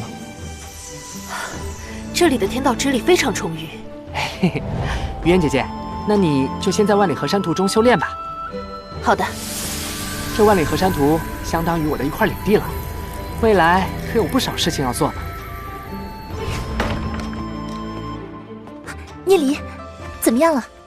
搞定了，他已经跟我的灵魂海融合在一起了。太好了！聂离真的破解了那件宝物，那可是神宗高层都做不到的事。让你等了这么久，带你出去走走吧。嗯。假的万里河山图。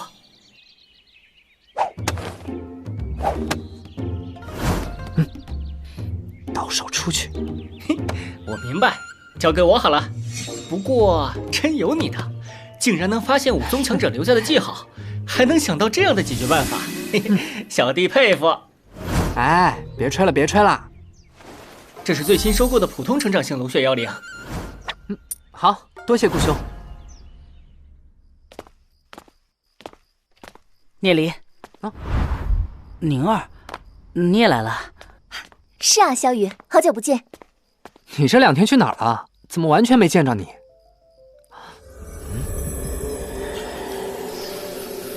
你身上的气息有点不对，你之前已经进阶4命了吧？怎么又退回到3命了？你去了大世界？是啊，是我不小心。是化灵吧？是的，我去大世界想给我的叔父送一些东西，没想到被化灵追踪到了我的行迹。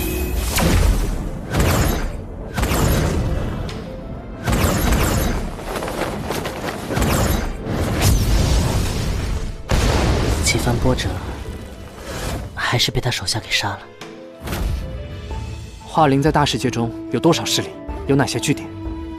他的势力基本都聚集在北部灵域神池附近，大概60多人，都是天命强者。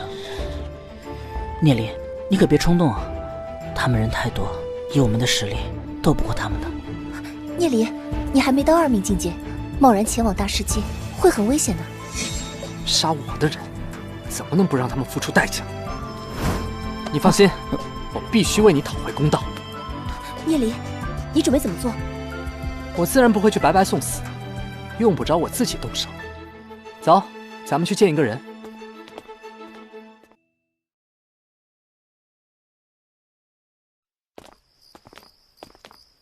请走这边。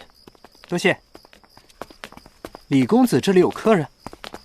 是的，3位还请先在外面等待。好。星云，你的天赋，我们长老也不得不承认，确实不错。可是跟李玉峰比起来，还是差得远了。您可以不说前面一句。家族中的10位长老中，已经有6位认定李玉峰为继任家主，剩余4位长老中，2位支持李流水，1位支持你，还有1位弃权。而李流水自己已经决定退出家主的争夺，全力辅佐李玉峰了。我们都希望你也能顾全大局。三长老，既然李流水退出争夺了，那我也退出便是了。可是你们提出的要求，我却万万不能同意。他李玉峰有什么资格接管我手下的兄弟还有产业？李星云，揣着明白装糊涂是吧？装糊涂？李玉峰实力是比我强，但是他手下那点人还真不够看，要收编我的手下也可以。你们开条件好了，只要他们愿意走，我李星云绝不阻拦。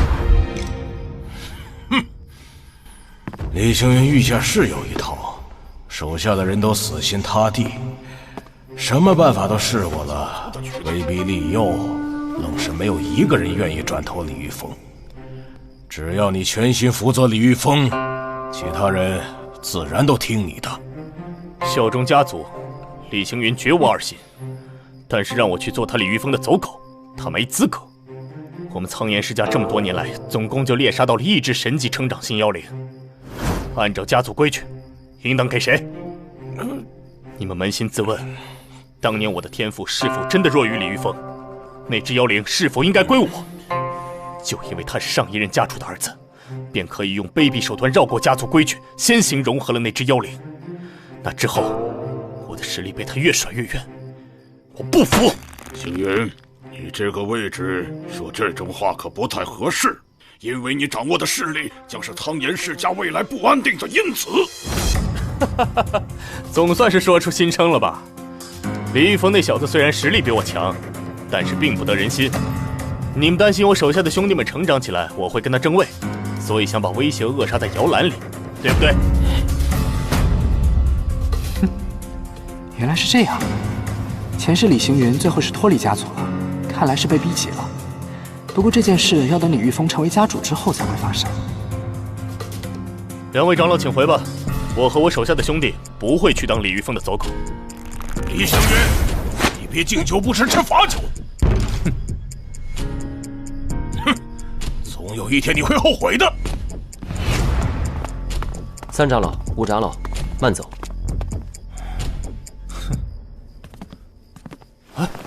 聂离兄，你怎么来了？李兄，你还能笑得出来啊？嗨，那还能怎么样？我还要哭不成？看来都被你们听到了呀。一点家丑，让各位见笑了。不知道聂离兄来我这里有什么事情？你要的东西我已经弄到了。这么快？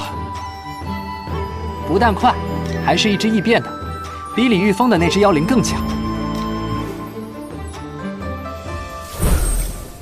感谢的话我就不多说了，聂离兄，只要有我李行云派得上用场的地方，请尽管差遣。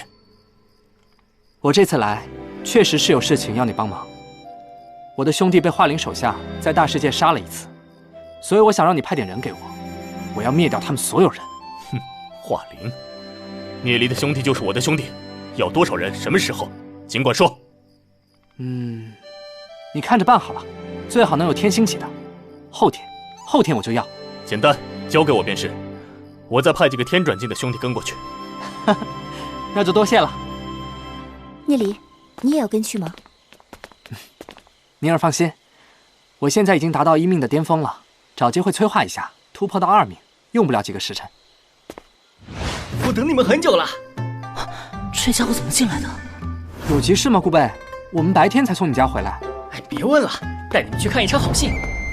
不用喊陆飘吗？叮叮当当的，估计在修炼呢，别管他了。今晚将会发生一些事情。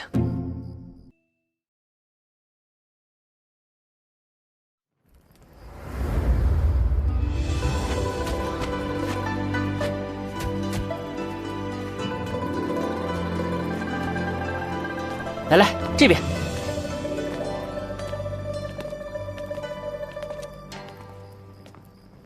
聂离先生，顾兰姐姐气色越来越好了，还要多谢先生所赐。看来顾贝是想上演一场好戏啊。今天是顾氏最新一届学员的比试，这里有很多我们顾氏的族人，几位顾氏长老也在其中。哦，我们过去吧。走。顾兰、顾贝，你们也来参加这次盛会啊？啊，我们来逛逛，这不是今晚天气好吗？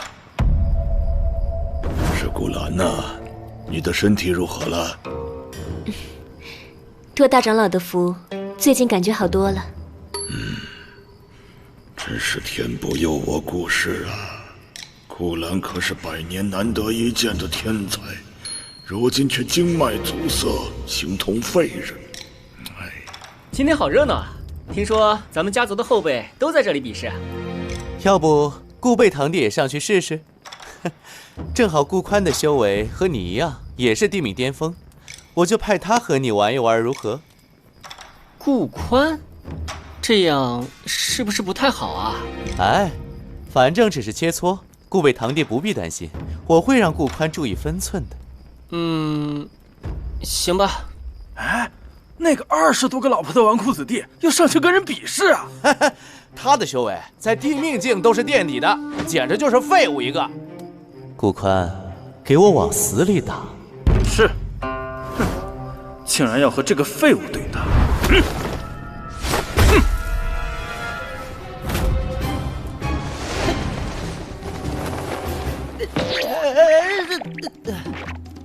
脚步虚浮，顾贝的身子估计早就被女人掏空了，这还怎么打呀？哼，这小子戏瘾又来了，这么能装，也不怕被雷劈啊！顾贝是跟你学的吧？那可不，物以类聚。哎，你也没少和我们混在一起啊！像你这种垃圾，根本没有资格待在我们顾氏，受死吧！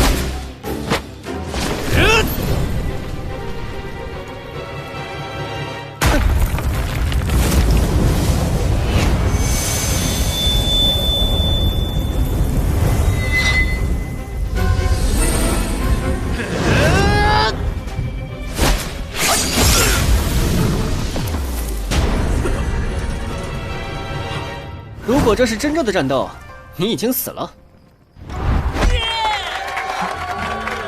顾贝这个剑意，2命境界的都未必是他对手。可恶，他修炼的重心竟然是剑意，原来一直在扮猪吃老虎。顾贝的实力怎么会提升得如此之快？这剑意，莫非就是从聂离的那个剑字中领悟出来的？顾冰，你是3命境界。你上去跟顾贝较量一下看看，听到没？快上，好好打，别再给我丢人了。是。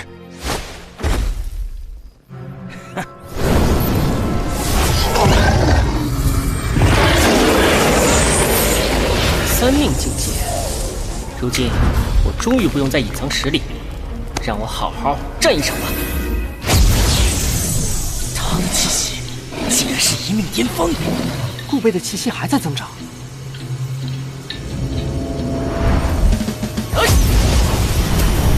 龙骨一虎，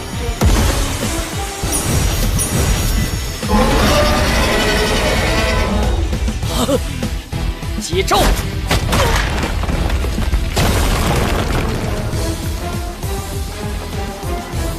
！3命境界也被顾贝一招打败了。哦，神级成长型的龙血妖灵。不行，再这么下去，顾贝绝对会被家族列为继承人。哼，姐姐被废了还不甘心，弟弟也想试一试吗？不能再下毒了，同样的招式不能用2次。所有顾氏弟子都听好，我们要紧急召开长老会议，顾贝将成为我们顾氏的继承人之一。至于是第几顺位，我们稍后宣布。恭喜顾贝堂弟确立继承人之位。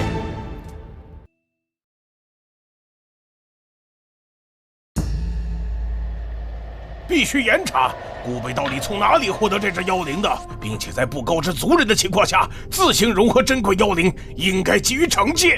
三长老，你要惩戒一个刚刚融合了神级成长性龙血妖灵的天才吗？但顾北违反族规不假，违反族规的人多了去了，顾恒也是其一。顾恒何曾犯过族规？顾兰是怎么忽然经脉阻塞变为废人的？顾被确立为第1顺位继承人。顾恒虽然实力天赋尚可，但品德不端，暂且降为第2顺位继承人，留待查看。是。哎，听说了吗？顾贝被定为第1继承人了，顾恒降为第2。听说顾恒有问题。顾贝竟然挤掉我的位置，难道顾兰的事，家主已经知道了？你们家主，他估计早就知道。他们担心现在顾恒故技重施对付你，所以要让他有所忌惮。顾恒在大世界中经营着深厚的势力，家主之位不可能传给一个毫无根底的人。你要努力。我明白，姐姐。顾贝不过就是第2个顾兰罢了。当年我帮助那个人把顾兰拉下马，这次他肯定会帮我。聂离，我要跟宗门的姐妹会合去了。到天元神宗照顾好自己。这戒指里有一些灵石，我写的一些字和卓越级的龙血妖灵，你拿回去分吧。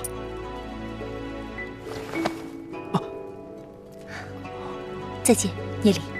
再见，聂离师弟。炎阳师兄，今日就此别过。若是来了火神宗，尽可以来找我，我们好好畅谈一番。炎阳师兄太客气了，到时候我一定登门造访。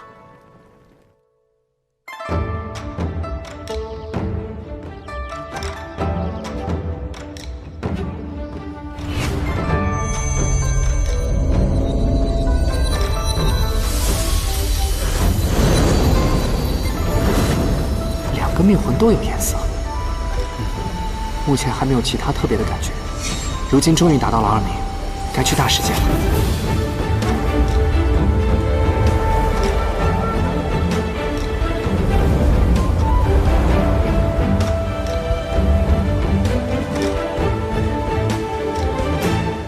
5000多岁的灵域神池，如今却有了点复苏的迹象。有人！哼，萧雨，看来你上次是没死够啊，怎么这次还带2个短命鬼？华灵，你个不要脸的！你说这件事情该怎么解决吧？不想赔钱就下跪磕头认错吧！你们以为这里是天灵院？华灵，把身上所有的宝物留下，算是赔偿萧雨的损失。我可以饶你们不死。在这大世界中，没有实力也敢如此嚣张！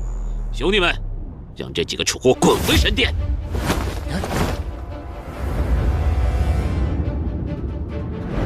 哼，不听人话，那就没办法了。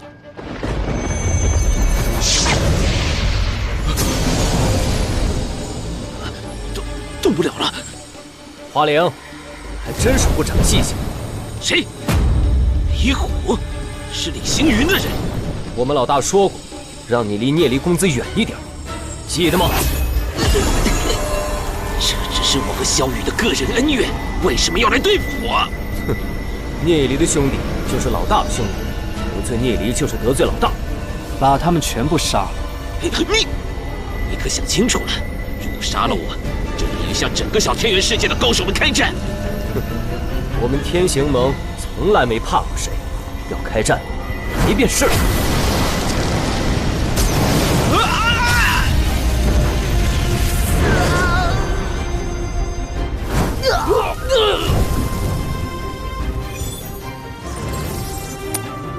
聂离公子，这是华灵落下的空间戒指，有劳了。这里面有1万多的灵石，就分给兄弟们吧。我们怎么好意思收您的东西？应该的。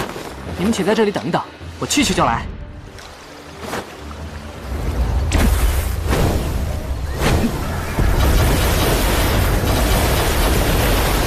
出来了，神池的本源，神根。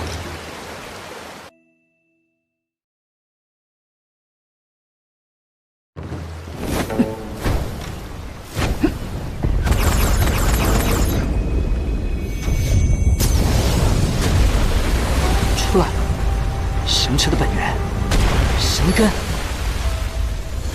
龙须界域的大地深处，偶尔会孕育出一些神秘的、具有灵性的东西，这便是神根。神根在地底孕育数万年，吸收了足够的天地精华，便会聚集起泥土，升上天空，形成神齿。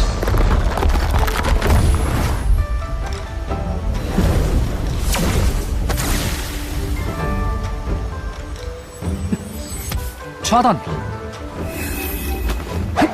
聂离公子好像拿了什么东西，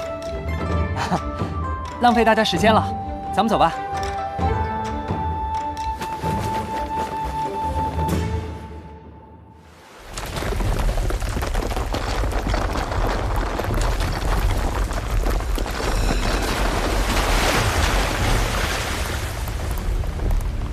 害我性命，毁我神池！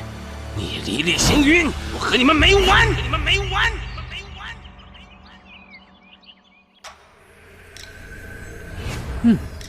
看来这里的天道之力让神根得到了极大的滋养，这么快就凝聚成了小山。新的神池里已经开始生产灵石了，比原来的产量要高。万里河山途中简直就是孕育神池的完美环境。妖魔招人啦！妖魔每个月提供20灵石，还有各种津贴。地灵根以上的每个月30灵石，天灵根的更有40灵石。现在签订盟约，直接给30灵石补助。啊，每个月20灵石，新人就给这么多吗？是其他势力的几倍啊！我签了，我要加入。我也要签，我要签。一根神根感觉还不够，得多制造几个神池，有更多的灵石，才能供应起更大的势力。前世得到的教训，只靠我自己单打独斗是没法对付圣地的，必须建立起能与圣地抗衡的势力。圣地掌控了包括龙须界域在内的无尽时空，是圣魔祖地的真正主宰。前世唯一能够对抗圣地的只有天神祖地，而天神祖地的圣女却突然失踪，整个天神祖地也化为一道金色火焰，燃烧殆尽。我必须建立起足以对抗圣地的力量。第一步就是要团结4分5裂的羽神宗，先成为羽神宗的宗主。妖盟正式成立了，接下来聂离3人便将新建的妖盟整顿了一番，传授功法，挑选骨干，整个妖盟也陷入了紧张的训练之中。李行云也经常过来交流带领手下的经验。还未登陆大世界，妖盟便已经在天灵院搅动风云，吸引了各方关注。喂，聂离，阴盟的人放话了，如果我们的人敢进入大世界，他们就会开始猎杀咱们。小问题，想进去大世界站稳脚跟，必然要经过一番搏杀。我们现在李行云的帮助下进行扩张，我和他打过招呼了，让他派人带你们进入大世界。那你呢？嘿嘿，我要去做一件事。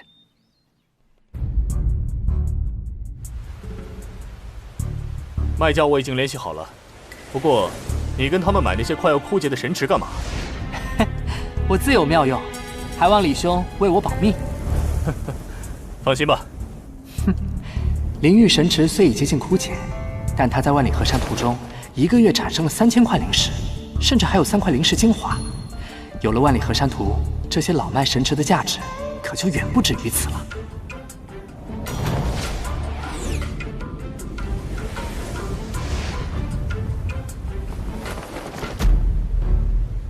既然是行云老大的朋友，我便有话直说了。这火羽神池实在是没什么前途，1年最多也就只能产出2000多灵石而已。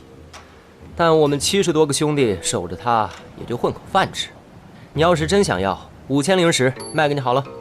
童泽，聂离是我兄弟，3500灵石，不二价。哎，那行吧。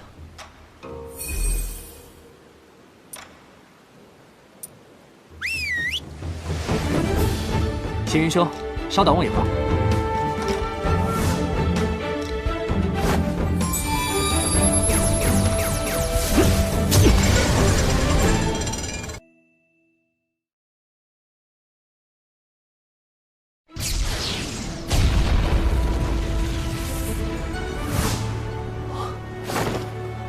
聂离兄，这是神根，神池没有了它就会崩塌，这件事绝不能让其他人知道。放心吧，咱们还得买几座神池。聂力兄财力雄厚啊！前几天我在大世界深处发现了一个无主的中等神池，那个神池有着很多天转境的龙血妖兽，甚至还有一只龙道境的。要攻打的话，我还得去联合其他势力。那我们2天后出发。行，那我去调集人手，先去我的神池吧。老大！你们都跟我走。就在这修炼吧。神根在万里河山途中聚集神池后，途中似乎总有着丝丝力量涌出。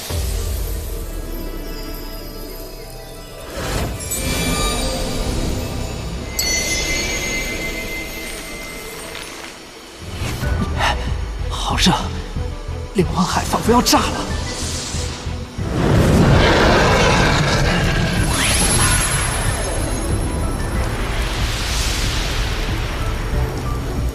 3命了，还是个黄色的命环。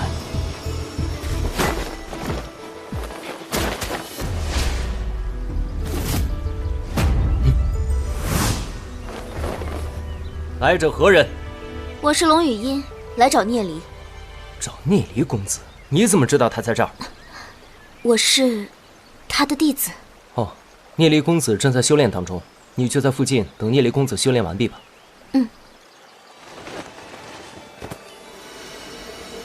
聂离在武道上的理解，绝对达到了超凡入圣的境界。现在只有他，才可以引领我走向武道巅峰。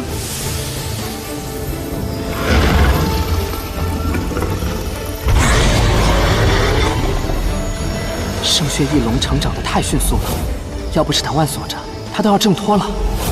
同样是神级成长性5命境界，圣血翼蛟比另外2只要强上数倍不止。这就是龙族血统的威力吗？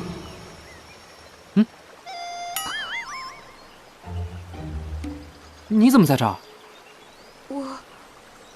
我想拜你为师，请收我为徒。这怎么合规矩？你是师傅的师妹，却来拜我为师？等等，这不是问题。武道一途，达者为师，请你收我为徒。不行，我要让我的师叔喊我师傅吗？我是认真的。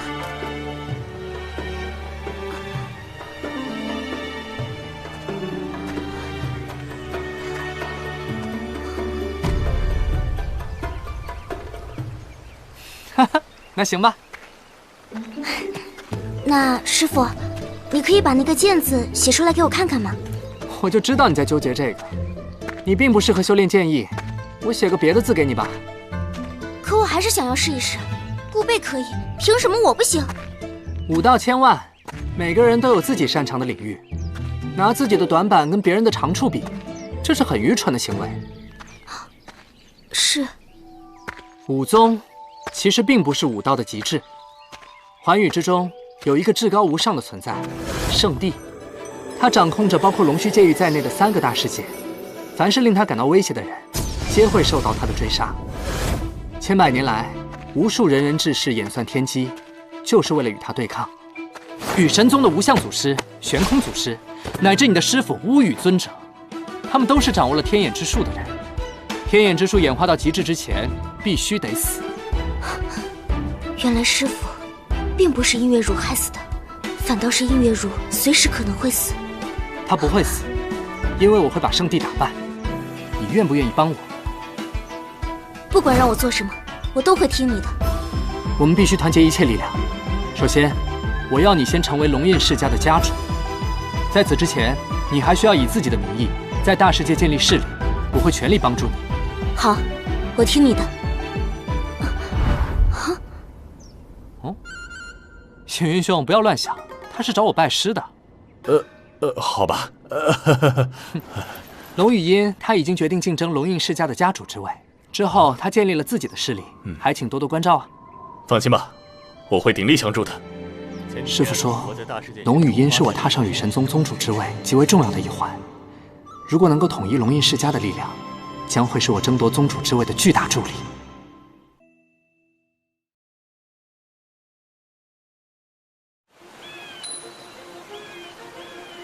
怎么样？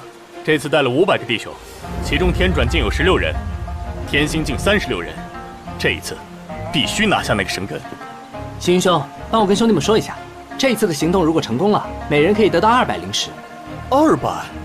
如果不幸有兄弟牺牲，天命境界的可以得到100灵石补助，天星境界的200，天转境界的500，这些灵石都由我来补助。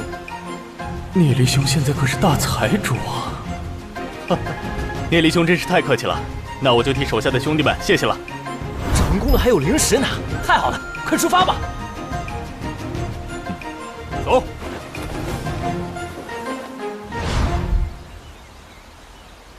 探明他们的意图了吗？我用极音术听到他们似乎在大世界深处发现了一个中等神池，应该正准备去攻打。中等神池，有着很多龙血妖兽在看管，可没那么容易打下来。那就等他们打到一半，我们再出手把神池抢了，让他们竹篮打水一场空。可是李星云势力不小，抢他神池会不会引来报复啊？那时我们都有中等神池了，还怕他？崭新的神池里面肯定积攒了大量的灵石，到那时，李星云还能拿我们怎么样？好歹老子也在顾氏第1继承人的位置上坐了这么久，又岂会惧怕于他？哼，聂离、顾备必须得死，跟上他们。老大，我们被跟踪了。什么人？不清楚，大概有600-700人的样子。我察觉到他们之后，就立即上来跟你汇报，不敢打草惊蛇。聂离兄，来者不善的，恐怕那个中等神池的消息已经泄露了，怎么办？不必着急，反正我们也不是去攻打神池的，对方肯定是觉得我们会跟守护神池的妖兽拼得你死我活，好捡便宜。只要我们有了提防，他们不可能得逞。确实，对方绝对想不到我们要干嘛。我倒是有个想法，大伙小心点，不要被大世界里的妖兽发现了。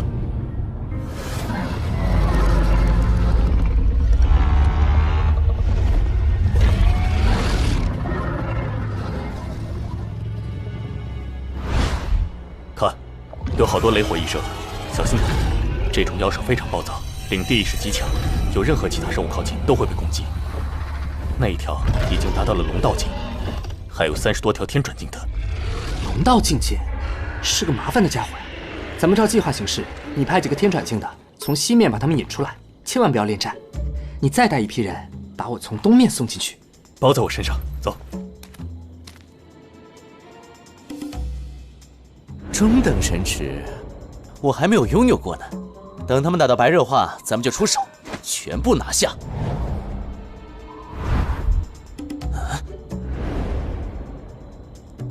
不会吧？难道我搞错了？他们不是来攻打神池的，他们只是来偷灵石的。都让他得手，我不就白来了？不行，我们得跟上去，在他们准备撤退之前，必须截住他们。够近了，开始吧。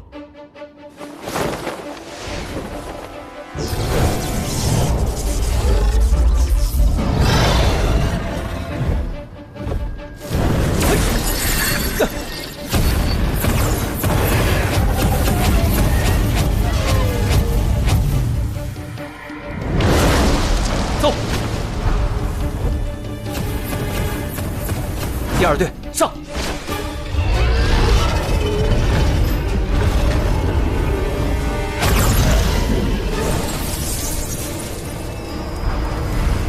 那只龙道境的还挺聪明，完全没有上当。那只异兽不走，我们很难潜入呢。没关系，只需要一个时机，这才刚开始。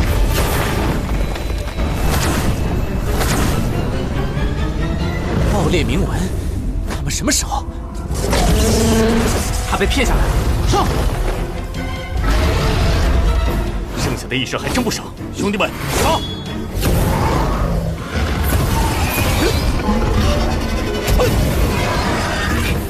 聂离兄，我们拖住异兽，你快下去。好。躲开了，圣血一交，融合。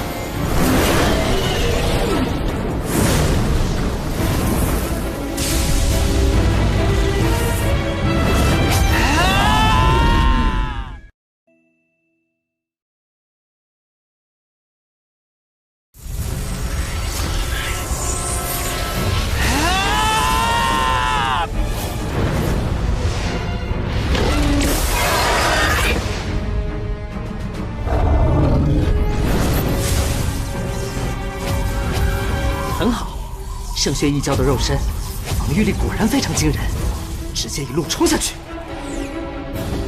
不好，是3只天星级的。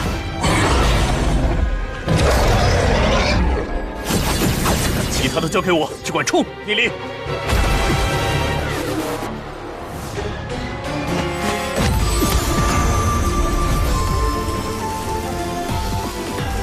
成功了！兄弟们坚持住，守住前池，杀！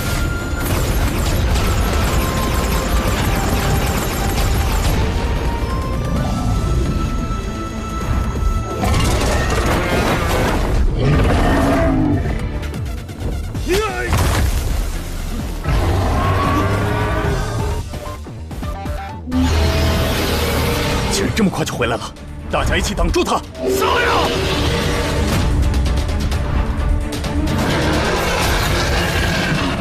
天星级的兄弟都被秒杀了，龙道境的妖兽竟然恐怖如斯，绝对不能让他靠近神池！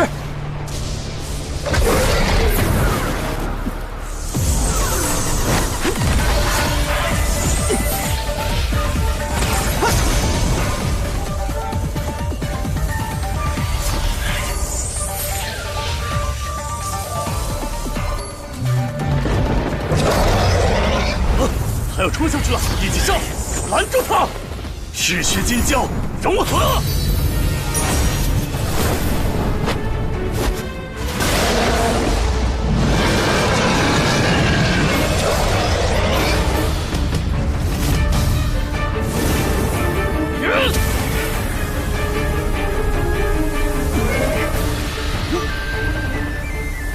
你的对手是我！龙道境的王者雷火一蛇锁定，我竟然动弹不得。星云老大小心！不！可恶！哎呀！不好，我们的意图被他看穿了。聂离，聂离小心！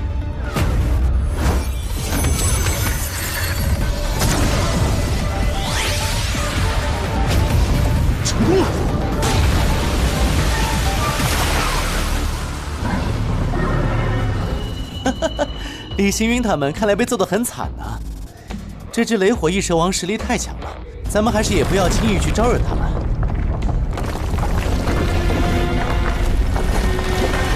啊，怎么回事？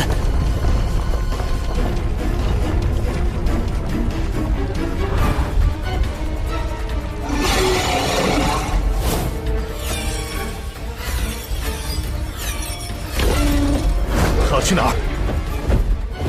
星云兄，别管我，给兄弟们快跑！神池塌了，虽然拿到了神根，可是空间戒指不能和灭魂一起回去。如果聂离被杀，神根就没了。可恶，就算去帮忙，也只是白送死。顾不了那么多了，撤！很好，大家都安全了。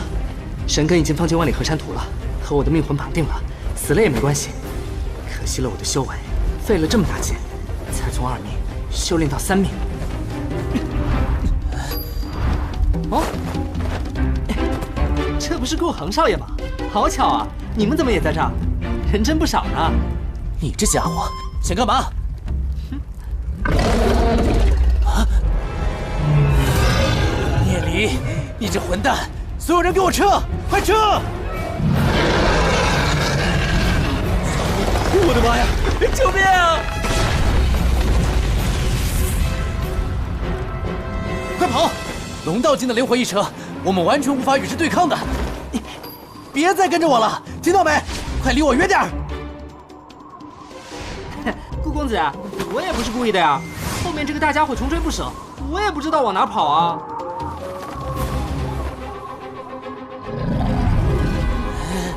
所有人，给我拦住他，先把他干掉！是，锁定他！被天星级的锁住了，这下跑不掉了。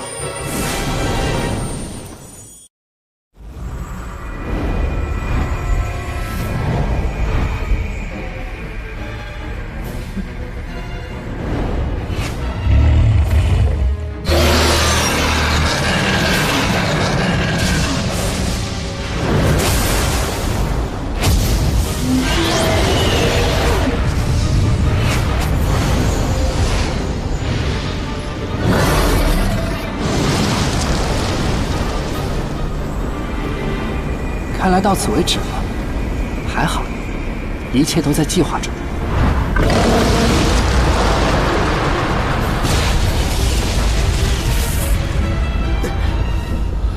他死了。幸好我技高一筹。太好了，终于干到聂离了，连火翼神应该回。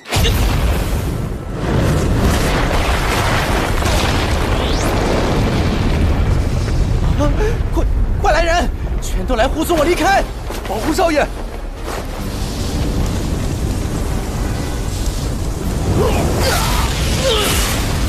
聂离，我跟你没完！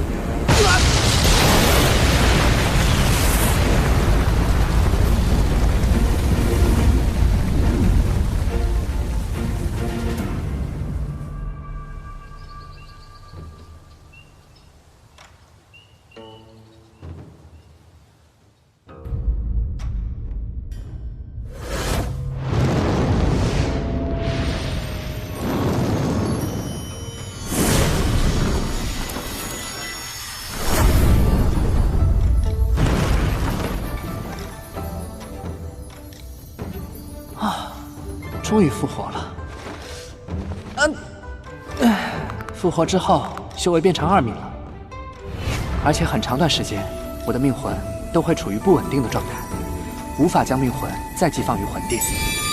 不过，我的命魂好像有点奇怪。照理说，我从3命掉到2命，命魂应当熄灭1道才对。聂离兄，星云兄，哎，真是可惜了，没能保护你。那神根也遗失了吗？还在，你们不走，还要损失更多。李行云、聂离，你们给我记着，这笔账我们没完。哎呀，这不是顾恒公子吗？你怎么也从魂殿里出来了？你们别太得意，以后最好给我小心一点。走。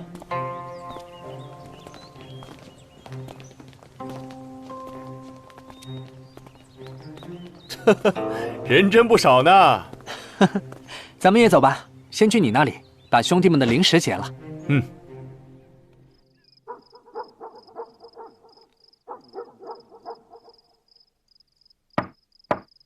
哦，这是哪个小美人大半夜还来找萧雨？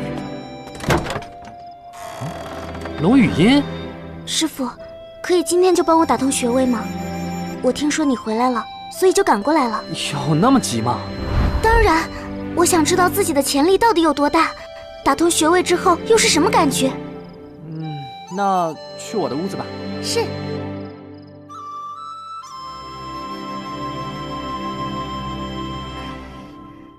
衣服脱了吧。啊？你不脱衣服，我怎么给你施针啊？哦。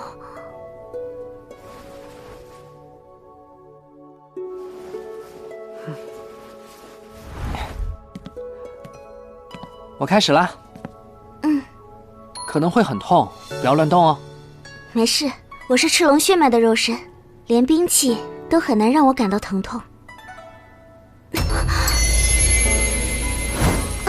动，别动，这才第1针呢。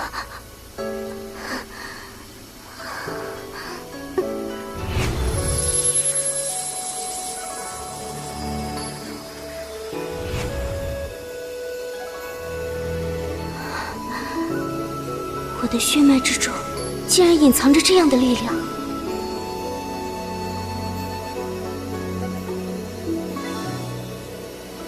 我已经用金针遍布了你的命门等重要的穴位，接下来你体内赤龙血脉的力量会慢慢的觉醒，然后冲击你的百脉，你就先在这里潜心修炼吧。施针的消耗也不小，有点累了。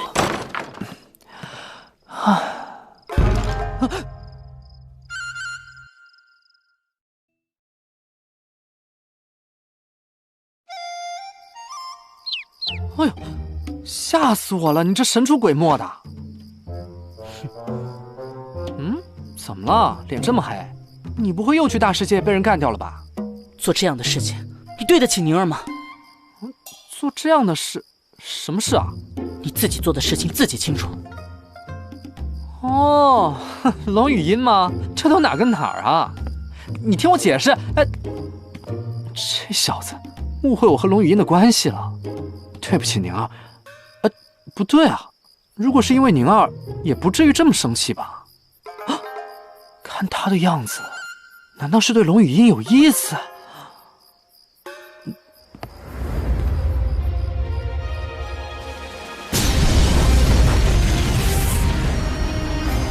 哎呀，看来已经觉醒完毕了。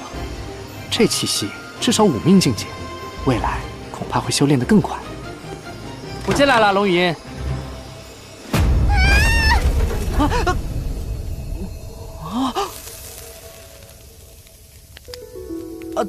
衣服烧掉了，不好意思。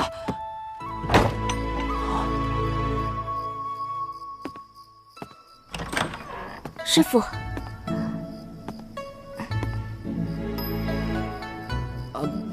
怎么样？穴位都冲开了？嗯，都冲开了。那就好。你自己回去以后多巩固一下修为，之后肯定会突飞猛进的。你的修为那么强了，我都不适合再当你的师傅了。不，既然我拜你为师，那么不论如何，你都是我的师傅。开个玩笑，你赶紧回去吧。大晚上的，别人看见还以为怎么回事呢。嗯。师傅，我改天再来。这次就被萧雨误会了，要是以后又大晚上过来，指不定会误会成什么样了。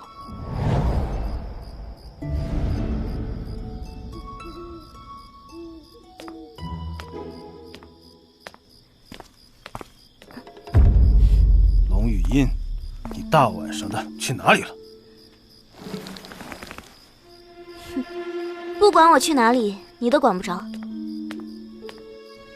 以后再敢跟踪我，绝饶不了你。龙语音，你骨子里就是一个贱人，居然敢大半夜去找野男人，简直不知羞耻！你再说一遍。龙语音，我就是骂你怎么了？别忘了你是我的未婚妻，你不守妇道，我迟早杀了你的野男人！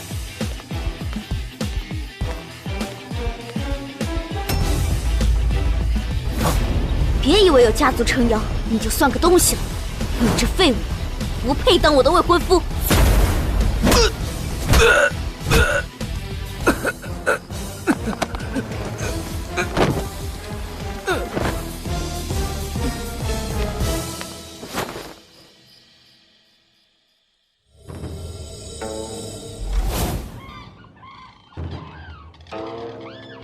这些神池已经初具规模，未来的灵石可是不用愁了。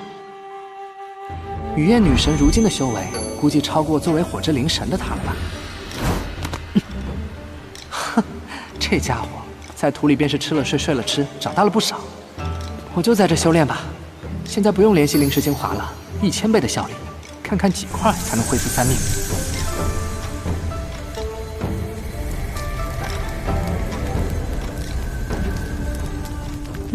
3块，太好了，再多来点。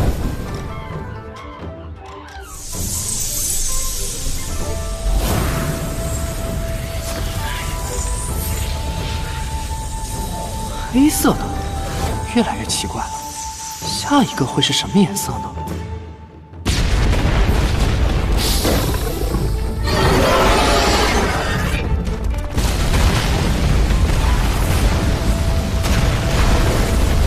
终于打下第一个神池了，这样在大世界就有落脚点了，可以继续招募更多的强者。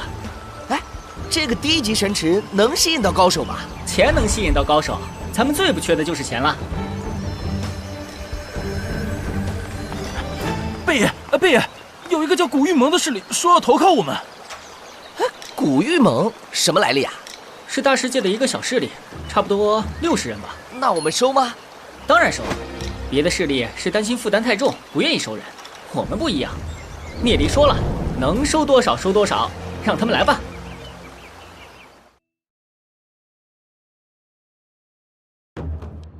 把各位召集起来的目的，想必各位都明白。成立不久的妖盟在短时间内竟然招收了3000多人，再不压制其发展，到时候天灵院里便没有我们的话语权了。古北每个月都得支出10几万灵石，他再扩张，那得消耗多少灵石？用不了多久，他们就会自己解散了吧？他们非但没有停止招人，还在大肆扩招。只要是2命以上，他们全收。不可能吧？看到妖盟的待遇如此之高，你们的手下还肯像以前那样为你们卖命吗？慕容兄说的不错，妖盟在破坏规则，要是放任他们发展下去，到时候我们都得玩完。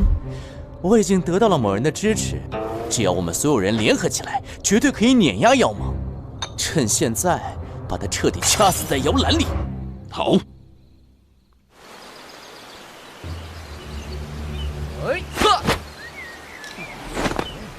贝爷，我们被人伏击了，损失了100多个人。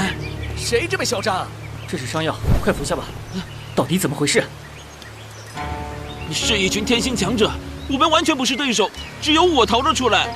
天星强者，顾恒终于坐不住了，不能再待在这里了，我们先撤回天灵院。顾恒这家伙，我们招惹他了。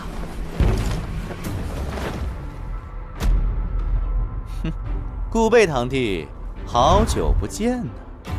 顾恒堂兄，带这么多人来看我，不会就想打个招呼吧？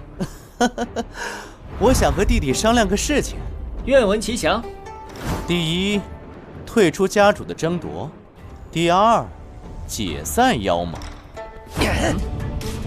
我觉得解散妖盟这个事情还是有一定可能性的。那退出家主争夺呢？堂兄给我3天时间，容我考虑一下。3天。杀！好。他们人太多了，贝爷，对，我来掩护你们，一起突围。想逃？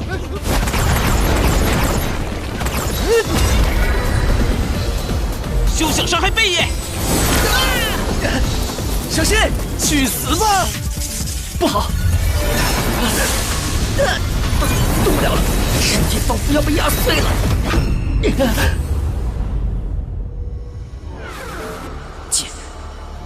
自冲的奥义是，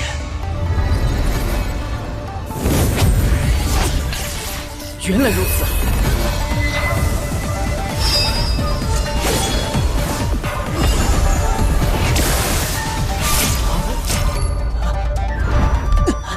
那是什么？真是多谢堂哥了，没有你这一下，我也不能意外领悟这剑祖意境。剑祖意境，有了这剑祖意境，哪怕你一直杀我，让我的修为留在天命，我的实力也总有一天会超过你。什么剑祖意境？想反抗我，你还差得远呢！贝爷，我们只剩200人了。我看你还能凝聚多少天道之力？刚刚的建议你还使得出来吗？去死吧！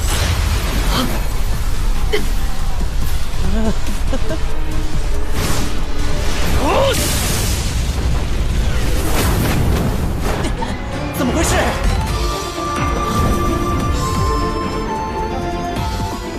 厉行云，厉行云，你想为妖盟出头？看清楚我们有多少人！天行盟非要插手的话，我不介意把你们也灭了。我李行云只尊奉一个信条，就是义气。妖盟之中有我的兄弟，谁要是和妖盟过不去，就是跟我天行盟过不去。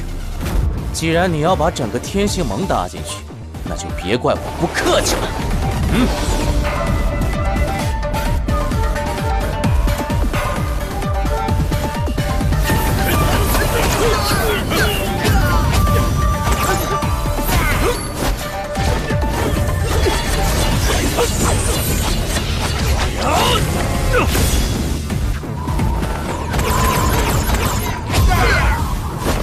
对方人太多，保护顾少，所有人跟紧我，一起冲！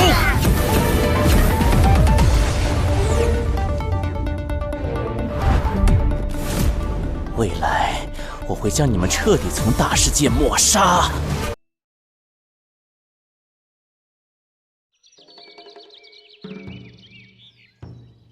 你们损失如何？咱们妖盟所有据点的人都遭到了伏击，只有几百人成功撤退。真的十分抱歉，害得天行盟损失了这么多人。大世界中兄弟有难，天行盟岂有龟缩的道理？况且顾恒被我们干掉的人更多。聂离兄，顾恒的血月盟纠集了这么多势力向你们宣战。如果你决定开战，我可以联络一些兄弟，帮你们一起对付血月盟。目前还不用，不过我需要邪云兄帮个忙。聂离兄，请说。见过地痞流氓打架吗？1打多的时候该怎么办？哇，那肯定是不顾一切抓住领头的往死里打呀！哎，是啊，我们干嘛要对付其他那些势力啊？干血月盟，干顾恒就好了。这确实是个不错的办法。搞了血月盟，其他那些势力估计也要忌惮一二。聂离兄不是能收取神根吗？咱们去把血月盟所有的神池都搞了，让他们哭都没地方哭去。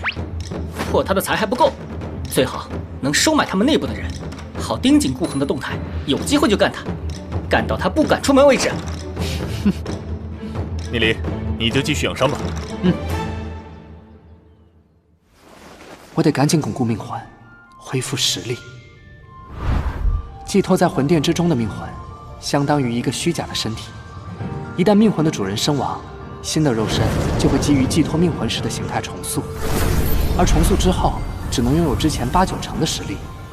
再加上命魂少了一条，正是有了这种能力，人族才得以在大世界之中扩张。在各大家族之中，只有在大世界中雄霸一方的角色，才有资格争夺家主。如今妖盟被血月盟打压，若是顾贝不能迎头突击，非但不会得到家族的帮助，甚至还会在大世界中失去位置。又有客人。学生见过尊者，请问尊者找我何事？天云神尊想要见你。劳烦尊者带路。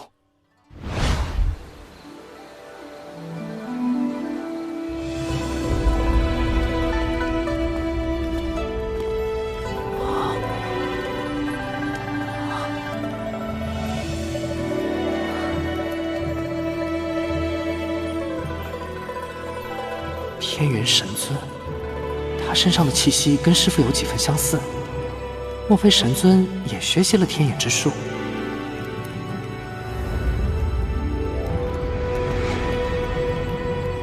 你就是列离吧？聂离见过神尊大人。我想要收你为我的第39个弟子。你的师父明是我一位老友的弟子。我相信他不会拒绝的。能够拜天元神尊为师，对我成为宗主还是很有利的。师尊，这恐怕不妥。师尊收徒，修为至少都达到了天转境，聂离目前不过天命境而已。修为只是次要的，在道念的领悟上，聂离恐怕比很多天转境的还要强得多。承蒙天元神尊的垂青，就是我这个人自由散漫惯了。若是成为天元神尊的弟子，我希望在天元神殿能来去自由。放肆！师尊愿意收你为徒，已经是莫大的恩赐，竟然还在此谈条件，成何体统？这位尊者，我敬重天元神尊，愿意成为他的弟子，征求的是天元神尊的意见。你在这里跳脚，似乎有点多余。你，聂离说的不错，收徒讲究你情我愿。如果你愿意成为我的弟子，今后这天云神殿你可以来去自由。多谢神尊大人了。好，各位先退下吧，我要在这里跟聂离好好的讨论一下道念。是，师尊。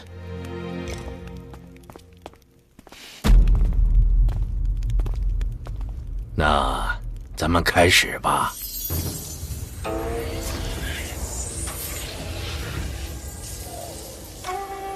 聂离所说的都能令我受益匪浅。如今的羽神宗内忧外患，岌岌可危。以聂离的天赋，将来会成为羽神宗的支柱，也不是不可能。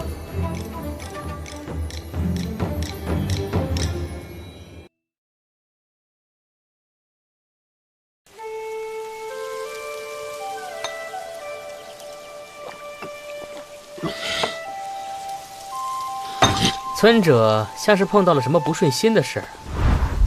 龙兄，快来陪我喝酒。不知道吴彦兄是为了何事烦恼？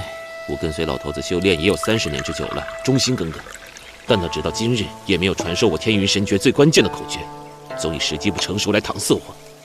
他也不想想，若不是当年我父亲救了他一命，他能有今天吗？众多弟子中，吴彦兄是最受重视的一个。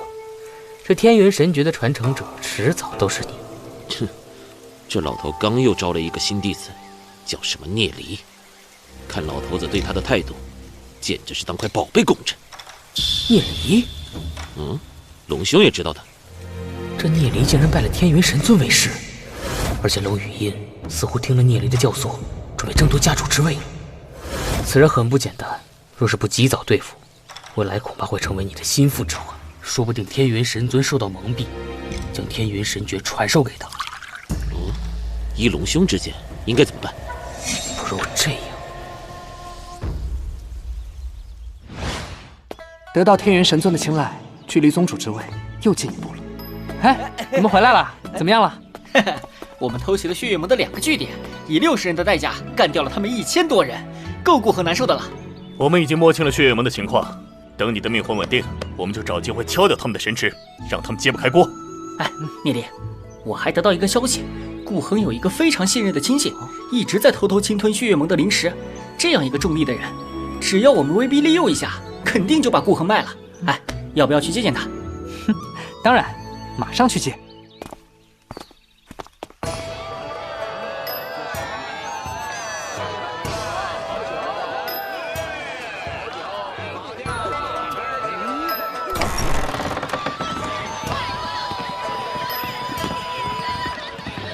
听着，今天伺候好了，大爷我赏每人1块灵石。何执事，里面有几位大人要见您。什么大人？干扰老子的雅兴，我谁都不见。他们说要跟您做一笔10万灵石的大买卖。啊，这么大口气？这边请。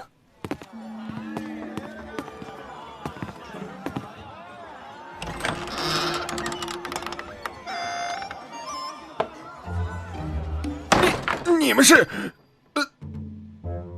好久不见呀，何执事。顾贝少爷，你找我有什么事啊？我想让你帮我们做一件事。什么事啊？小事，就是从今天起，把顾恒的任何行踪都汇报给我们。啊！让我背叛顾恒少爷，这是不可能的。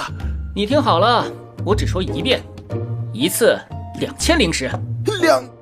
对了，你每月侵吞血月盟的灵石，要是顾恒知道了，这不就是直接威胁了吗？算了，咱们走吧。等等，顾贝少爷，我有一个请求，不知顾贝少爷能否同意？哦，你说。顾恒少爷的2个亲信，我是其一，另外一个叫做柴月，此人跟我向来不和，我想要请顾贝少爷帮我把他给搞下来。柴月这人我知道，今天你回去之后，就散播一些柴月跟我们私下里接触的消息，把顾恒的位置提供我们，让我们偷袭他一次，咱们到时候再添把火，柴月保证地位不保。啊，顾贝少爷高明！写几封信件给我，这就是我们暗中通缉的证据。如果合作的过程中你使诈的话，这些信件就会送到顾恒的手里，知道后果了吧？来，照我说的写。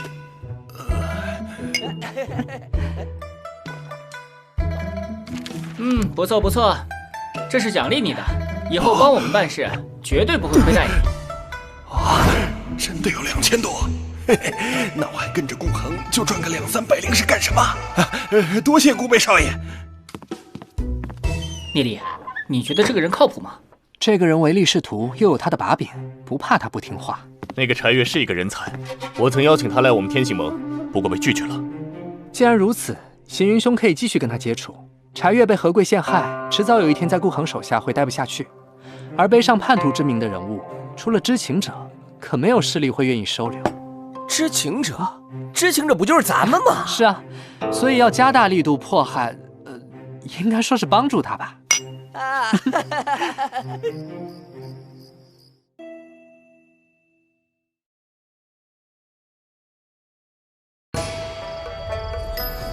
这个宝器商行叫做天宝阁，是名山寨最大的宝器商行。来一趟名山寨，咱们也不能空手回去啊。走，买。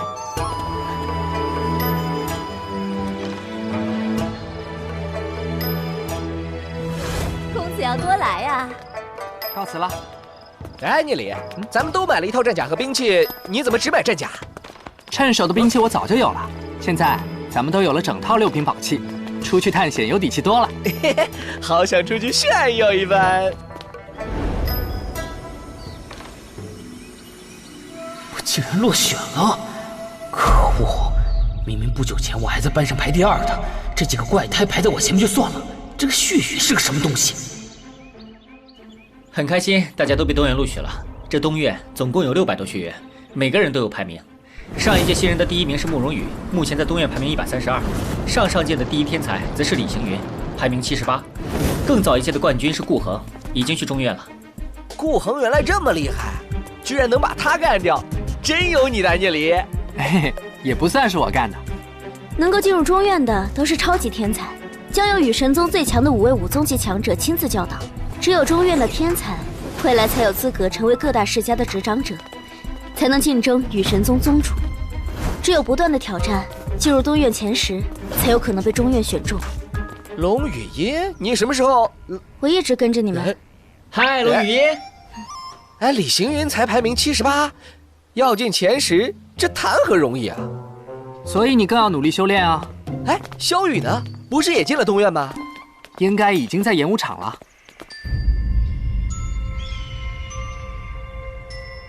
今年录取的有几个相当不错呀，很受关注的顾贝和龙语音都在，还有聂离。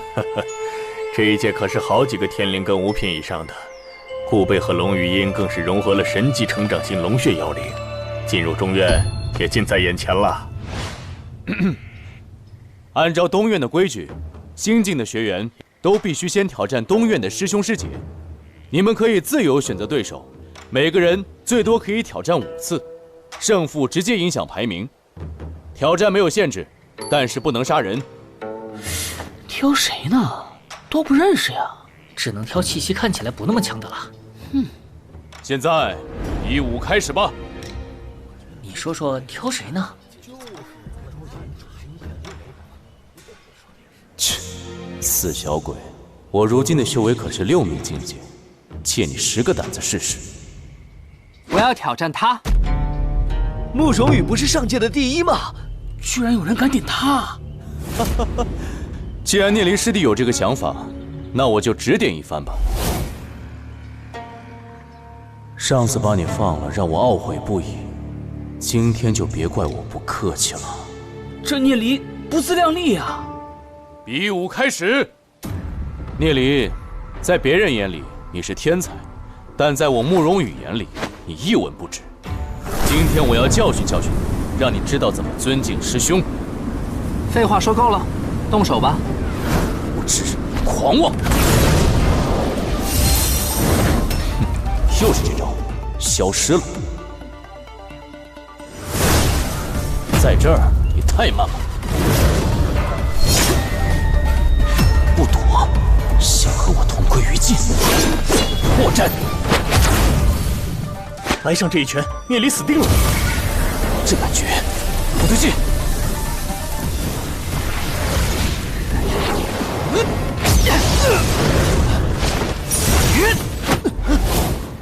不好！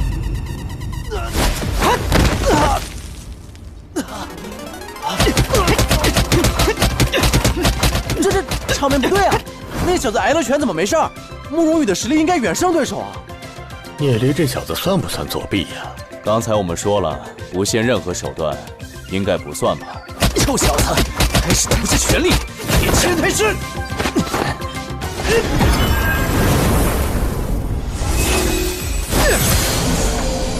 到底怎么回事？6品宝器，岂是你能撼动？可恶，岂有此理！天哪，居然是圣血龙鹰，还是卓越级成长型的！这是你逼我的，接下来我要彻底的弄死你！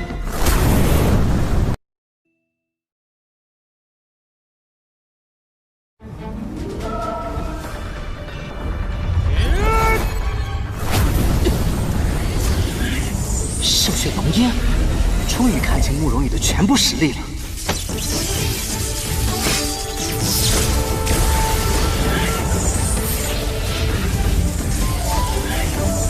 哇，气势不分高低，聂离仅凭一把武器就能和圣血龙鹰对抗吗？这起码7品宝器吧。虽说宝器也算是个人实力的一部分，但是以往东岳学院的宝器也都比西院强得多。聂离这个情况从来没有过，光凭一把宝器就想打赢我，不可能！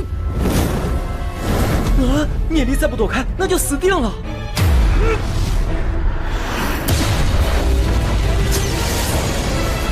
啊！打中了！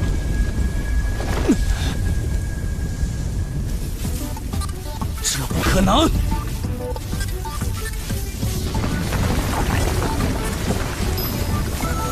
怎么不可能？看招！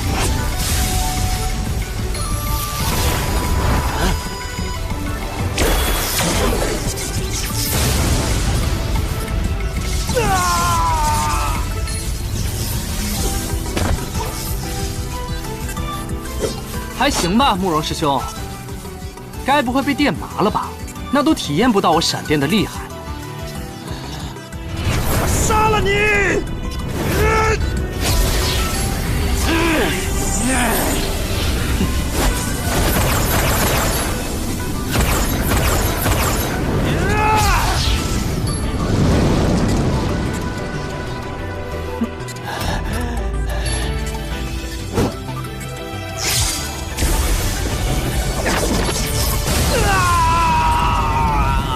哇，太亮了！里面什么情况？怎么都是慕容羽在惨叫？聂离穿着一整套6品战甲，慕容羽完全奈何不了他。可怜不明真相的慕容羽还在尝试攻击聂离，毕竟6品套装还是非常罕见的。聂离甚至还在控制力道，不停地折磨慕容羽，这是在报鬼墟之地的仇啊！哼，真有你的！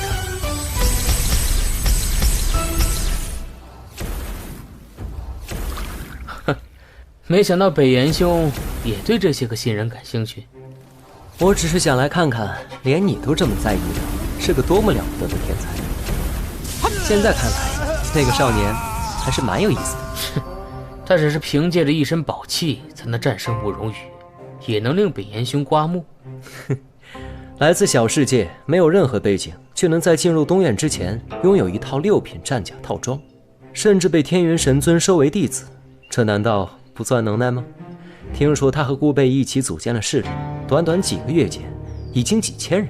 看来大世界中未来会更热闹了。有新人崛起，这司徒北岩不该警惕吗？虽然当今能与我争夺宗主之位的只有司徒北岩和李玉峰2人，但是刚成为顾氏第1继承人的顾贝、天心盟的李行云，还有龙羽鹰，也都不能小看。这3人都与聂离走得很近。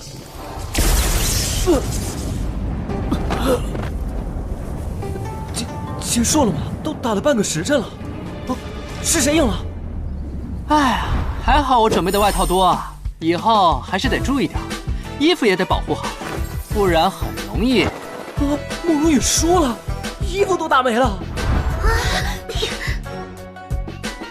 聂离这小子，你在鬼墟之地抢我魂灵，今天我在比武台上找回场子，咱们扯平了。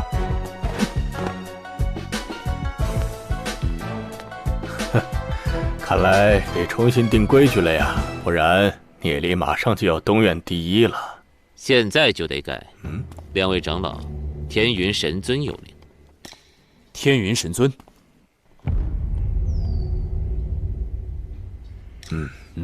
请放心，我们会安排的。这一次比武要重新制定一下规则，所有人不得再使用3品以上宝器。被发现了。改规则？也就是说，刚才聂离获胜靠的是宝器？怪不得，我就说聂离怎么可能比慕容羽强呢？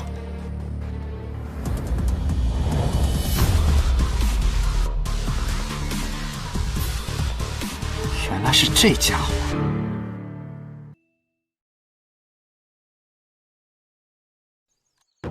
唉，这才1场就不让用宝器了，我还想着也去虐一虐东院的人呢。哎呀，按理说，聂离击败了慕容羽，就要取代慕容羽的排名。但是，我和黄羽长老商量了一下之后，觉得有失偏颇。啊，我？我们决定给聂离另外一种考核方式。聂离只有通过考核，才有资格取代慕容羽的位置。聂离的对手将由我们选择。同样的，不能使用3品以上宝器。不对，有人想针对聂离。哎，聂离，要不放弃吧？无厌尊者，不妥。这比试看似无关紧要，但很多羽神宗的高层都在关注。我现在退去，岂不是承认自己只能依靠宝器？不知道2位长老准备给我安排几个对手？就2个对手。明白了。看来对那2个人的实力很有信心。哎，竟然是叶虫！他的排名还要在慕容羽之上，直接派来这样的高手，聂离完蛋了。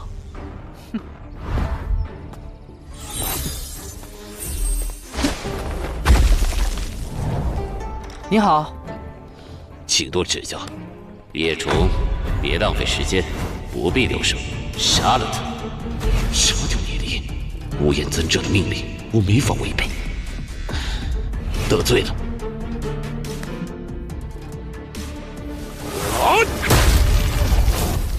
这么重的杀气，看来是无厌尊者想要我的命。我命魂未稳，尚未寄托到魂殿，这可不太妙。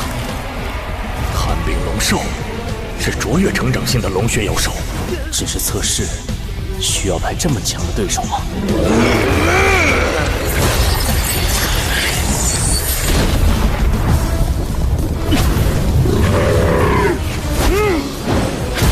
太恐怖了！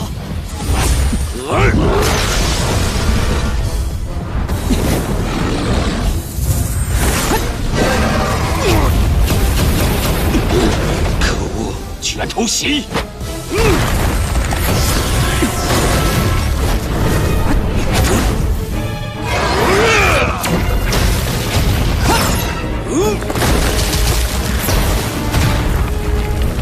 聂离居然能同时使用2种妖灵，闻所未闻呢！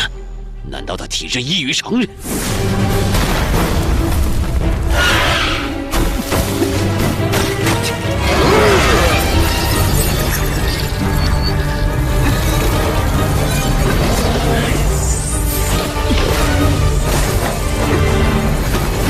聂离，难怪师尊如此重视聂离，此子留不得。叶虫，还不快点杀了他！可恶，我已经没留手了，但这家伙就像泥鳅一样滑溜。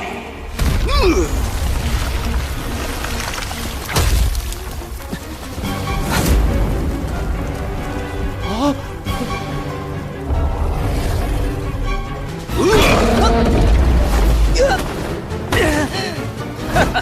不堪一击！幸好我护住了要害，这样下去不行。对不住了，聂离，我的妻儿都在无厌尊者手里，我绝对不能违逆他。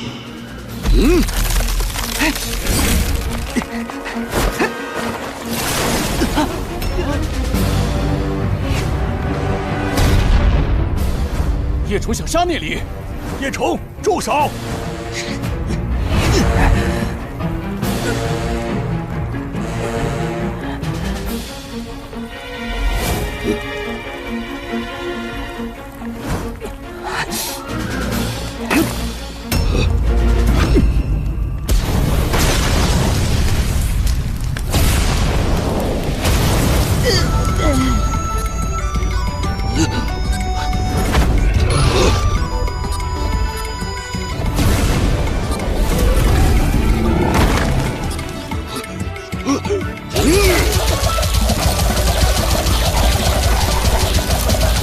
什么？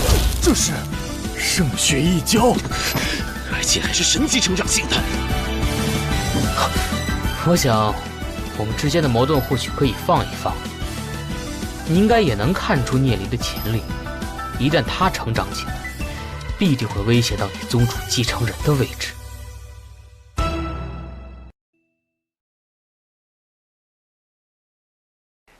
我与你竞争可不是为了私欲，而是想看看我们谁更适合这宗主之位。聂离说不定能够成为那位祖师一样的人物，带领我们羽神宗走向辉煌。没想到司徒北岩是如此大公无私之人。哼，你不信也罢。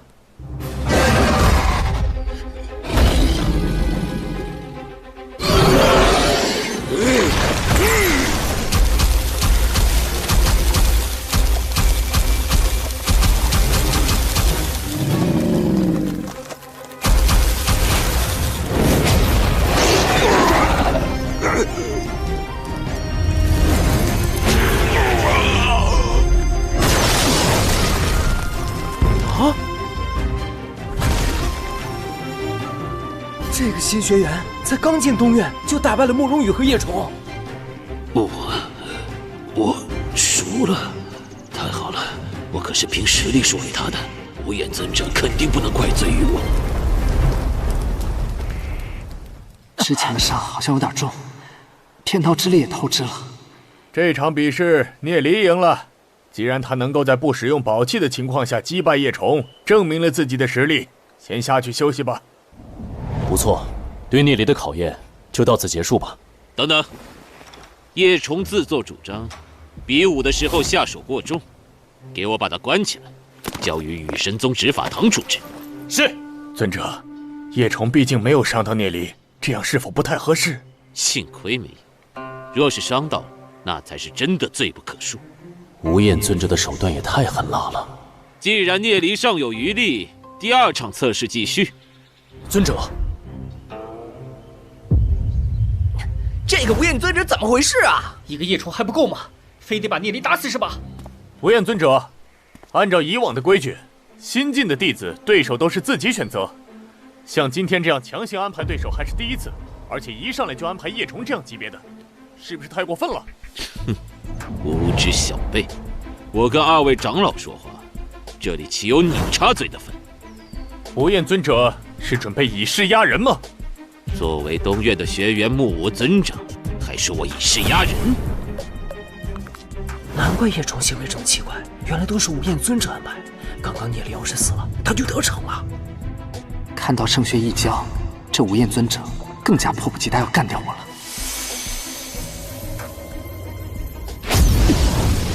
很好，万里河山图可以源源不断的为我输送天道之力，说不定可以冲击5命境界，也能多一分胜算。我作为聂离的师兄，想要了解一下他的实力，也是人之常情。我已经帮聂离挑选好了对手，二位长老就不必多说。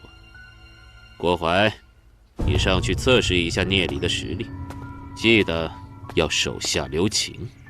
是。郭淮，他可是9命，而且还是无厌尊者精心培养的嫡系，聂离绝对会被他杀掉的。尊者，这万万不可呀！住口！我的动机已经暴露，现在不杀聂离，未来再无机会。天云神诀我必须得到。我不打了，听见没？不打了，你赢了，投降了。尊者，既然学员拒绝比试，那这场就算了吧。这聂离比想象中还要难缠。非要打也可以，但我要穿宝器，我自己的宝器，我凭什么不能用啊？这什么破规矩？不让的话，我就不玩了。大不了我也不进东院了，回西院去。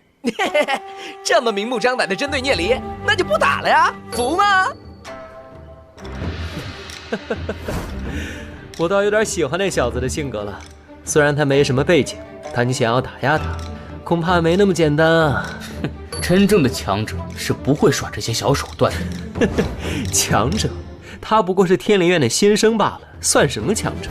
才天命境界就把你们这帮权贵搞得这么焦头烂额，我怎么觉得未来你们不一定玩得过他呀？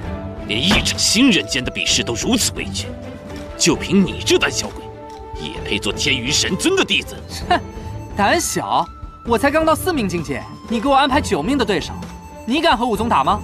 再说，天云神尊主动收我为徒，你管得着吗？要玩你们自己玩吧，反正东院的水平我已经见识过了，恕不奉陪。东院又岂容你想来就来，想走就走？大家听着，经过调查发现，聂离乃是妖神宗的奸细。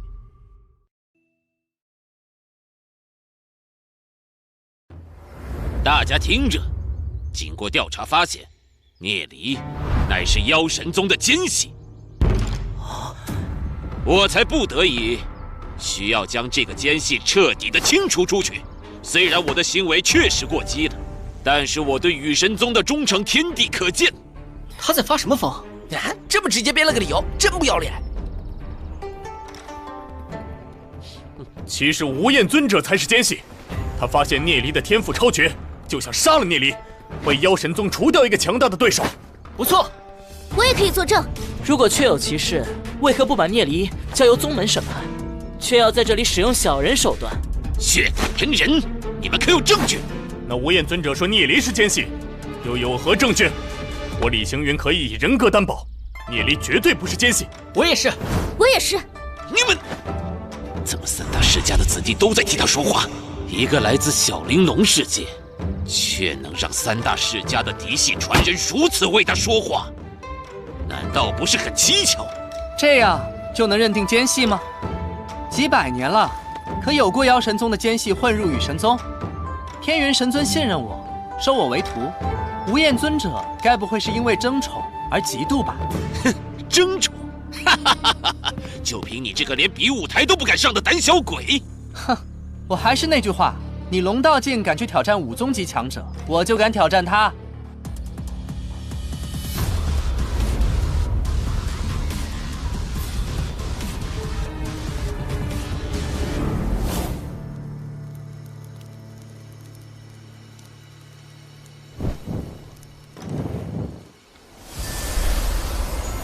天云，这个聂离，你已经收为弟子了。不错。哎，动作真快啊！近百年来，羽神宗难得见到这么卓绝的天才。哼，宗主大人心动了，您安心教导您的孙儿司徒北岩不就可以了？哎呀，我这孙儿的天赋啊，勉强能突破到5宗境，掌控一方倒是够了。想要成为羽神宗的宗主，带领羽神宗复兴，有点难呢。哼哼，没想到宗主大人竟是如此看好聂离，不如让他转拜宗主门下吧。君子不夺人所好。100年之后，羽神宗就要交由这些后辈来掌控了。若这当中有能够独当一面的天才，那我们就放心了。这个聂离，再好好观察观察。对了，无厌尊者和聂离似乎有些矛盾，天元神尊不调解一下吗？后辈之间无谓的纷争，让他们去吧。我们回去吧。聂离，天元师尊，你尽全力跟郭淮较量一番，不必留守，也不用担心，我保你命魂不散。有几位大人想要看看你的实力。几位大人，想必就是与他在内的羽神宗5巨头了。是，师尊，得到5巨头的认可，可是成为宗主的必要条件。看来我必须要好好表现一番了。喂，我改主意了，我同意参加这第2场比试。师父，你别冲动。还敢说没有剑气？哎，聂离，你没必要跟他打。他已经救命了，明显就是那无厌尊者派来搞你的。哼，放心，我心里有数。这家伙又有什么坏主意？郭淮，好好的教训教训他。李大义，是。以你的修为，竟然能打到叶虫，哼！不过到此为止了。不打打怎么知道？哼，狂妄的自信。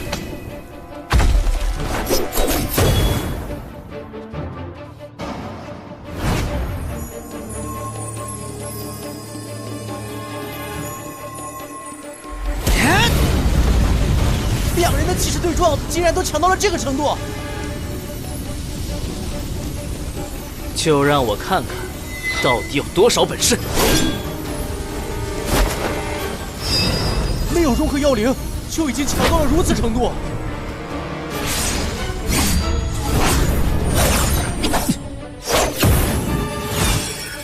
竟然能跟上我的速度，但还是太弱了。接下来是这边。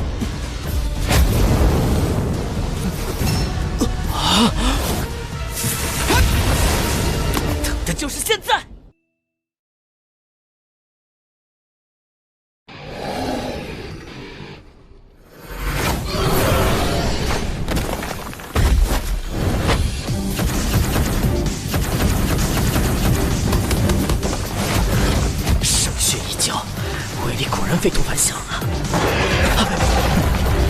还想试探我的实力，就乱打给你看吧。正好我也没掌握圣血一教所有的力量。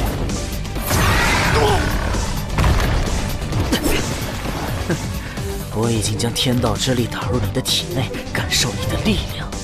我对你的实力可是了如指掌。面对我，你没有胜算。安心去死吧，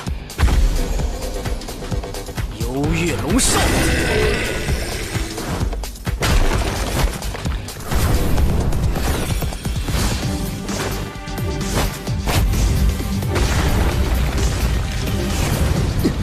郭淮真正的实力竟然这么强！聂离怎么放弃抵抗了？是被郭淮揍傻了吗？装神弄鬼！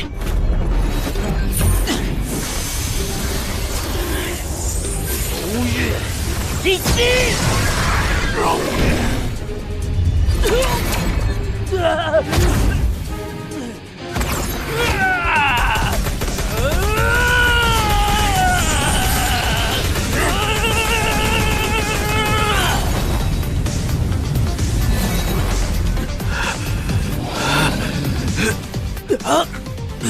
可恶！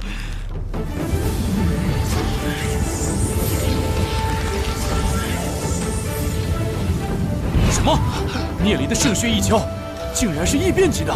神级成长性的龙血妖灵本来就是千万分之一，能够异变的更是少之又少。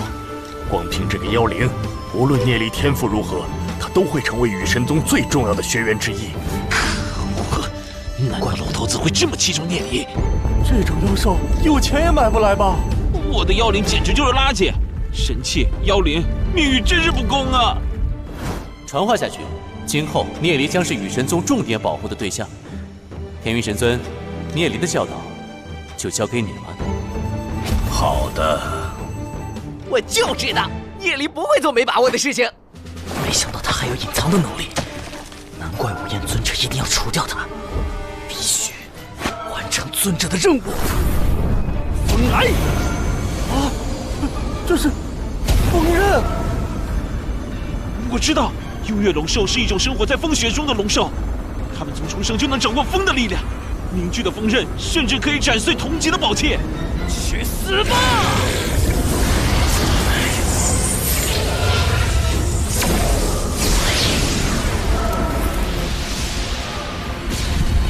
聂离和郭淮可是差了5个境界，他竟然可以和对方对轰这么久。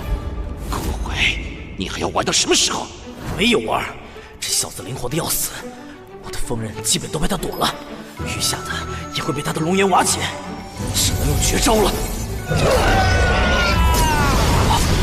他要使用风炮，风压让我难以行动，好快，要来了！聂离，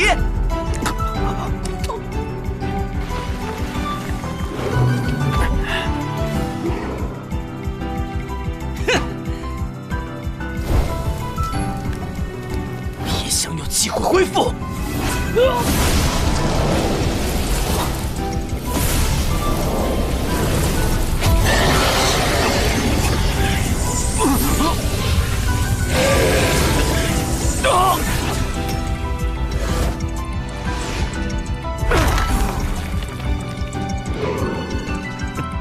拥有异变的神级成长性圣血一教又如何？还不是我的手下败将。你的肉身再强，也抵挡不住我风炮的威力的。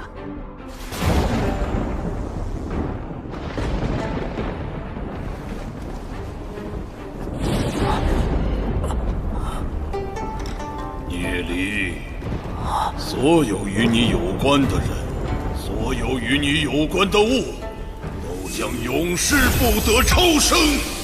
竟然还有大家的灵魂，圣剑！不行！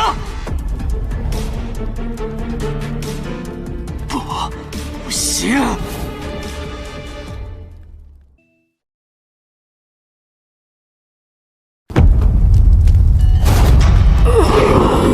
聂离终于输了。4命境界和9命能对抗到现在，真了不起！哼！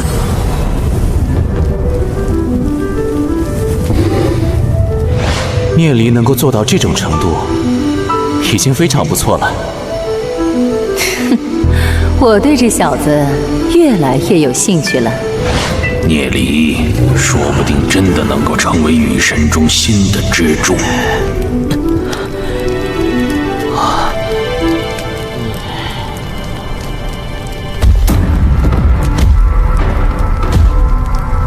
国会力竭了，咱们趁现在去救聂离。好，什么？你干什么？快让开！郭淮等一下肯定会下杀手的。李行运，你怎么回事？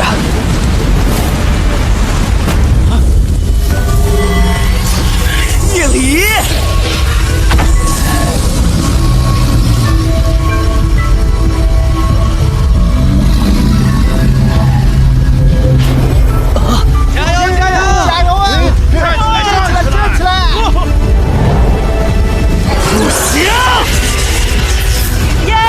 不容易重生归来，得到了第2次机会，我怎么可以就此止步？还有那么多人等着我去拯救。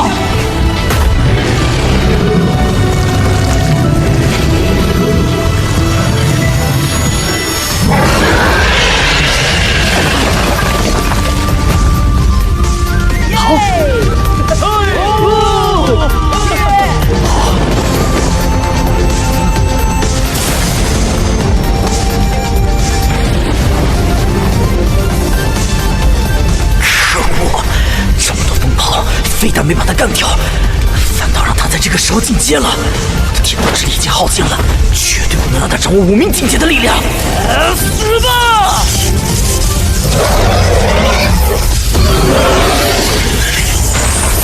什么？怎么会这么快？他的气息已经掌握5名境界了。哇，聂离的背上可全是刺啊！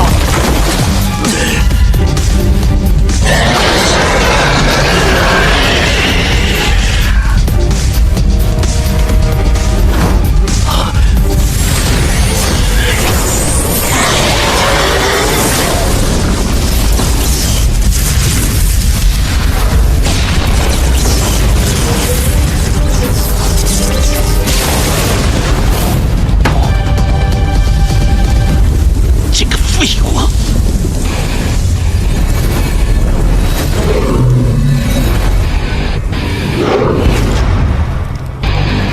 聂离居然一瞬间就逆转获胜了！新晋学员直接排进前200啊，简直空前绝后！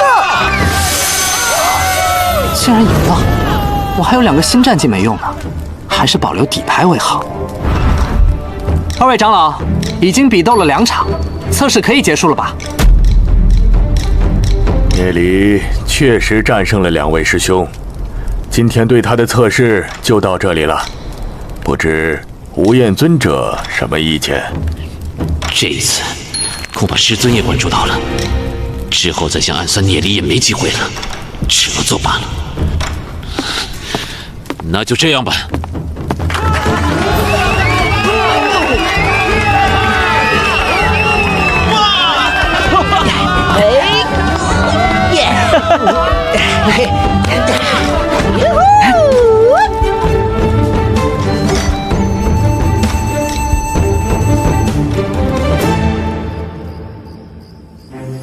命魂终于稳定，明天就可以将命魂寄托在魂殿，可以放心去大世界了。天道神诀第1篇开头的几句法诀也已经修炼完毕，进去继续修炼吧。这个感觉是危险，就在门外。谁？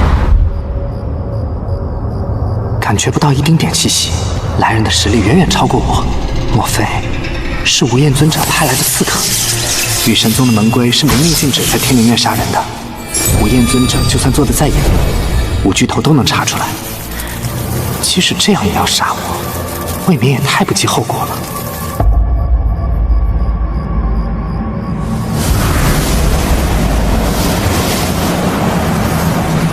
来了！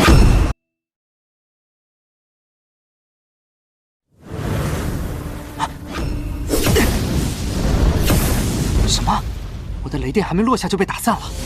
影药！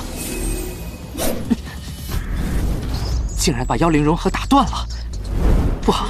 在这人手下，我毫无还手之力，甚至连他的位置都感知不到。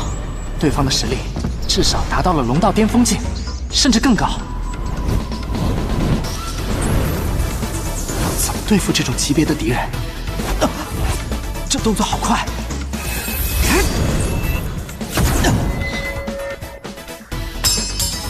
灵魂海，手脚都被某种力量锁住了。既然是力量的话，就用它试试看吧。修炼的时候吸我这么多天道之力，该帮帮我了。把它也吸收掉。成功了！啊！天陨神雷剑，是反击的时候了。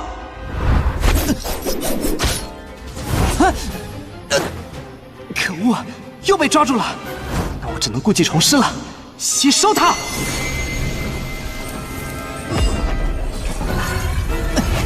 连藤丸都被封住了，到底是谁？现身了！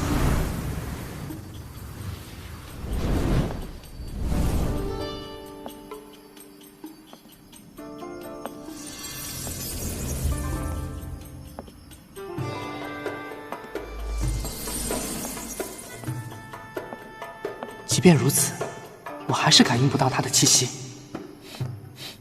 好香啊，倒是能闻到她的气息。啊，是个女人。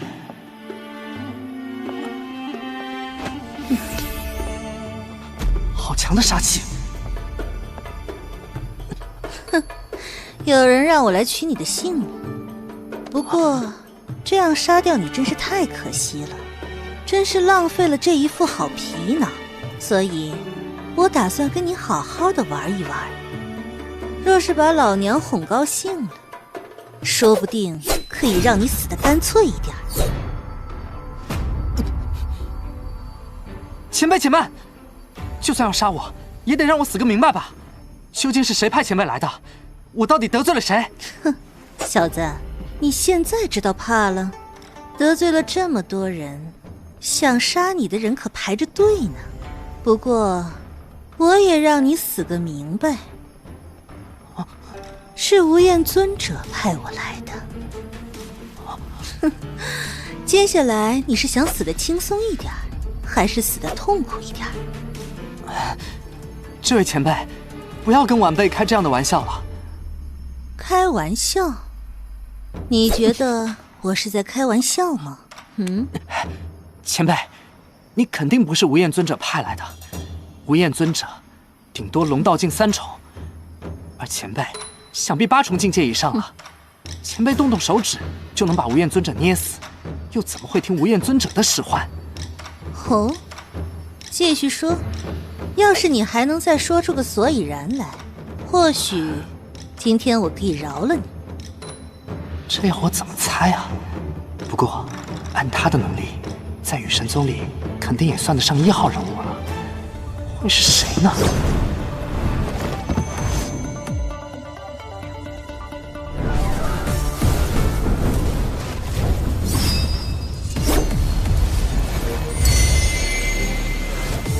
从刚才前辈展现出来的实力，我感觉我说的保守了。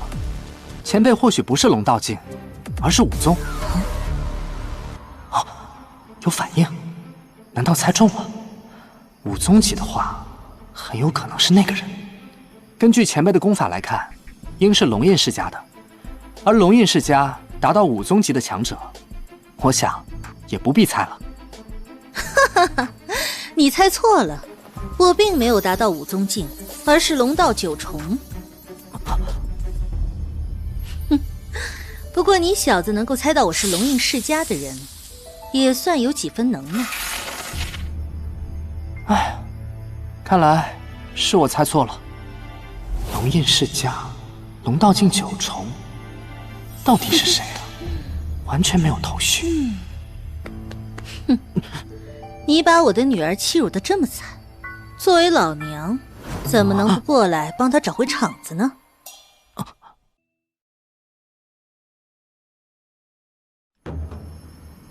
龙印世家，龙道境9重，原来是龙语音的老妈。哎，哎，阿姨，你听我说。哼，罢了，这件事我已经知道全部的过程了，我也不准备杀你了。哼，死罪可免，活罪难逃，只废了你，你没有意见吧？等等，阿姨，你还是误会了，我并没有欺辱龙语音，而且他还拜我为师了。哼，哦，是吗？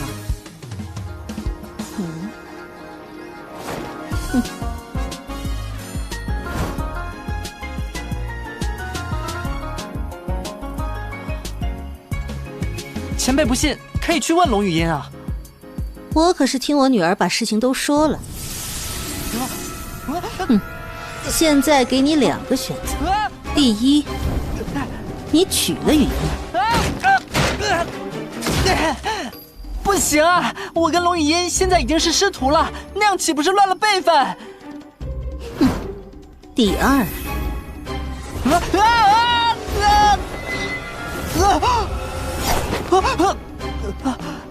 我现在就把你给废了。你说我从哪里下刀好呢？等，阿姨，此事还得从长计议。我已经有家室了，并不是我嫌弃语音，而是我觉得自己配不上她。哼，那我女儿必须做正事。你们都已经那样了，虽然你确实配不上她，只能让我的女儿将就一下了。这哪样了？对了，龙语音不是已经有未婚夫了吗？我们怎么可能成亲呢？哦，那个婚约，撕掉就好了。这是不道义的行为。道义，孩子，在这个世界，拳头才是道义。聂离，我就把话摆在这里了。你要是再这么推三阻四，就别怪老娘不客气。阿姨，我有一点不太明白。说，你们龙印世家家世显赫，龙语音更是家族继承人之一，而我不过是一个来自小玲珑世界、没有任何背景的平民罢了。阿姨为什么非要龙语音下嫁于我呢？我看人还是很准的。你虽然来自小世界，但现在有了圣血一交，又拜在了天云神尊的门下，可谓前途无量，所以还是配得上我女儿的。到底要怎么说服她？听说龙语音废了胡勇2次，该不会是和他老娘学的吧？怎么啊，你还不愿意？哼，成亲之前还有什么条件你尽管提，只要别太过分，我都可以满足你。我知道你小子野心不小，你想要夺宗主之位，光有天云神尊的支持是不够的，只要你娶了语音，就可以再得到一位巨头的支持，到时候你的胜算就很大了。如果你不愿意，那么我们龙印世家会不择手段阻止你上位。哼，多一个敌人还是多一个助力，你自己看着办吧。单以龙语音的能力，要和龙天明竞争，胜算非常小。但和我成亲后，他们家族的资源肯定也会向我们倾斜。龙淑云的这些考量，我也能理解。哼，我还要感谢你，之前不管我怎么劝说，龙语音他都不愿意站出来竞争家主之位，没想到跟了你之后，居然愿意站出来了。什么叫跟了我呀？看得出来，英儿这丫头喜欢你，作为她老娘，当然要帮她一把。聂离，你要是辜负了英儿，别跟我说什么与神宗的规矩，老娘从来没有把规矩放在眼里。阿姨，这样好不好？毕竟我和龙语音都还太小，现在婚娶也不太合适，不如再等5年。如果那时候龙语音还中意我，那我就娶她。等5年也可以，你们先把婚约给定了，先把孩子生了。反正我现在也闲，正好可以给你们带孩子。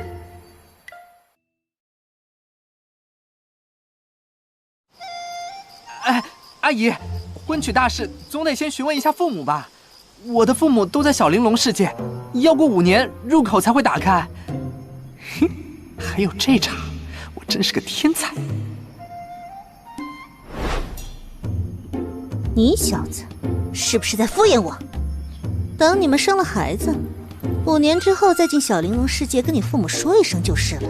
啊，没有父母之命，我可不敢做这么不孝的事情。哼，我算是看明白了，你小子就是不想娶我女儿。既然这样，那就别怪我心狠手辣。我倒要看看你能硬到什么时候。我还是那句话，我必须得请示我的父母，否则不管阿姨对我做什么，我都不会屈服的。这小子，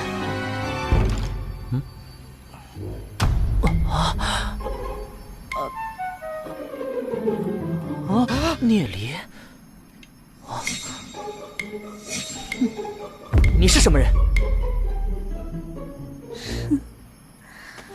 聂离，怎么样？姐姐把你伺候的可还舒服？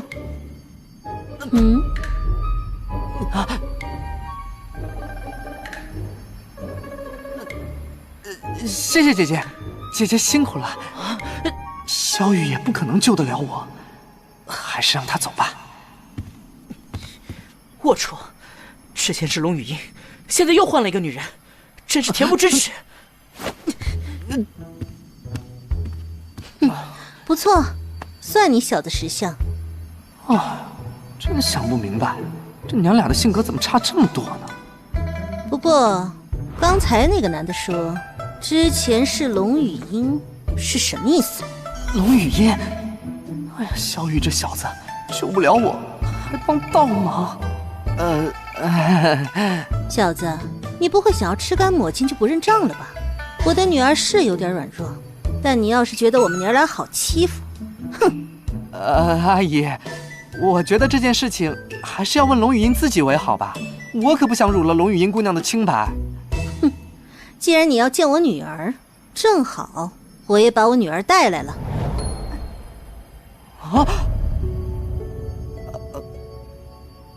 母亲，你不要再逼他了。我跟聂离之间确实没什么，那天他只是用金针帮我把穴位冲开了而已。师父，我母亲她是跟你开玩笑的，还请你不要在意。是开玩笑吗？太好了。如此百般推诿，在师父眼里，我真的如此不堪吗？婴儿，我们就这么放过这小子了？这可不行。今晚来了，就这么空手而归，这可不是我的风格。婴儿，既然你喜欢这小子，那先把他的孩子怀上。要是他不认账，那就宰了他。当年我就是这么对付你老爹的。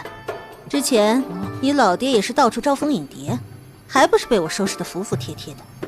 可惜那家伙命薄，死在妖神宗的人手里。现在正好老娘在这里，可以手把手教你。这个女人脑子怎么长的？有这么教女儿的吗？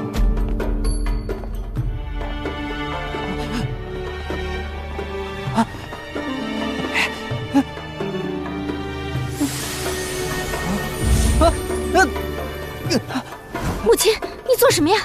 婴儿，男人都是贱骨头，这个你必须听我的。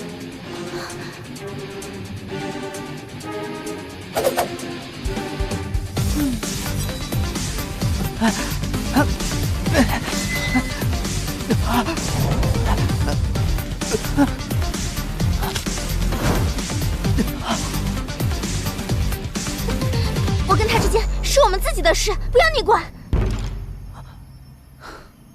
既然如此，那就算了。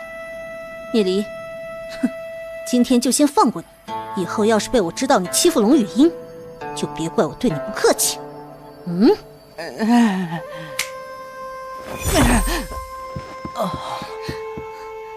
我走了。哎，等等，怎么还没被教训够？阿姨，我有个想法，不知当讲不当讲，毕竟平时也没机会见到您。说吧。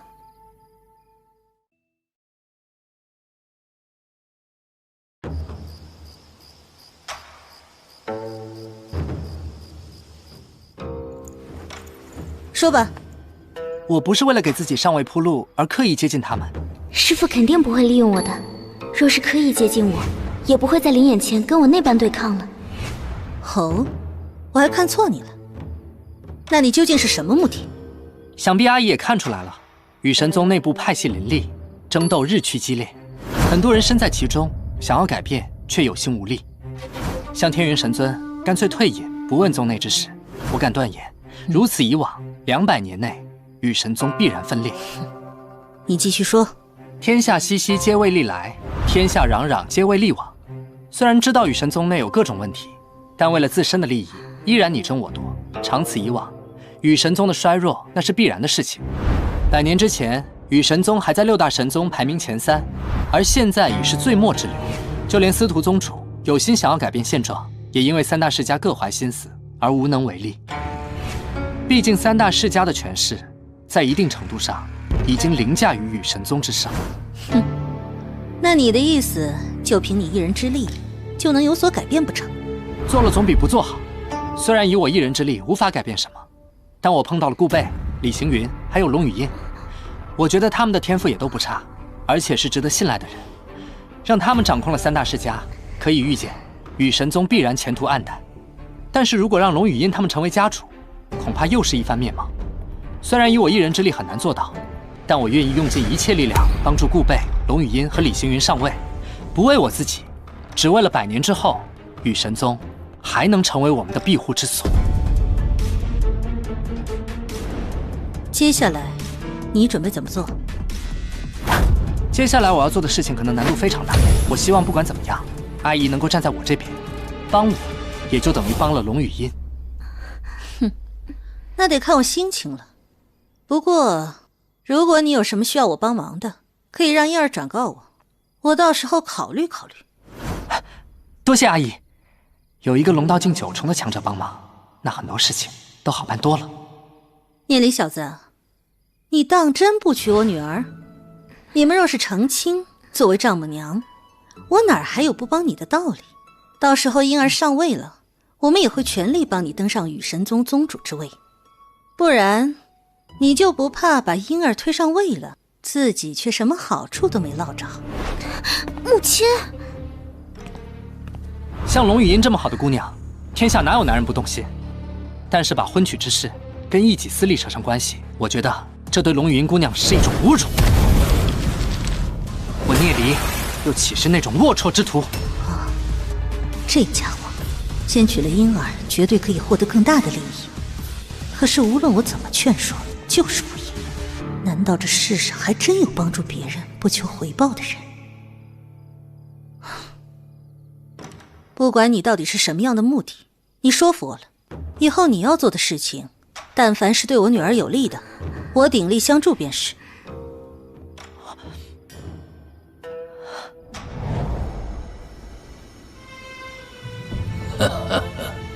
可笑我从小生长在雨神宗，因为一些烦恼之事，便心灰意冷，避世修行。倒不如一个少年看得透彻。龙语音、顾贝、李行云确实是后辈之中的佼佼者，而且品性方面也是不错。加上最近这段时间崛起的天才很多，雨神宗说不定能够重塑辉煌。既然你有心做这样的事情，那接下来我也助你一臂之力吧。心诚则灵，不知道聂离的诚心能不能感动另外4位。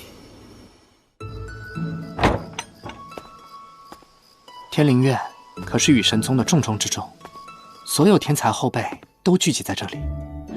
一个龙道境9重的强者出现在这里，我想几大巨头应该会察觉到吧。不过也不能总指望别人，还是赶紧把命魂去寄放了吧。幸亏今晚龙书云不是真的来杀我的。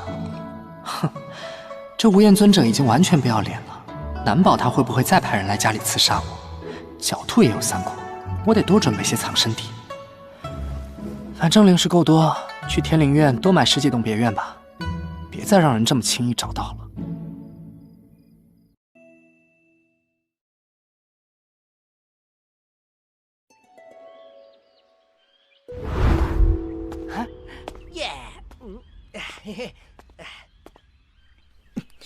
这小子一大早就给我甩脸子。自从被他撞见我给龙语音扎针后，就对我态度很差。再加上那晚的事情，龌龊！最近一段时间有何贵帮忙，我们猎杀了顾恒3次。顾恒那小子有天星境的修为，身死之后差不多5天可以恢复命魂，现在估计又活蹦乱跳了。跟你们没完！杀了他3次啊！是啊，他的修为应该也只有天星3重了，而且在我们的造谣下，他已经开始怀疑禅月了。哎，聂离，既然你已经恢复命魂了，那咱们就去收了顾恒的神池吧。命魂我已经寄存好了。最近妖盟发展的怎么样？你在东院比试之后，我们就借着你的名开始宣传了，之后来投靠我们的人络绎不绝，还有不少是天星甚至天转境的。目前妖盟的人数已经突破到了6000多人了。这么短的时间就招募到了这么多人，实力都能和天行盟并驾齐驱了。妖盟扩张的真是厉害。此外，龙语音建立的玄阴盟更是强大，刚刚成立便有数百个天转境强者加入，甚至还得到了几个龙道境长老的支持。而私下里，玄阴盟已经与我们天行盟和妖盟结盟。谁又能想到，3大世家的继承人竟然联合到了一起，这可是前所未有的事情，难以想象未来会发展到什么程度。聂离简直完成了宗主都做不到的事情。哼，事不宜迟，咱们出发吧。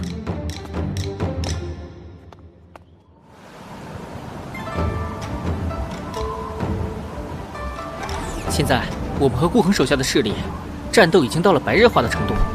顾恒简直是不计后果的疯狂围攻天行盟和妖盟，在我们的反击下，顾恒的损失要比我们大得多。但是他们忽然多了200多个天转境的高手。200多天转境？不错。之后我们只好避其锋，小心行事了。真搞不明白这些高手是从哪儿来的。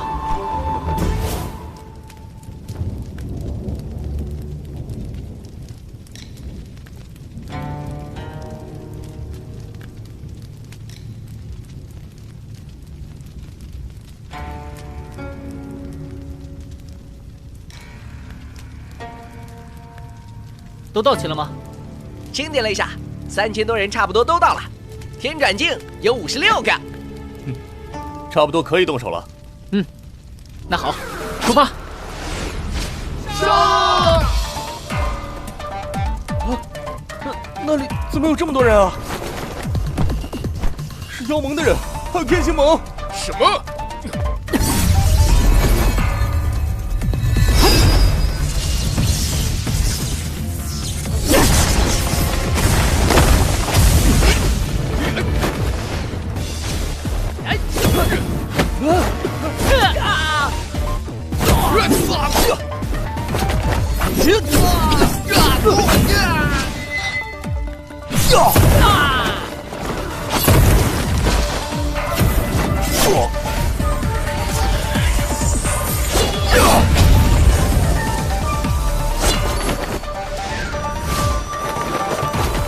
他们人太多了，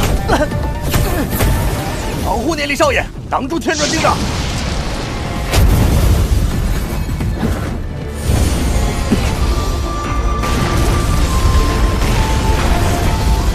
快跑！去通报顾恒老大！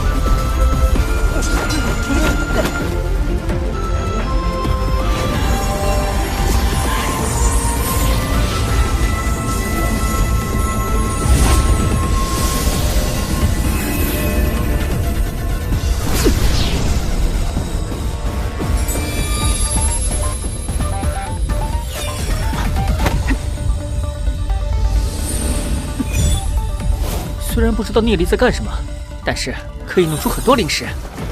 如何，聂离？黑云神池的守卫都被我们搞定了。我也搞定了。太好了，那我们快去下一个神池吧。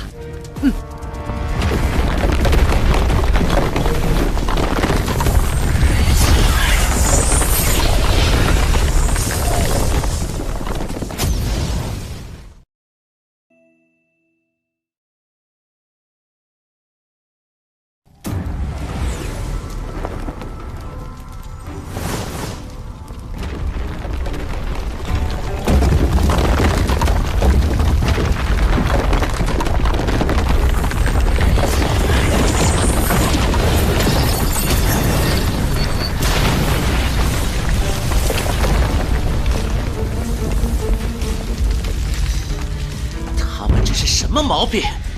聂离、古贝，我跟你们没完！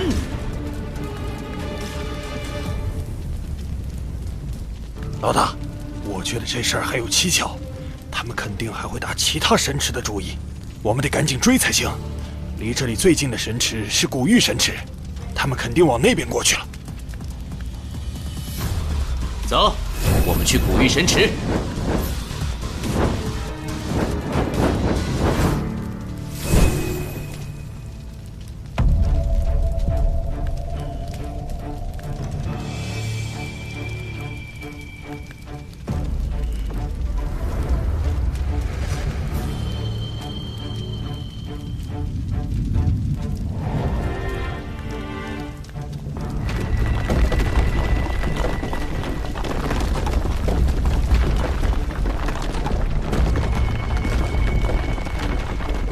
就说他们肯定来古玉神池了。喂，还傻呆着干嘛？他们肯定刚走不久，给我搜！其他人跟我一起去雷霆神池，我要把他们一个个全宰了！快搜，快搜！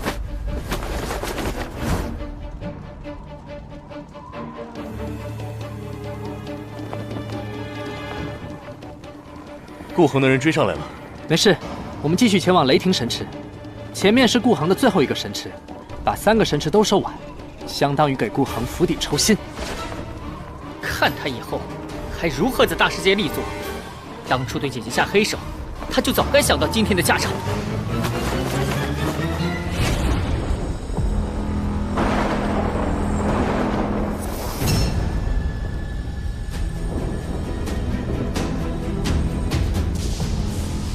情况不太对，雷霆神池怎么这么多人？顾恒也不是傻子，看来在驰援古玉神池的时候，也派人来雷霆神池了。我们没必要进行无谓的战斗，你们护送我到神池就行。天行盟听命，妖盟所有人听命，护送聂离兄冲进去，护送老大冲进去。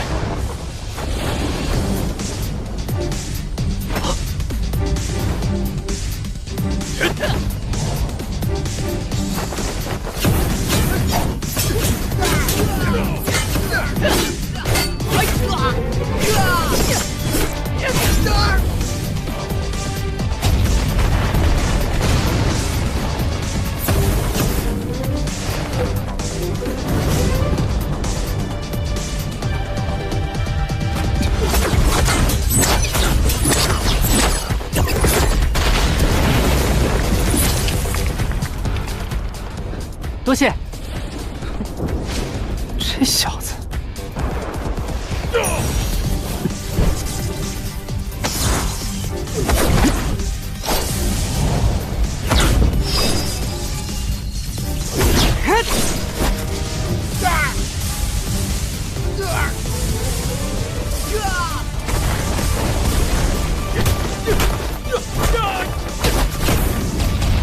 不要放他们任何人进去，我老大马上就到了。所有田转境的都全力护送聂离。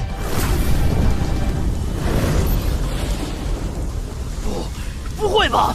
全部都是卓越级龙血妖灵！啊，这为了那么几十灵石，没必要跟他们拼命。妖盟战死的抚恤金可是我们的5、6倍，杀了人还有奖励呢！快溜！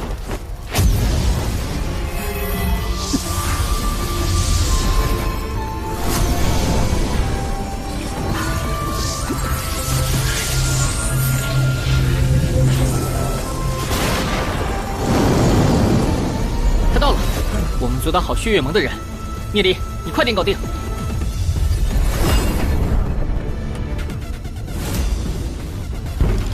他们果然在这里，连我的最后一个神池也不放过，杀！给我杀光他们！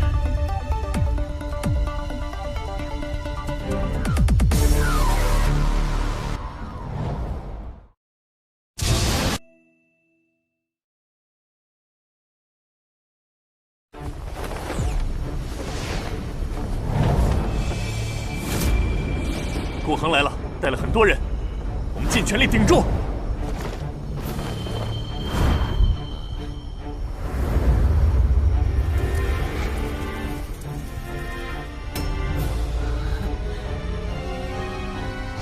光他们！上！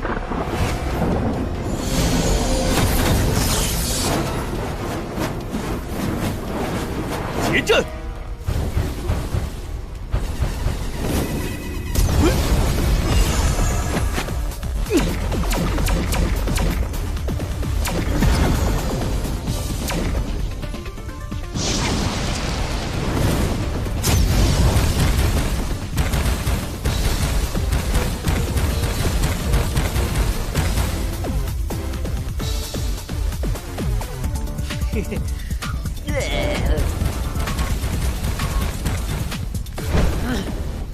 天转镜，上！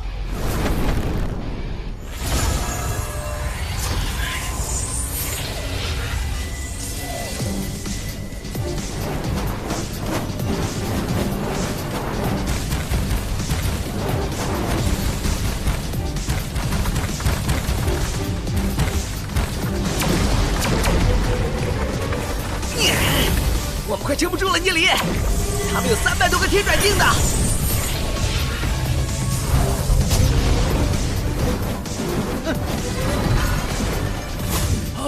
阵被破了，他们攻进神池了，保护聂离！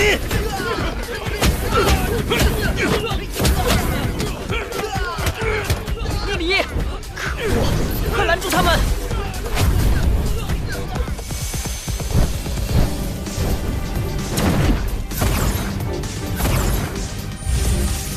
出来了！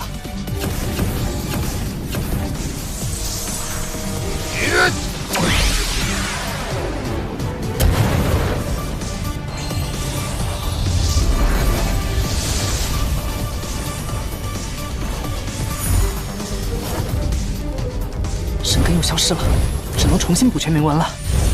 可恶，又是6瓶宝器套装吗？全部去死吧！看屁！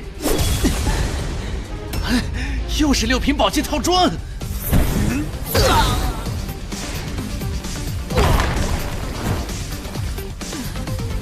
给我杀了他！保护星云老大！我们可都是天转界，你们这群臭鱼烂虾怎么跟我们打？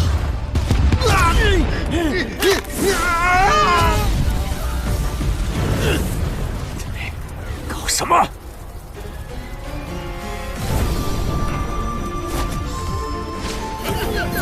他们居然以命换命，用得着这样吗？妖王和天血盟的这帮人，个个悍不畏死，我们损失也很大呀。咱们人数和修为都比他们强，怕个屁啊！他们也没多少人了，给我杀光他们！他们到底有多少钱？顶不住了，我们已经快没人了！快点呐，聂离！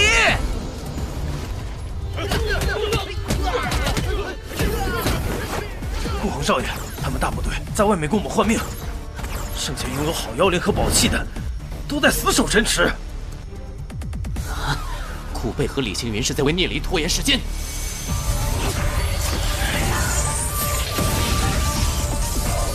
这小子弄了个阵法，在搞什么东西？拦住他！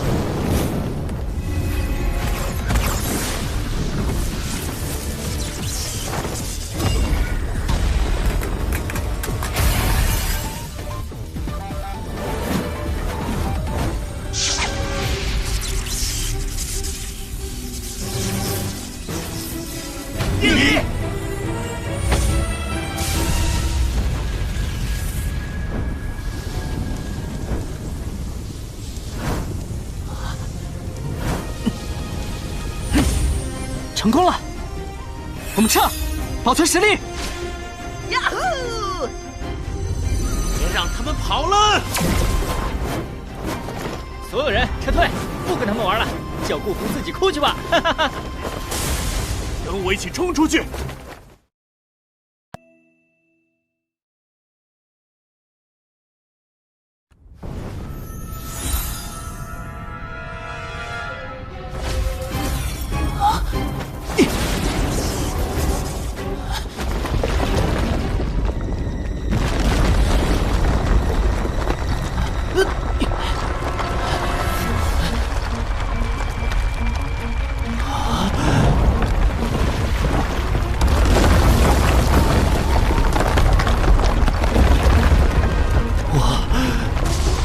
我的最后一个神池！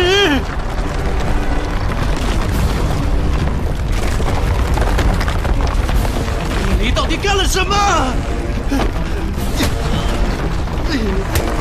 我要杀了你们！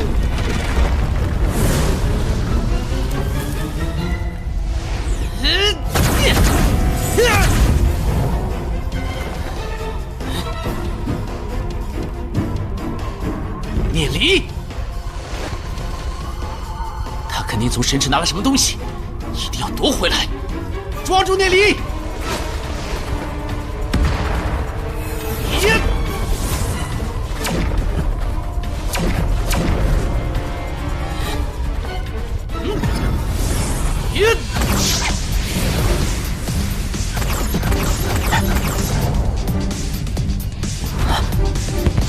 聂离，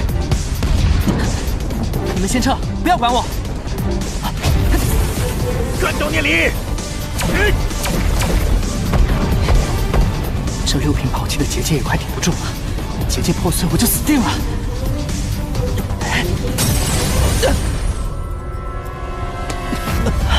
高子，快，别让他们跑了！时空波动，小雨的这枚戒指居然是时空宝器！啊，快！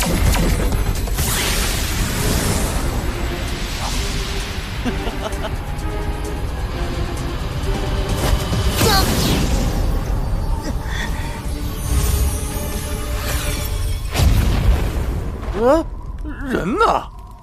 跑了！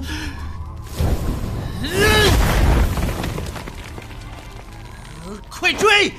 一个都别让他们跑了！杀呀！所有人分头撤退！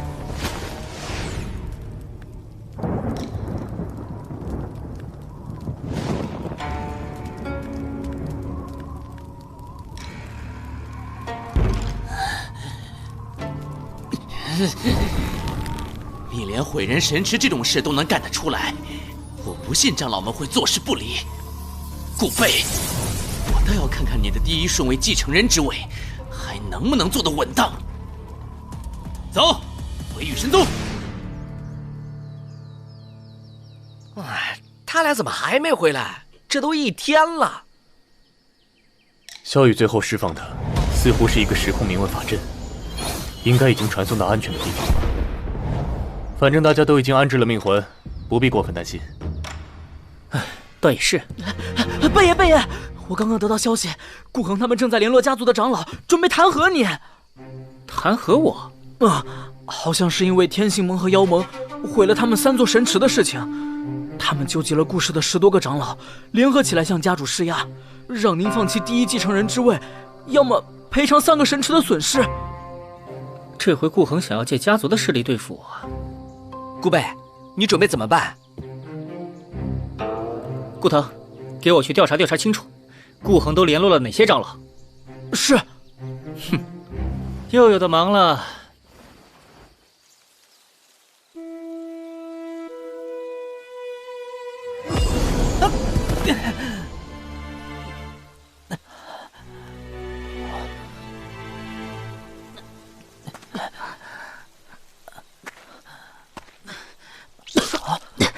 聂离，我被龙炎击中，已经难以治疗了。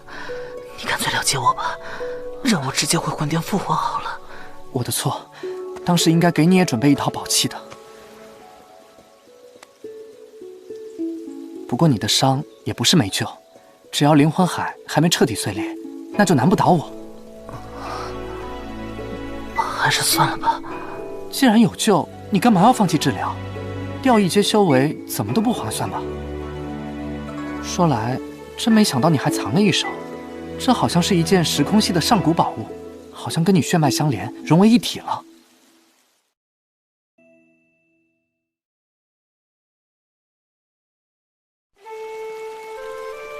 我是一个孤儿，被义父收养时，还只是一个婴儿，任何跟我身世相关的事物都没有了，只剩下这枚戒指。这枚戒指对我来说，有着很重要的意义。它是我存在于这个世上的唯一证明。一个人的存在，又怎能只靠一件物品就能证明？哼，不知你是否听过一句话：空如此生，静若繁花，虚幻缥缈，心如明镜。人来到世上，本就是空空如也，你的存在并不需要任何人证明，用快乐的心品味生命的过程就可以了。来自何方，其实并不是多么重要的事情。聂离年纪尚小，却仿佛已经看破虚妄。好啦，来治疗吧。不必了。搞什么呀？龙颜灼伤不治疗，可是无法自愈的，耽误的可是你的修为。太麻烦了，我还是直接回魂殿复活吧。让我治疗最多1个时辰，比起掉一些修为，明显这样的处理更简单恰当吧。算了，还是不必了。放心好啦，我保证用不了1个时辰，就让你变回原来英俊帅气的样子。到时候黄英他们见了你，照样会尖叫。我不是这个意思。说起来你是替我受伤的，我当然有义务把你治好。不行，我真的不需要。动不了了。你别说了，我都明白。别乱动，你就放心交给我好了。龙颜看起来只是灼伤了肉体，并没有伤到灵魂海，没有被天心境的龙颜秒杀。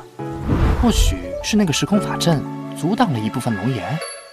这么点伤，小意思啦。先帮你把衣服解了。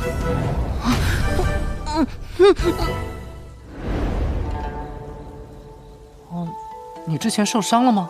缠这么多绷带。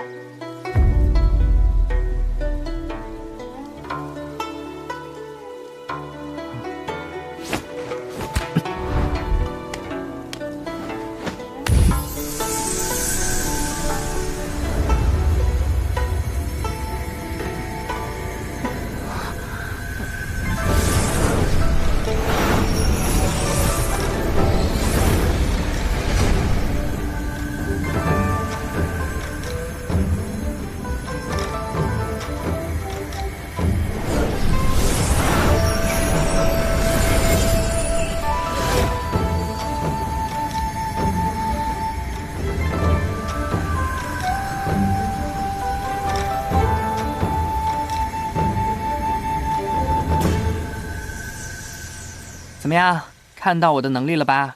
而且我用天道之力渗透进你的身体，把内部的灼伤也治愈了。我明白，接下来就是背面了。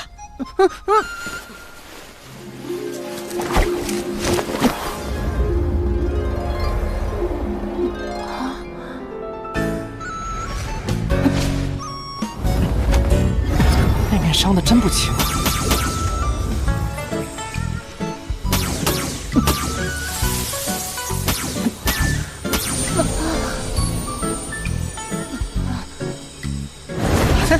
你这小子简直是冰肌玉骨啊！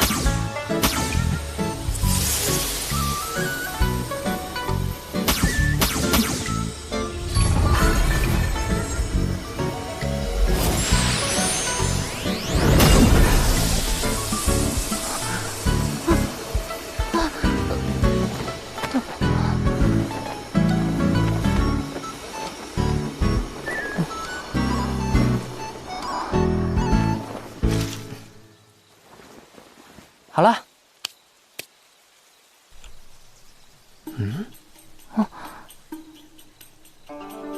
这神秘的铭文我都看不懂。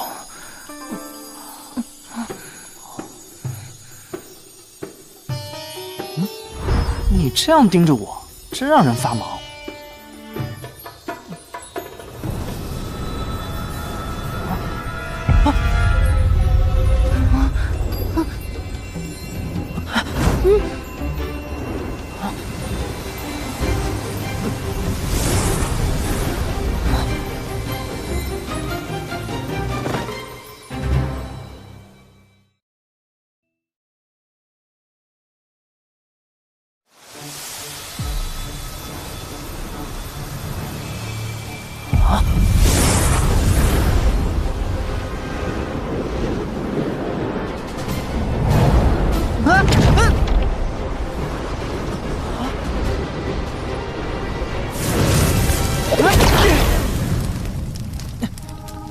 是哪里？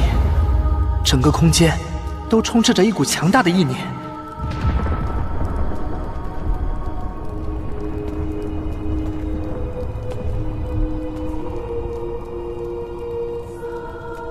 聂离，是谁？这是虚灵之阵里面的空间。虚灵之阵，听说只有将天眼之术修炼到非常强大之人，才能够布置。这虚灵之阵，乃是我生前设于我女儿身上的。你女儿？不会是萧雨吧？是女人？为了保护我唯一的女儿，我使用时空秘法，将她传送到了数百万年后的现在。刚刚在这个时空，有一位天眼之术修炼到与我同一境界的存在。虽然我不知道那个强者究竟身在何处，但是从你的身上，我感受到了一股强烈的时空气息。时空气息？是因为时空妖灵之术的残业吗？请问前辈，您在女儿胸口布置虚灵之阵的用意是什么呢？我和我的妻子将毕生的修为都通过这虚灵之阵封印在了我们女儿的血脉内。随着时间的推移，我们女儿体内的血脉就会慢慢觉醒，将成为凌驾我们之上的强者。但是以她的实力依然无法跟圣帝对抗，我们只能等待着那位天眼之术修炼到极致的强者。不知道我有什么可以帮助前辈？我能感觉得出来，我女儿跟你的关系非同一般。我们确实是好朋友。我想委托你一件事，万里河山图在你身上吧。连这都能感应到？我女儿血脉中的力量一旦解放，就会拥有我们生前的修为。届时，天眼之术的气息就会暴露，会被圣帝发现。所以，我想请你在我女儿血脉中的力量觉醒之前，令她进入万里河山图，这样她就能逃过一劫了。这个简单。那萧雨什么时候会觉醒呢？要么是她自身的修为达到5宗级别，要么是她为人父的时候。啊！为了对抗圣帝，数百万年来无数强者陨落，时至今日，只留下了一种手段，能够稍微制衡圣帝，那便是集合了无数大能创造的天神祖地，其中镇压了圣帝的一道魔骨，令圣帝暂时无法动用全部的力量。难怪前世决战之时，圣帝的势力出奇的弱，难道和我战斗的只是分身？虽然圣帝很强，但你也不必太过悲观。龙须界域之中的小玲珑世界是一位大能死前布置的，那个世界的封印就连圣帝也无法破开。那位大能在小玲珑世界中藏匿了很多宝物，如果你能找到，或许会对你很有助益。小玲珑世界和它的封印原来是这样来的，不知道还藏着什么宝物。虽然重生了一次，但还是有很多没解开的谜团。那位空明大帝到底是何人，又身在何处？那接下来，我的女儿就拜托给你了。前辈放心，只要我在，没有人会动到你女儿一根汗毛。当然，我死了就不能保证了。既然如此，你就先回去吧。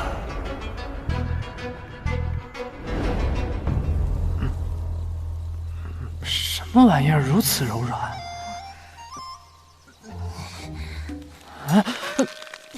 流氓！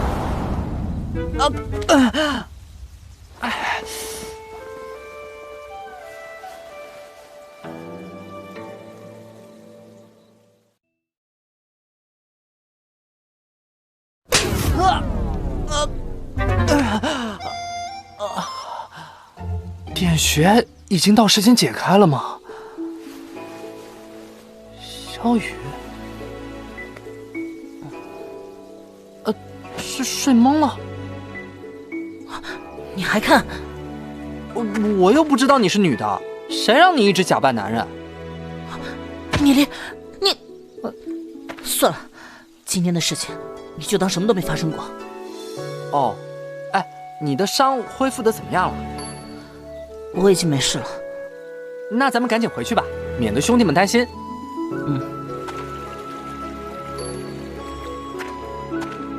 也不知道咱们转到哪里了。不过这山谷里灵气充裕，倒也算个宝地。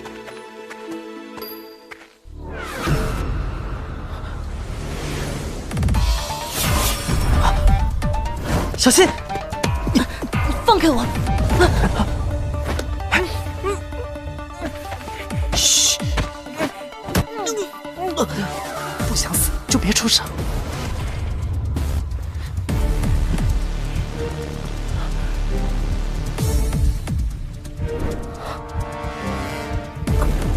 那几道气息极其强大，也不知道我写下的法阵能不能避开他们的感知。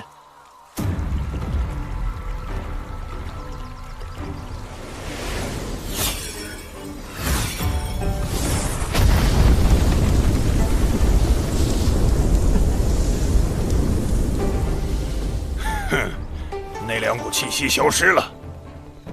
刚才那两股气息太弱了，估计跟那小子没什么关系。杀了我们这么多人，不干掉他，难解我心头之恨呐！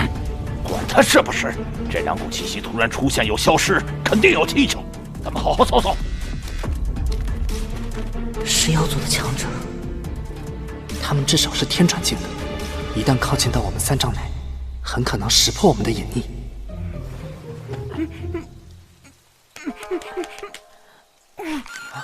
啊！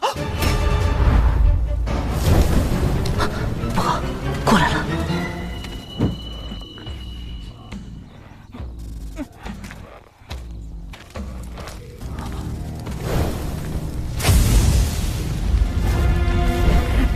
他那边。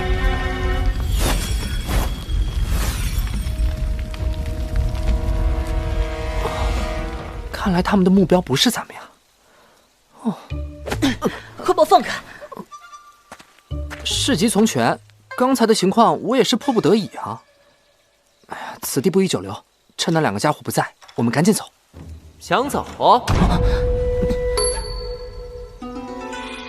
你们是哪个神宗的？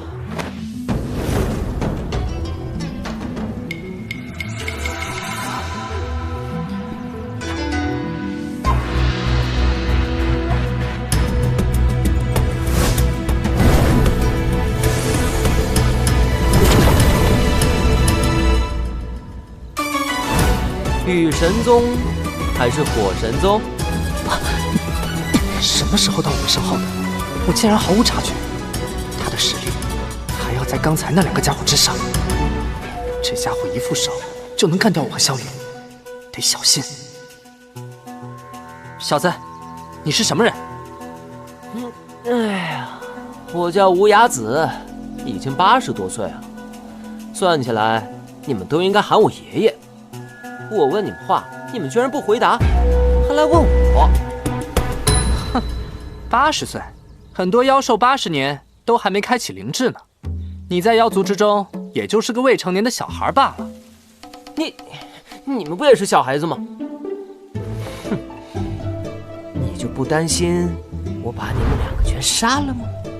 你们才天命境而已啊！要杀我们，你早就可以动手了。算你们运气好，碰到了我。既然来了大世界，我们就已经做好死一次的准备了，无所谓运气好与不好。哼，你们人类倒都是挺不怕死的。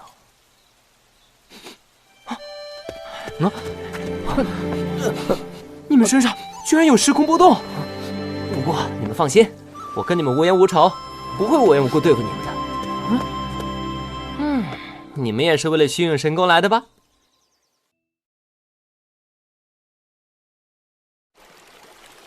你们不是为了虚影神功来的，那干嘛来这里？你们难道不知道这附近很危险吗？虚影神功，我之前倒是听说过。他曾是一位上古大能的行宫，这座行宫每隔6年便会开启一次，其中宝物极多，也暗藏凶险。每当开启之时，便有无数的强者蜂拥而至。距今大概60年后，妖神宗会进入虚影神宫，开启那位大能的宝藏。哎呀，我问这种问题干啥？以你们的实力，进去虚影神宫也是死路一条。你们还是赶紧离开这是非之地吧。那刚才那2个家伙是在追杀你吗？也是为了那什么虚影神宫？追杀我？嘿，那2个蠢货怎么可能是我的对手？哎，妖神宗共有6个灵殿，他们是火灵殿的，我是雨灵殿的。之前我在虚影神宫附近弄到了一件不知名的物件，他们非要抢。被我弄死了几个。这不，他们的人就开始追杀我。光是那2个，我轻轻松松搞死他们。但是干掉他们我就暴露了，知道吗？所以我才懒得跟他们动手。不知名的物件是什么东西啊？反正你们2个也才天命，就给你们见识见识。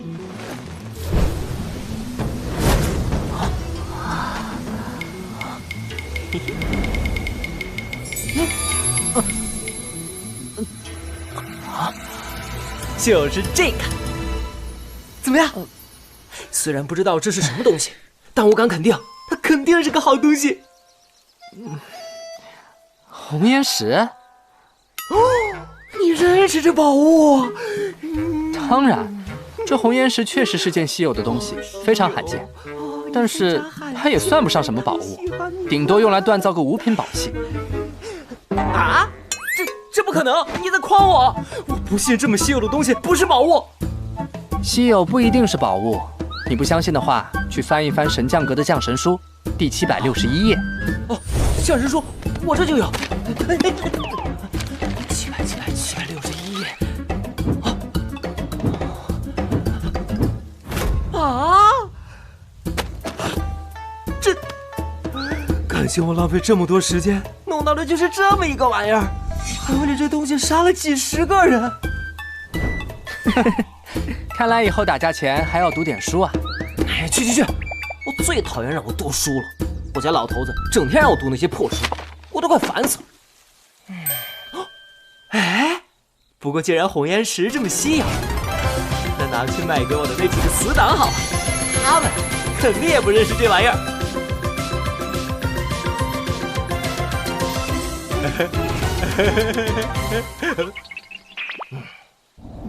没想到你小子只有天命境界，但是见识还不错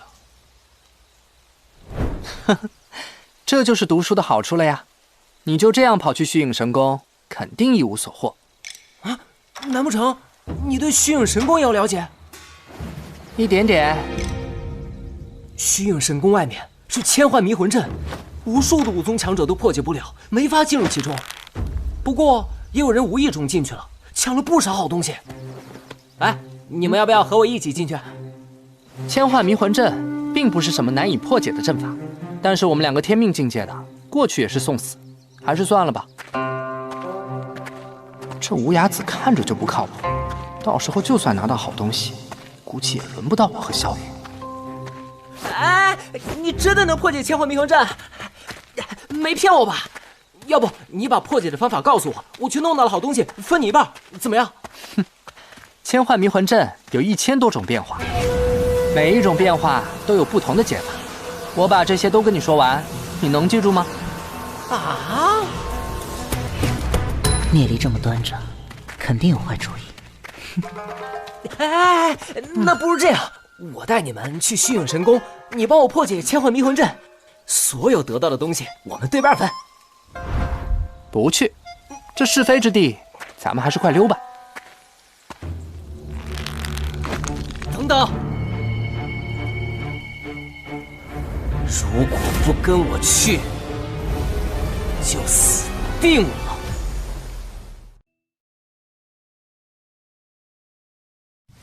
死就死吧，你要动手吗？啊？哼，我可不是那种不讲道理的人。反正横竖都是死，为什么不跟我去虚影神宫呢？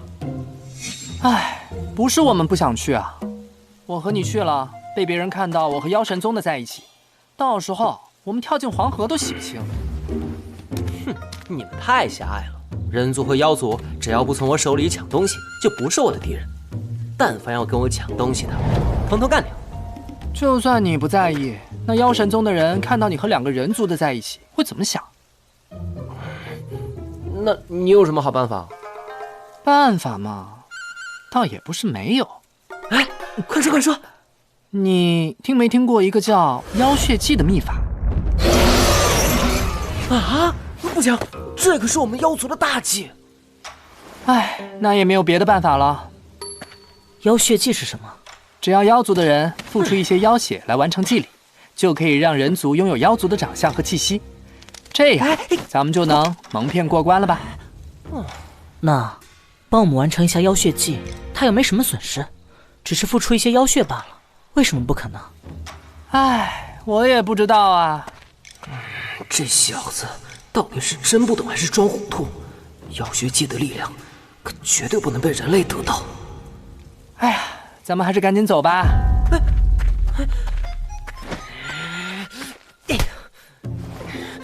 喂，我倒是可以给你们施展妖血祭，但是接下来直到咱们从虚影神宫出来，你们都不能离开我2里之内。可以。哼，那好，我这就把妖血放给你们。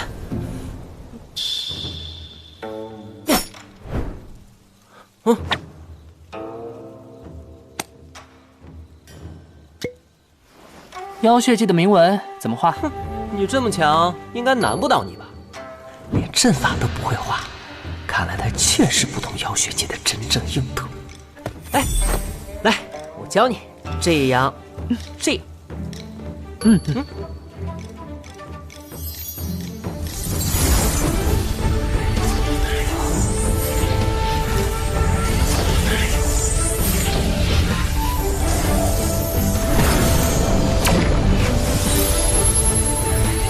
这力量，这个乌鸦子的血脉似乎不简单啊！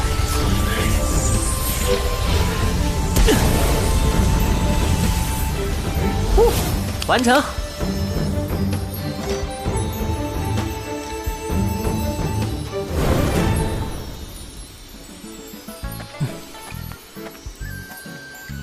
好了，乌鸦子，你是兔子族的？我可是神血妖离一族的，祖上是天脉传承太古血脉，你懂吗？竟然是天脉传承的神血妖离，有了神血妖离的妖血祭，该做点什么好呢？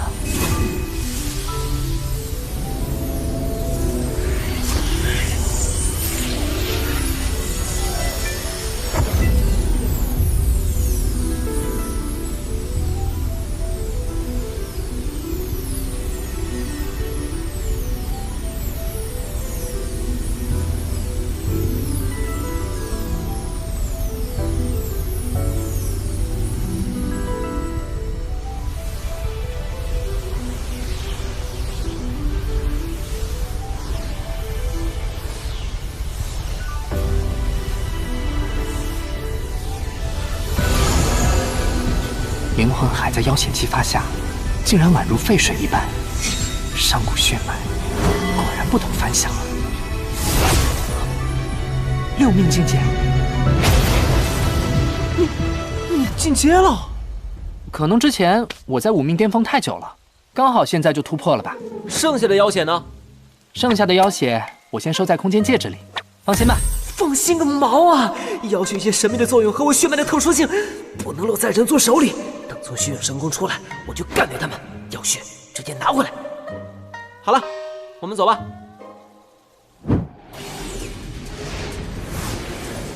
乌鸦子是天脉传承太古血脉，一旦解开妖血的所有封印，我不融合妖灵，也能拥有妖族的太古血脉之躯。喂，你又进阶了？真奇怪啊！可能是我修炼的功法比较特殊吧。胡说八道！等世界要结，必须干掉他们！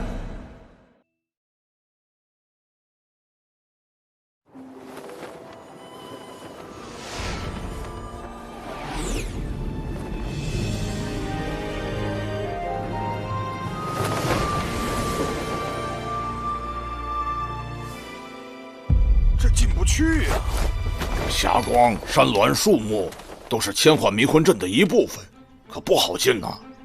怎么还来了那么多人族的？好像还在瞟咱们呢，去干他们！哎，不妥，进入虚影神宫的机会只有10天，没人愿意在这里打架耽搁的。切！喂，我们怎么进去啊？现在时候还未到呢，等再过几个时辰，到了正午，才能找到千幻迷魂阵的入口。哼，一帮怂货！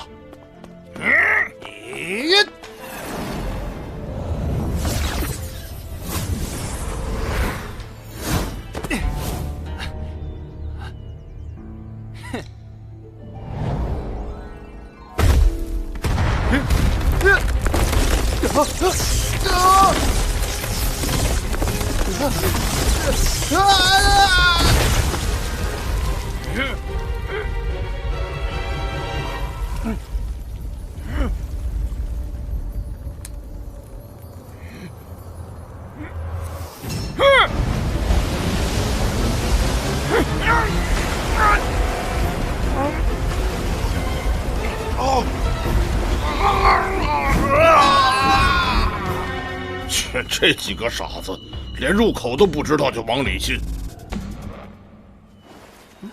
哎，你干嘛去？没事做，等着呗。趁现在，多淬炼淬炼妖性。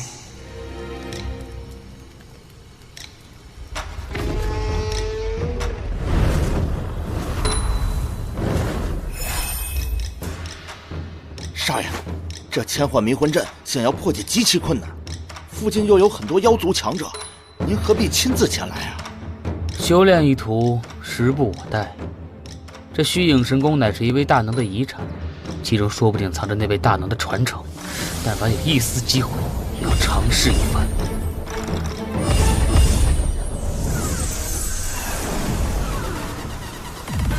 它的入口究竟在何处？看，远处又来一堆人，还飞那么高，忍不了了，干他们！他们都是天转境的，别冲动啊！那边人少，去打那边。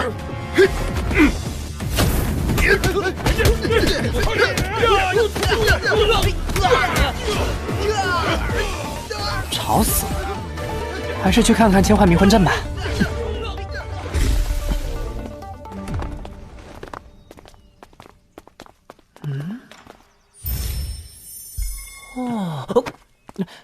你跟我这么紧干嘛？哎，你们才天命境界，这附近高手这么多，我怕你们碰到麻烦呀。放心好了，我会帮你找到入口的。不过话可说在前头，所有拿到的宝物一人一半，我先选。好说好说。嘿，反正等你死了，空间戒指也归我了。嘿嘿。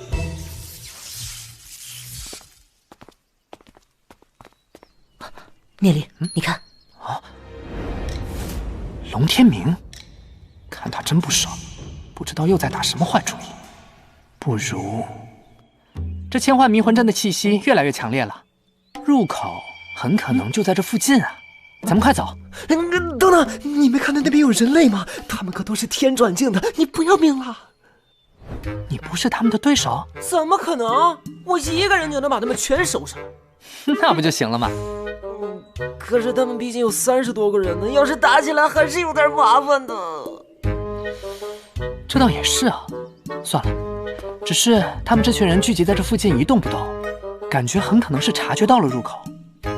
要是让他们先进去了，指不定好东西就落在他们手里了。哎，走吧走吧。哎，别，你还是继续找吧，只要能找到入口就行。那帮人类赶走就行。要是他们不识相，那就动手，反正是一群人族而已，也不怕得罪他们。哦，好，那走吧。